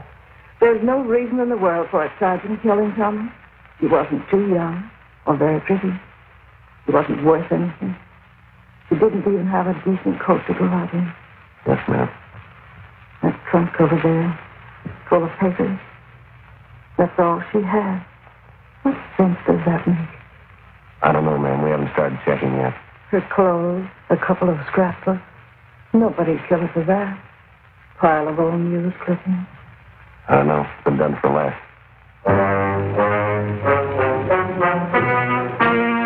Interviewed the landlady, Mrs. Washburn. She told me that the victim had quite a few male acquaintances that she'd met at neighborhood bars. She gave me the names of all those she knew of. 12:45 p.m. Sergeant J. Allen and the crew from the crime lab arrived. The body and the murder room were photographed from all angles. Dean Bergman processed everything in the room for latent fingerprints. The place was gone over thoroughly for further physical evidence. The only thing that didn't seem to belong in the room was the apparent murder weapon, the 10-inch length of steel pipe found beside the body. 1:05 p.m. After we put in a call to the coroner's office, we started checking with the residents of the hotel. No one gave us any direct leads to the killing, but more than a half a dozen of them told us that Mrs. Porter had been in the habit of making vague remarks about what she kept in that steamer trunk in her room. She made a point of never opening the trunk for anyone, and she hinted constantly, even in public, that she kept something of value inside. 4:45 p.m. We started checking out the list of the murdered woman's friends, which Mrs. Washburn and the tenants had given us. It went slow. We got little or nothing from the first dozen names on the list. 9:50 p.m. We went back to the office. Well, we've had better days, that's for sure. The lousy start. It couldn't be going much slower. We must have logged 40 miles of legwork. Nothing to show for it. Hi, Doc. Hi, how'd you do? Not much. How about you and McCready? We checked out 10 names on the list, the Porter woman's friends. The only thing they could tell us we already knew. That business about the steamer trunk, Mrs. Porter hinting around she had something valuable in it. Well, where's that leave us? We got a fair motive to go on. The crime lab called just before you came in. They get anything? No latent prints. They went over that steamer trunk, though, found 100 shares of some kind of mining stock stored in the lining of the trunk. Worth anything? Not the paper it's printed on. Never was worth anything, according to the broker who checked it. I got the blow-ups. Want to take a look at them? Yeah, thanks. A wine bottle. The wine drinker. Yeah, it looks like he stepped on their glasses and broke them. Sure brutal, isn't it?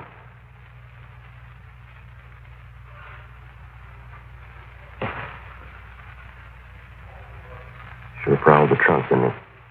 It sets up the motive pretty well. The Porter woman spent plenty of time at bars. She had a lot of men friends. We know she did a lot of talking about the nest egg she was supposed to have locked up in that trunk. So one of her boyfriends believed her, went up to have a look through the trunk, didn't know she was in the room, had to kill her. It's a good possibility. Oh, we got the word from the coroner's office, by the way. Yeah, what'd they have to say? Cause of death was multiple skull fractures. They're sure that length of pipe was a murder weapon. Mrs. Porter died about 4 a.m., they figure. Killer sure gave her a vicious beating. Looks like more legwork, huh? I wish it was an easier way. Every bar she drank at, everybody she talked to, we'll have to check them all. You know, there's just one thing that's got me stuffed, Joe. Yeah, what's that? Thelma Porter. Don't you think she had an idea that mining stock was worthless? Yeah, I guess she did. Why'd she hang on to it? Why did she even keep the stock around? I don't know, Gotch. The only thing she had left were the scrapbooks, a couple of theater posters. Yeah. She knew they'd never pay off.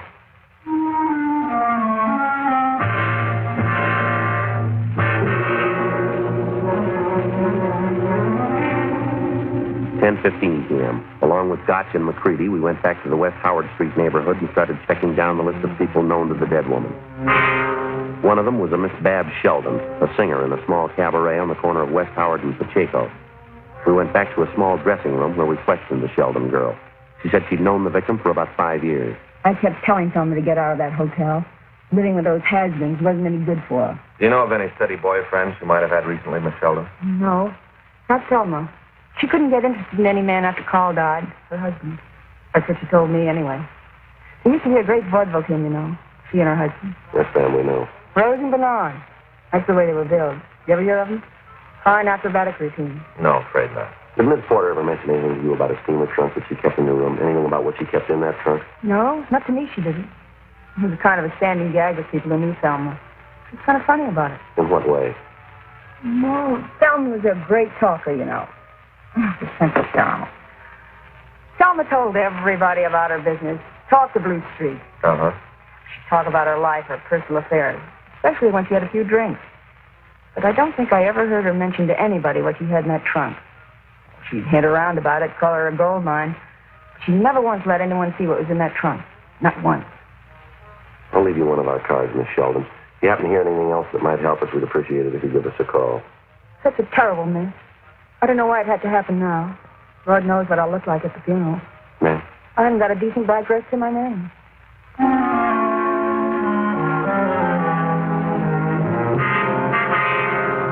1 a.m. We checked back into the office to a prearranged meeting set up with Gotch and McCready. Hi. Gotch? Anything? Pretty small. How about you? Might have something, can't tell. Where's McCready? Down in the carpool. There's a bar down on Main Street, left-hand side. Yeah. Porter woman used to go there quite a bit, according to the bartender. Most of the regular customers know her. Uh-huh. The bartender told us he overheard a conversation in one of the booths 4 or 5 nights ago. 3 winos. We got their names. What about them? Bartender says they were talking about Thelma Porter. Yeah. He says he heard one of the men say she keeps the trunk in her room. We can break it open.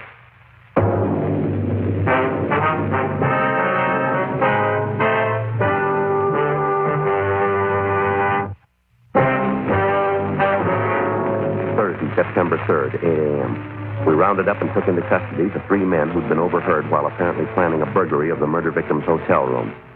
Together with Sergeant Jack Gotch and Sergeant Jack McCready, Frank and I had little trouble locating the 3 men and bringing them in for questioning.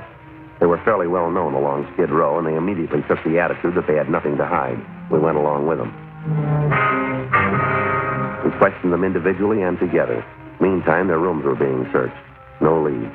2 of the men were brothers, John Parkson and Arnold Parkson. The 3rd man was Harold Young. All 3 listed their occupations as part-time laborers, unemployed. All 3 had records: vagrancy, disorderly conduct, petty theft. We questioned Harold Young first. Then Arnold Parkson. They both had alibis. Their stories made sense. No conflicting statements. We interrogated the other Parkson brother, John. Same result. Well, it could have been, yeah. That trunk of Thelma's was kind of a gag around town. You know. We yacked about it a lot. Everybody kidded about it. We even used to rib Thelma. Tell her we're going to break in it some night. Find all the loot she had put away. Just a gag. I'm going to tell you something. We told this to the other 2. We got an idea it was more than a gag in the case of you 3. We got evidence to back that up. Now, if you want to add anything more to your story, now's the time to do it, fella. I don't think I'm getting a pitch right, Sergeant. I told you everything. I don't know what kind of evidence you got, but I'm clean. I know that much. Maybe I boozed it up some, but I don't run with heavies. Murder's way out of my line. That's your story, huh? What else can I tell you? Go.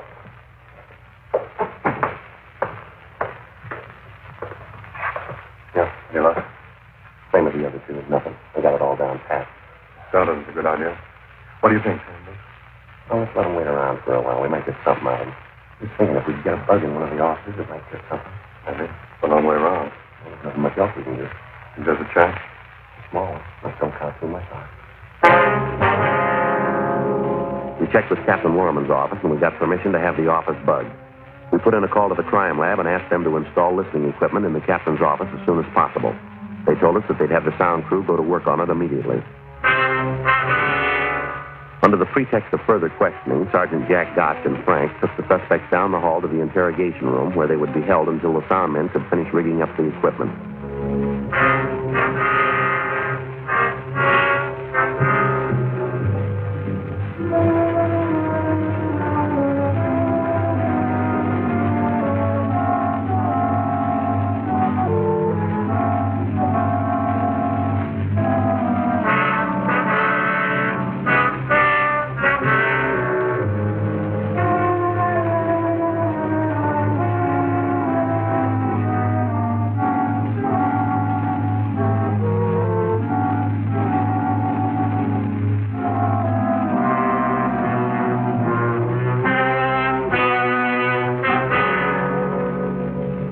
listening equipment was installed in such a way that we would be able to hear the conversation in any part of the captain's office.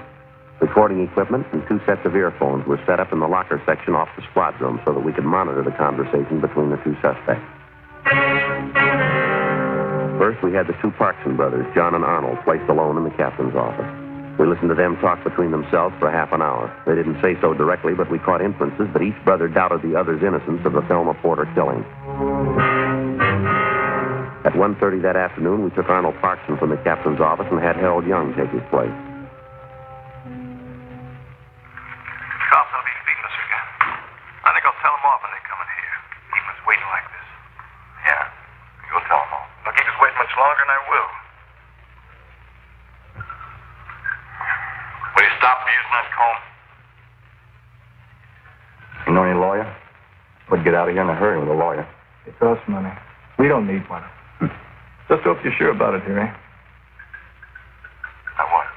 You're not mixed up in it. The killing. What do you mean, am I sure of it? I told you. Just be sure, that's all. I don't want any part of this, Yeah, well, you be sure, too. You and your brother. You always look at me when something happens. Don't go saying me and my brother. We've never been in any heavy stuff. Killings. No part of it. Listen, I'm going to tell you something. We shouldn't be talking about killings in here. Why not? Sometime the cops wire these rooms. Oh, you're out of your mind. You've been reading too much fiction. Yes, they do. They can hear everything you say. They don't have time to wire anything. I've been here all day.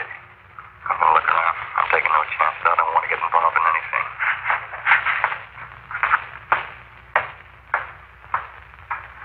Sometime they hide the mic in files or any place you can't see it.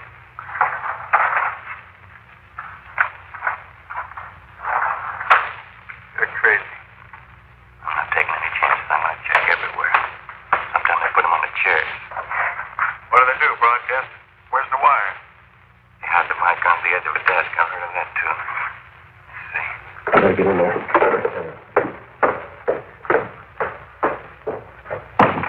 What are you doing there? I could hear you clearing the other office, going through the files. I thought I told you to stay put in that chair. Yes. Why aren't you there? Sit down. If I'd have wanted you to prowl the office, I'd have told you. Now, both of you, stay put in those chairs, do you understand?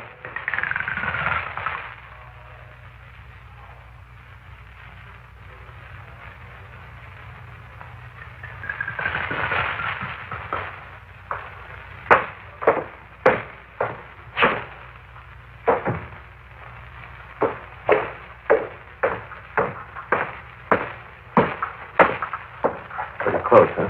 Yeah.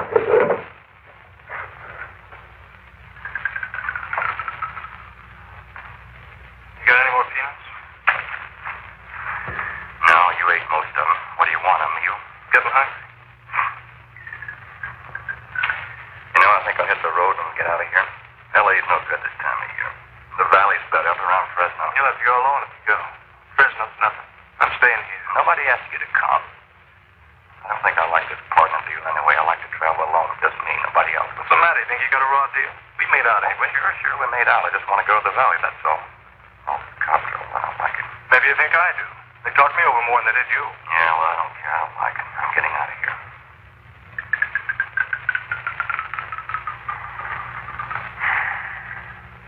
What's the pitch, Harry? You got nothing to cover up for, have you? What do you mean cover up? Of course not. I want to jump to town, that's all. Something wrong in it. You started talking about getting in the truck the other night. What name's John? You're crazy. Your brother Arnie did. Oh, it was you, I remember. You sure about that killing, Harry? You weren't in it? Listen, don't go talking to me like that. I never started any talk about getting in the trunk. What are you getting mad about, huh? I didn't say anything. All right. Trying to get smart, that's all. Asking me about the killing, I was in bed. Don't try getting smart with me. All right, just as sure. What are you getting mad for? I was sleeping in the bed and you know it. Trying to get smart. I'm not so sure it wasn't you. Could have been. Sure, it could have been all of us. Let's get it. All right. I just want to keep it straight, that's all. You got a smoke? Yeah. Haven't had any since this morning. Lousy cops. I'm going to read them off. Sure. Think they have something on us. Keeping us cooped up in here. Yeah. Some dame gets knocked off. Why do they have to check on us?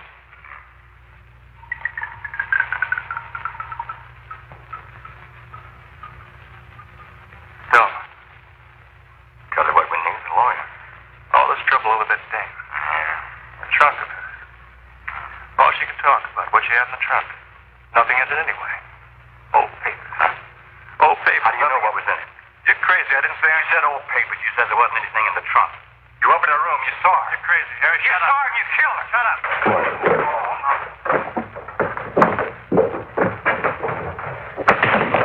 All right, that's enough. Come on. That's enough. It's him. He knew about the trunk. He killed her. He's lying. Hit the scene. He's lying. That's enough.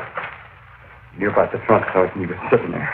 He said old papers in the trunk. He must have killed her. He's lying. Trying to cover up. That's what he's trying to do. He's lying. Lux, there's a dictaphone in the room. We heard you. No, you didn't. It's recorded. We'll play it back for you. Yeah? That's right. I didn't mean it. I didn't mean any of it. She wasn't supposed to be in her room. It wouldn't have happened if she wasn't there. All right, why'd you do it? I don't know. I just wanted to see what was in that trunk. She was going to scream, so I hit her with a pipe. She was suffering, so I killed her. I didn't want her to suffer. Just one thing on top of another. When I went there, I didn't even think about killing her. Just wanted to see what was in the trunk. Just wanted to look. I had to find out. I guess you know. Papers. Old pieces of newspapers, that's all.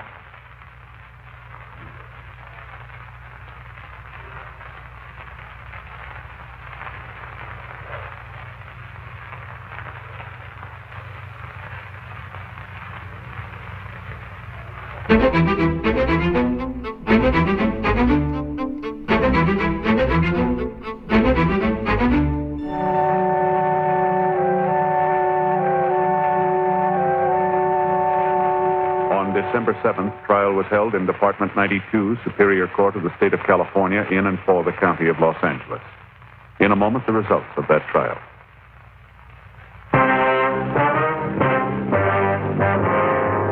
The suspect was tried and convicted of murder in the first degree.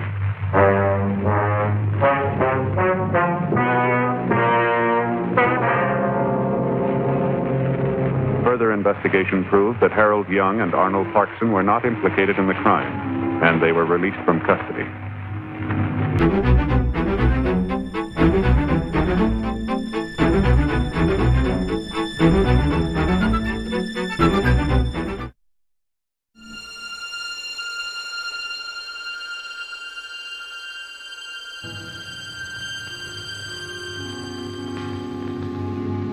This is the city.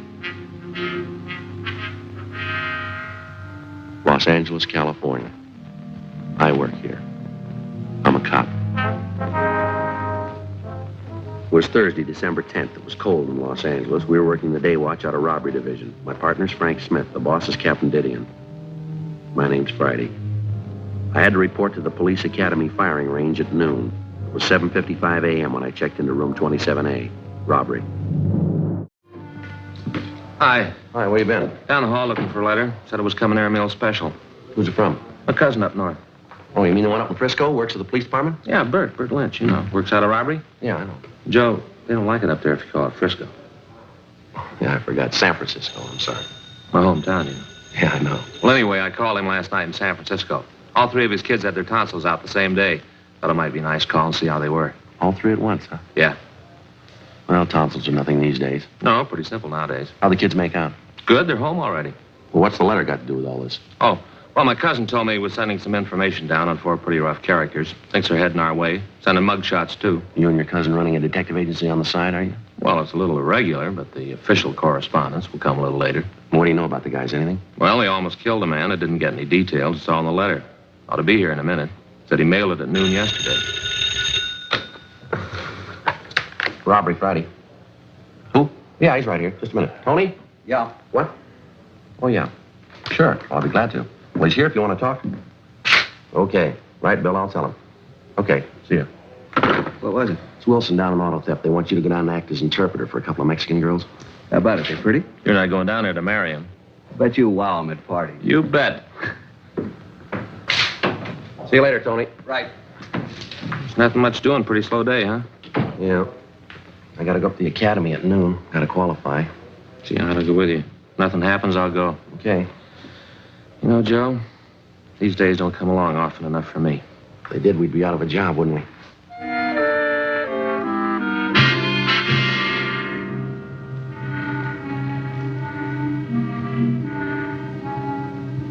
It was one of those rare slow days.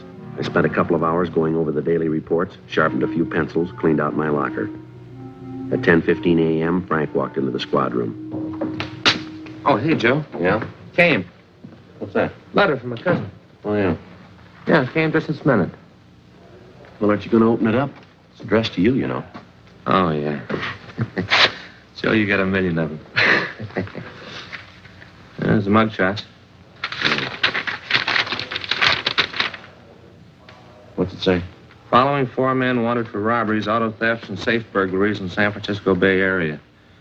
Cliff Small, 19, George Shum, 20, both escaped from Preston. Wait a minute, let's check the numbers there. 460. Yeah, there they are. Julius Carver, 18, Fred Malik, 20, both Army deserters. Those two there. Checks out with that APB from San Francisco last week. What do the records look like? Anything there? Well, this guy Small shot an Army captain during an argument at a bar. On 2 jobs, these men shot it out with us and escaped. Information shows all 4 left for Los Angeles several days ago. Driving stolen car, probably blue Ford using cold plates. See the mugshots. Well, now we know who we're looking for. Did your cousin tell us where? Just a couple of nice girls got mixed up with the wrong guys. Got to call a stenographer. Just a minute, Tony. Yeah? Take a look at these pictures. What do you got? Got a letter here from my cousin, Tony. Says these guys are headed this way in a stolen car using cold plates. So these girls were picked up. Hot car. They went for a ride with a couple of guys they met in the movie. Car ran out of gas. Boys ducked out. The girls got picked up. They got any lead on the guys? No, not a thing. Young guys? Around 20. You think they might be the ones from Frisco? Well, no. We ought to talk to the girls anyway. Where you got them? They're still in the interrogation room.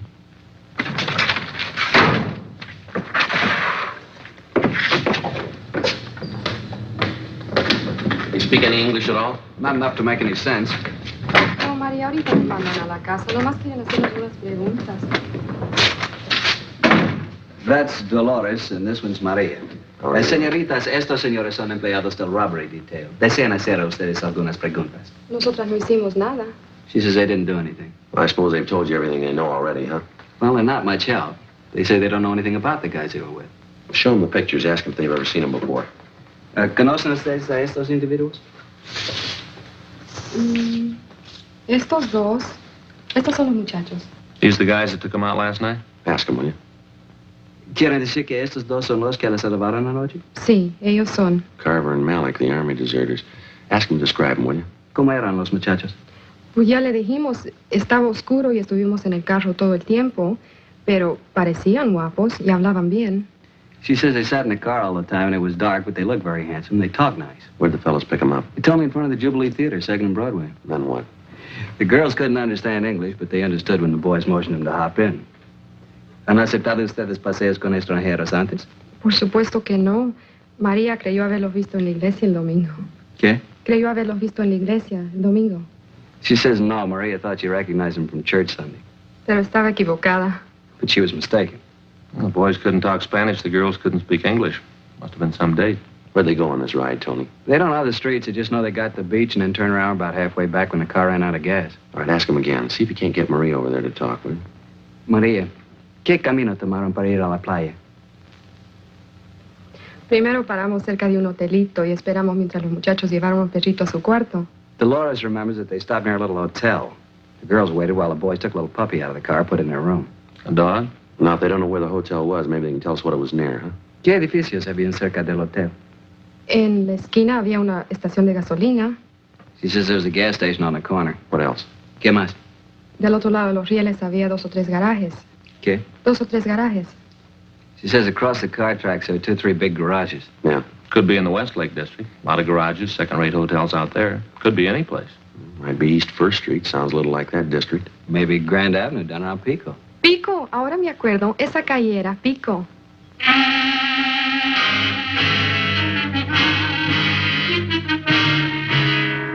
We took the girls with us and we drove out to Grand and Pico, then up and down Pico slowly until the girls pointed out a hotel just south of Flower Street. They weren't sure. Frank and I went in the hotel to check it out.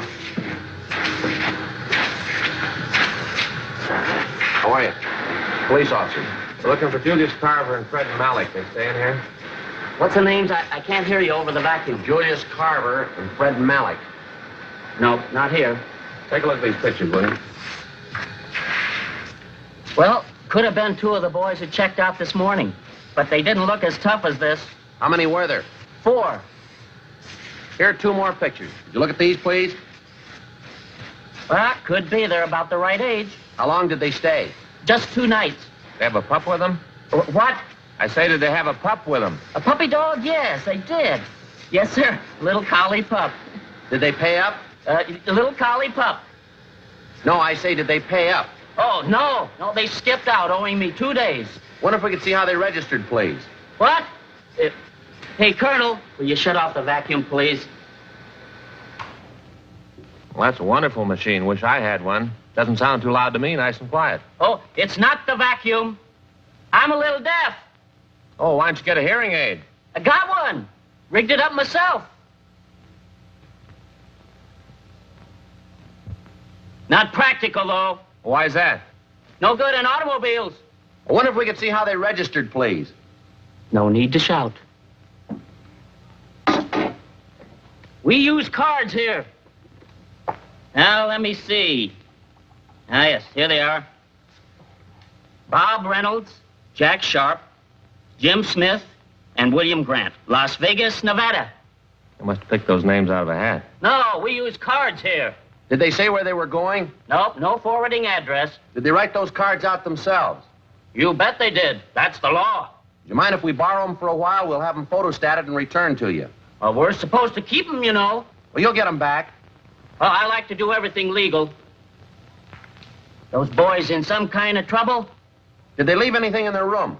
If they did, it's all in the vacuum. If they happen to come back, give us a ring, will you? Here's our card. Number's right there. Robbery division. Who'd they rob? They took you for 2 days' rent. No, you're wrong. It's supposed to be bent. We took the 2 witnesses back to the office and dropped off the registration cards in handwriting. 2 p.m., Jack Creasy met us in front of the hotel. He told us that he and Tony Chavez were checking out the parking lots in the neighborhood for stolen cars. Frank and I started running down the other hotels. In the next 3 hours, we talked to a dozen desk clerks and rooming house managers. Always the same answer, no. And that's the way it went. It was dark out now, and it was getting cold again. We walked back to Pico and Flower Streets to pick up Jack and Tony. Hi. Jack's right at the corner. We got a hot car staked out. See it? Black Merc. Yeah.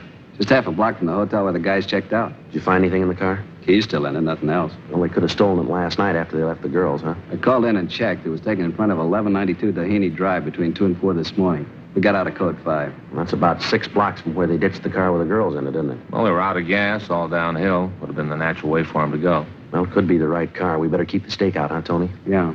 You do any good? No. Better stay with that car anyway, huh, Tony? Right, Joe. You know where we'll be. See you later. What do you think? I don't know. Maybe it's the same guys, maybe not. Yeah, same neighborhood. Couple of things might tie in. Can't be sure. Sure making a lot of headway, aren't we? But all we know is they're in town. Yeah, and it's a good-sized town.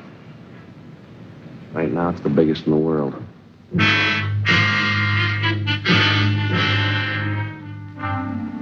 "7 p.m. We knew the 4 gunmen were in town. We knew they'd been seen. We figured there was no reason for them to skip town until they pulled a job or heard that we were looking for them. Time was in their favor. Time to rob, time to kill, and time to get away. The check on the hotels continued. We left Jack Creasy and Tony Chavez on the stakeout, and Frank and I picked up the hotel routine. One place after another. 8:30 p.m. We checked the next hotel on the list.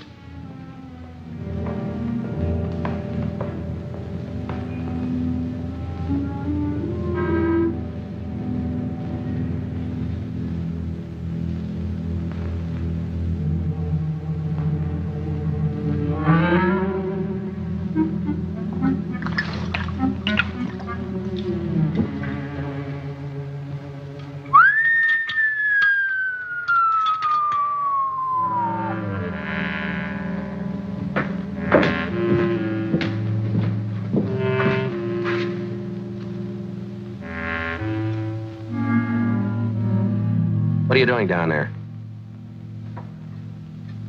There aren't any vacancies. Police officers. Uh-huh. All right, come on. Get up out of there. Here I am. There now. Isn't that better? Yeah. Why don't you take a look at some pictures for us, will you? Why? We want to see if you can identify the men. No, they don't look familiar to me. But you haven't looked at them yet. Hmm? Oh, yeah. Well, that's all right. Now, look, they may be carrying a collie pup with them. Oh, a collie pup? Well, let me see those pictures again. Sure, go right ahead. Mm-hmm. Oh. You didn't take a picture of the pup, did you? No, we didn't. Oh, it's a nice little doggy. Well, how about it? Do you think they look familiar to you? Well, yes, I think I remember them. Yes, I do. Yeah, I remember. Oh, yeah. They're nice boys. I remember these fellas now. Nice fellas. You know what cinched this? What's that? Picture of the little doggy. That's what did it. Cinched the whole thing. Are they here? No. Now, look, are they registered here? Nope, they aren't. Just told you that. Checked out of their room this morning. But they say where they were going? Nope. Nope, they didn't. Just took that dog and left. They didn't leave any forwarding address? Nope. Well, do you know where they were going? Sure. All right. Back here. As anyone can plainly see. What's that? Left their baggage. Said they were going to pick them up. Well, then they're going to come back, aren't they? As anyone can plainly see.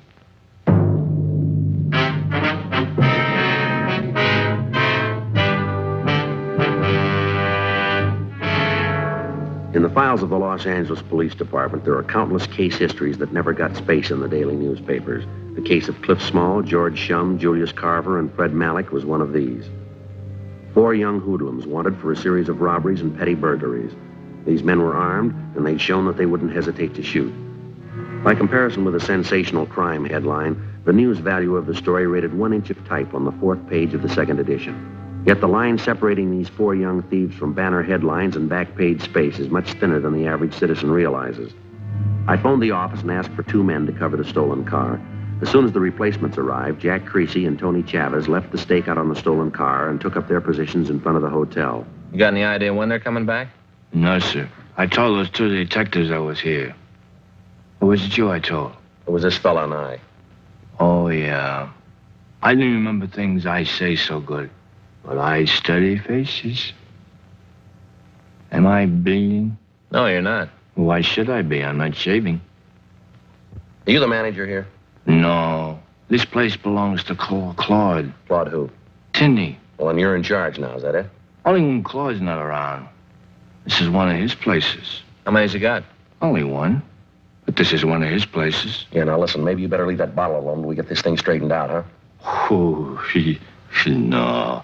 I don't hit it heavy anymore. Just a little nip now and then. It's drafty in here. Hey, clerk, where's this door lead to? Oh, no, you must not go in here. Get out of the way. Oh, get out. I save old bottles to Regan and gives me a penny each for them. All right, get them back in there.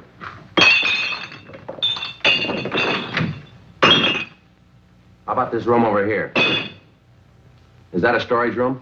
Oh, that's a linen closet. We keep all our linen in here. Yeah, this'll do. That's better than waiting in the car. There are a couple of chairs in there. I'll send the boys back when they come in. Tell them nothing. Well, how are they going to know that you're here? We'll tell them. You tell them nothing, understand? All right, sir. Now then, if you give me your names, I'll make sure the boys get your message. Now, you listen to me.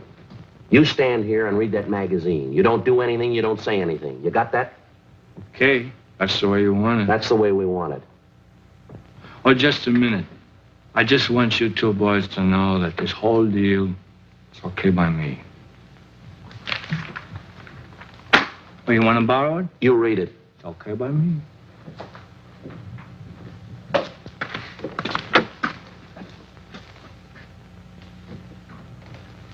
What's that smell?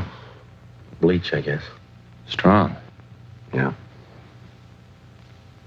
What time is it? Can you see your watch? No. I ought to get one of those watches with a luminous dial. Yeah. What's he doing? Just took another drink. I hope he doesn't louse things up. Hmm. Boy, that smell's giving me a headache. The air's bad in here. Doesn't help. Say, who rented you boys this room? Did Claude rent you this room? Claude Tinney, this is one of his places. Yeah, we know. What do you want him for? Now, look, you're going to have to stay at that desk and stay away from this room. We don't want the men we're looking for to know we're here. Do you understand? Say, all kidding aside, how much did Claude nick you for this room? Now, you look. Oh, I know. I'll get you a bigger room as soon as there's a vacancy. Meanwhile, make yourself right at home, and if you want to wash up before dinner, you can use my room. It's okay. My room. I could sure use a cigarette. Wait a minute. That's it. There's two of them. Yeah? Can you see who it is? Pick up our suitcases? You want all of them? No, just the tan one there. The other guys will be in to pick up theirs. Carver and Malik. Police officers, get your hands up. What's going on? Stand still. What's the beef? I'll shake him, Joe. Put them down. Get them up. 38. 45 automatic. Put your hands down. You, keep yours up.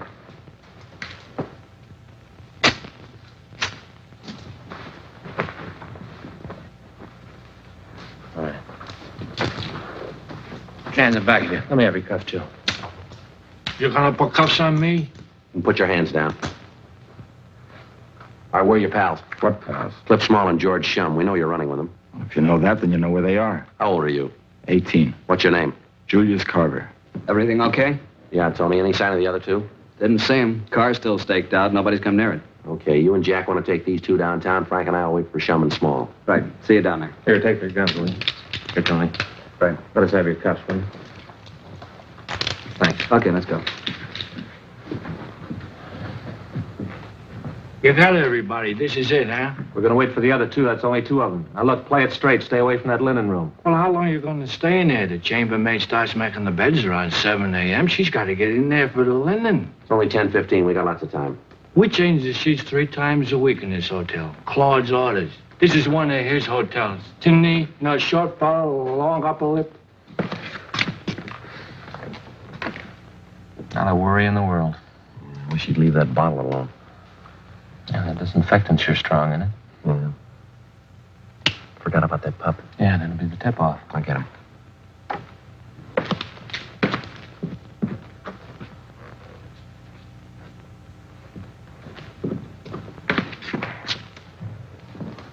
He's sure cute. I'll bet he's hungry. Yeah, I'll put him on the floor. Step on him. Say, you going to wait for the 2 other boys? Yeah, that's right. Will you get away from the door? Well, I'm trying to help all I can. Yeah, we appreciate that. Say, that fuzzy little dog of theirs is running all around the lobby. We got him in here with us. Well, you better go out there and get him. He's barking. He'll tip him off. Yeah, we understand. Just go back to the desk, will you? All right, then. You stay here. I'll go see if I can catch him. If he comes around again, he'll have to wait in here. Hey, listen. I've been looking all over the lobby. You fellas are in the clear. What do you mean? The dog, it's gone. You fellas are in the clear. Yeah, we know. He's in here with us. Now, will you stay away from this door? It's okay. The dog's gone. Boy, we'll be lucky to come out of this one alive. Wait a minute. Hey, give me my suitcase, huh? Yes, sir. It's right here. Small and Shum. My friends back yet? Police officers, get your hands up. Fire.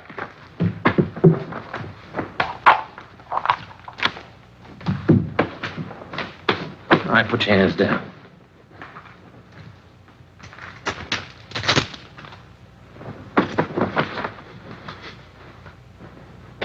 Let me have your cuffs, Joe.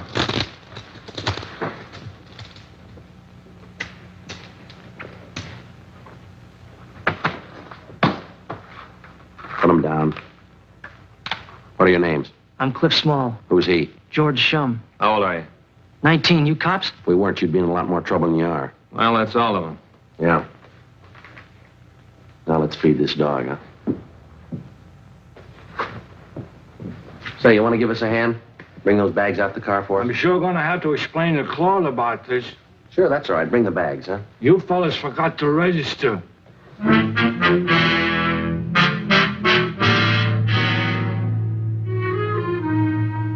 12:15 a.m. The prisoners were taken down to the city jail and booked on suspicion of robbery. After the suspects were questioned, we made out the necessary reports. Frank went across the street to the Federal Cafe and picked up a bottle of milk and a few slices of bread. You were sure hungry, huh? Yeah, you seem to be. How'd we make out? Well, here, you can read it. 4 stolen cars, 8 known robberies up in San Francisco that they copped out to. 3 jobs in Portland, they admitted. You remember that Bakersfield liquor store holdup about 4 weeks ago? The Watson job, they pull that too? Yeah, and probably a lot more. They haven't told us all of it yet. Got out an APB. We probably get a lot more warrants on them. Well, that's it. None of them old enough to vote. They committed practically every crime in the book. Just one thing left to work out. What do we do with the pup? Belonged to Carver. Signed a release, said to get rid of him. Well, how about the pound? They'll find a home for him. Oh, no. Not this little guy. Why don't you take him, Tony? You got kids, haven't you? You got a deal. Aquí, perito. Tu madre era Cali, pero de hoy en adelante eres perro policía. What do you say, Joe? I don't know. Don't ask me. How about it, Tony? Your mother was a collie, but from now on, you're a police dog.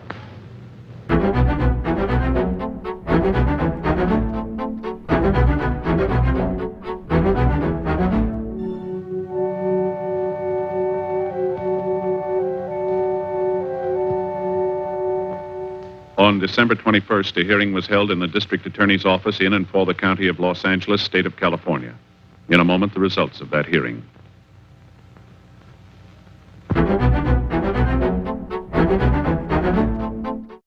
The suspects were released to the San Francisco authorities, where they were tried and convicted on 8 counts of robbery in the first degree. Robbery in the first degree is punishable by imprisonment in the state penitentiary for a period of not less than 5 years. A hold was placed on them by the state of Oregon.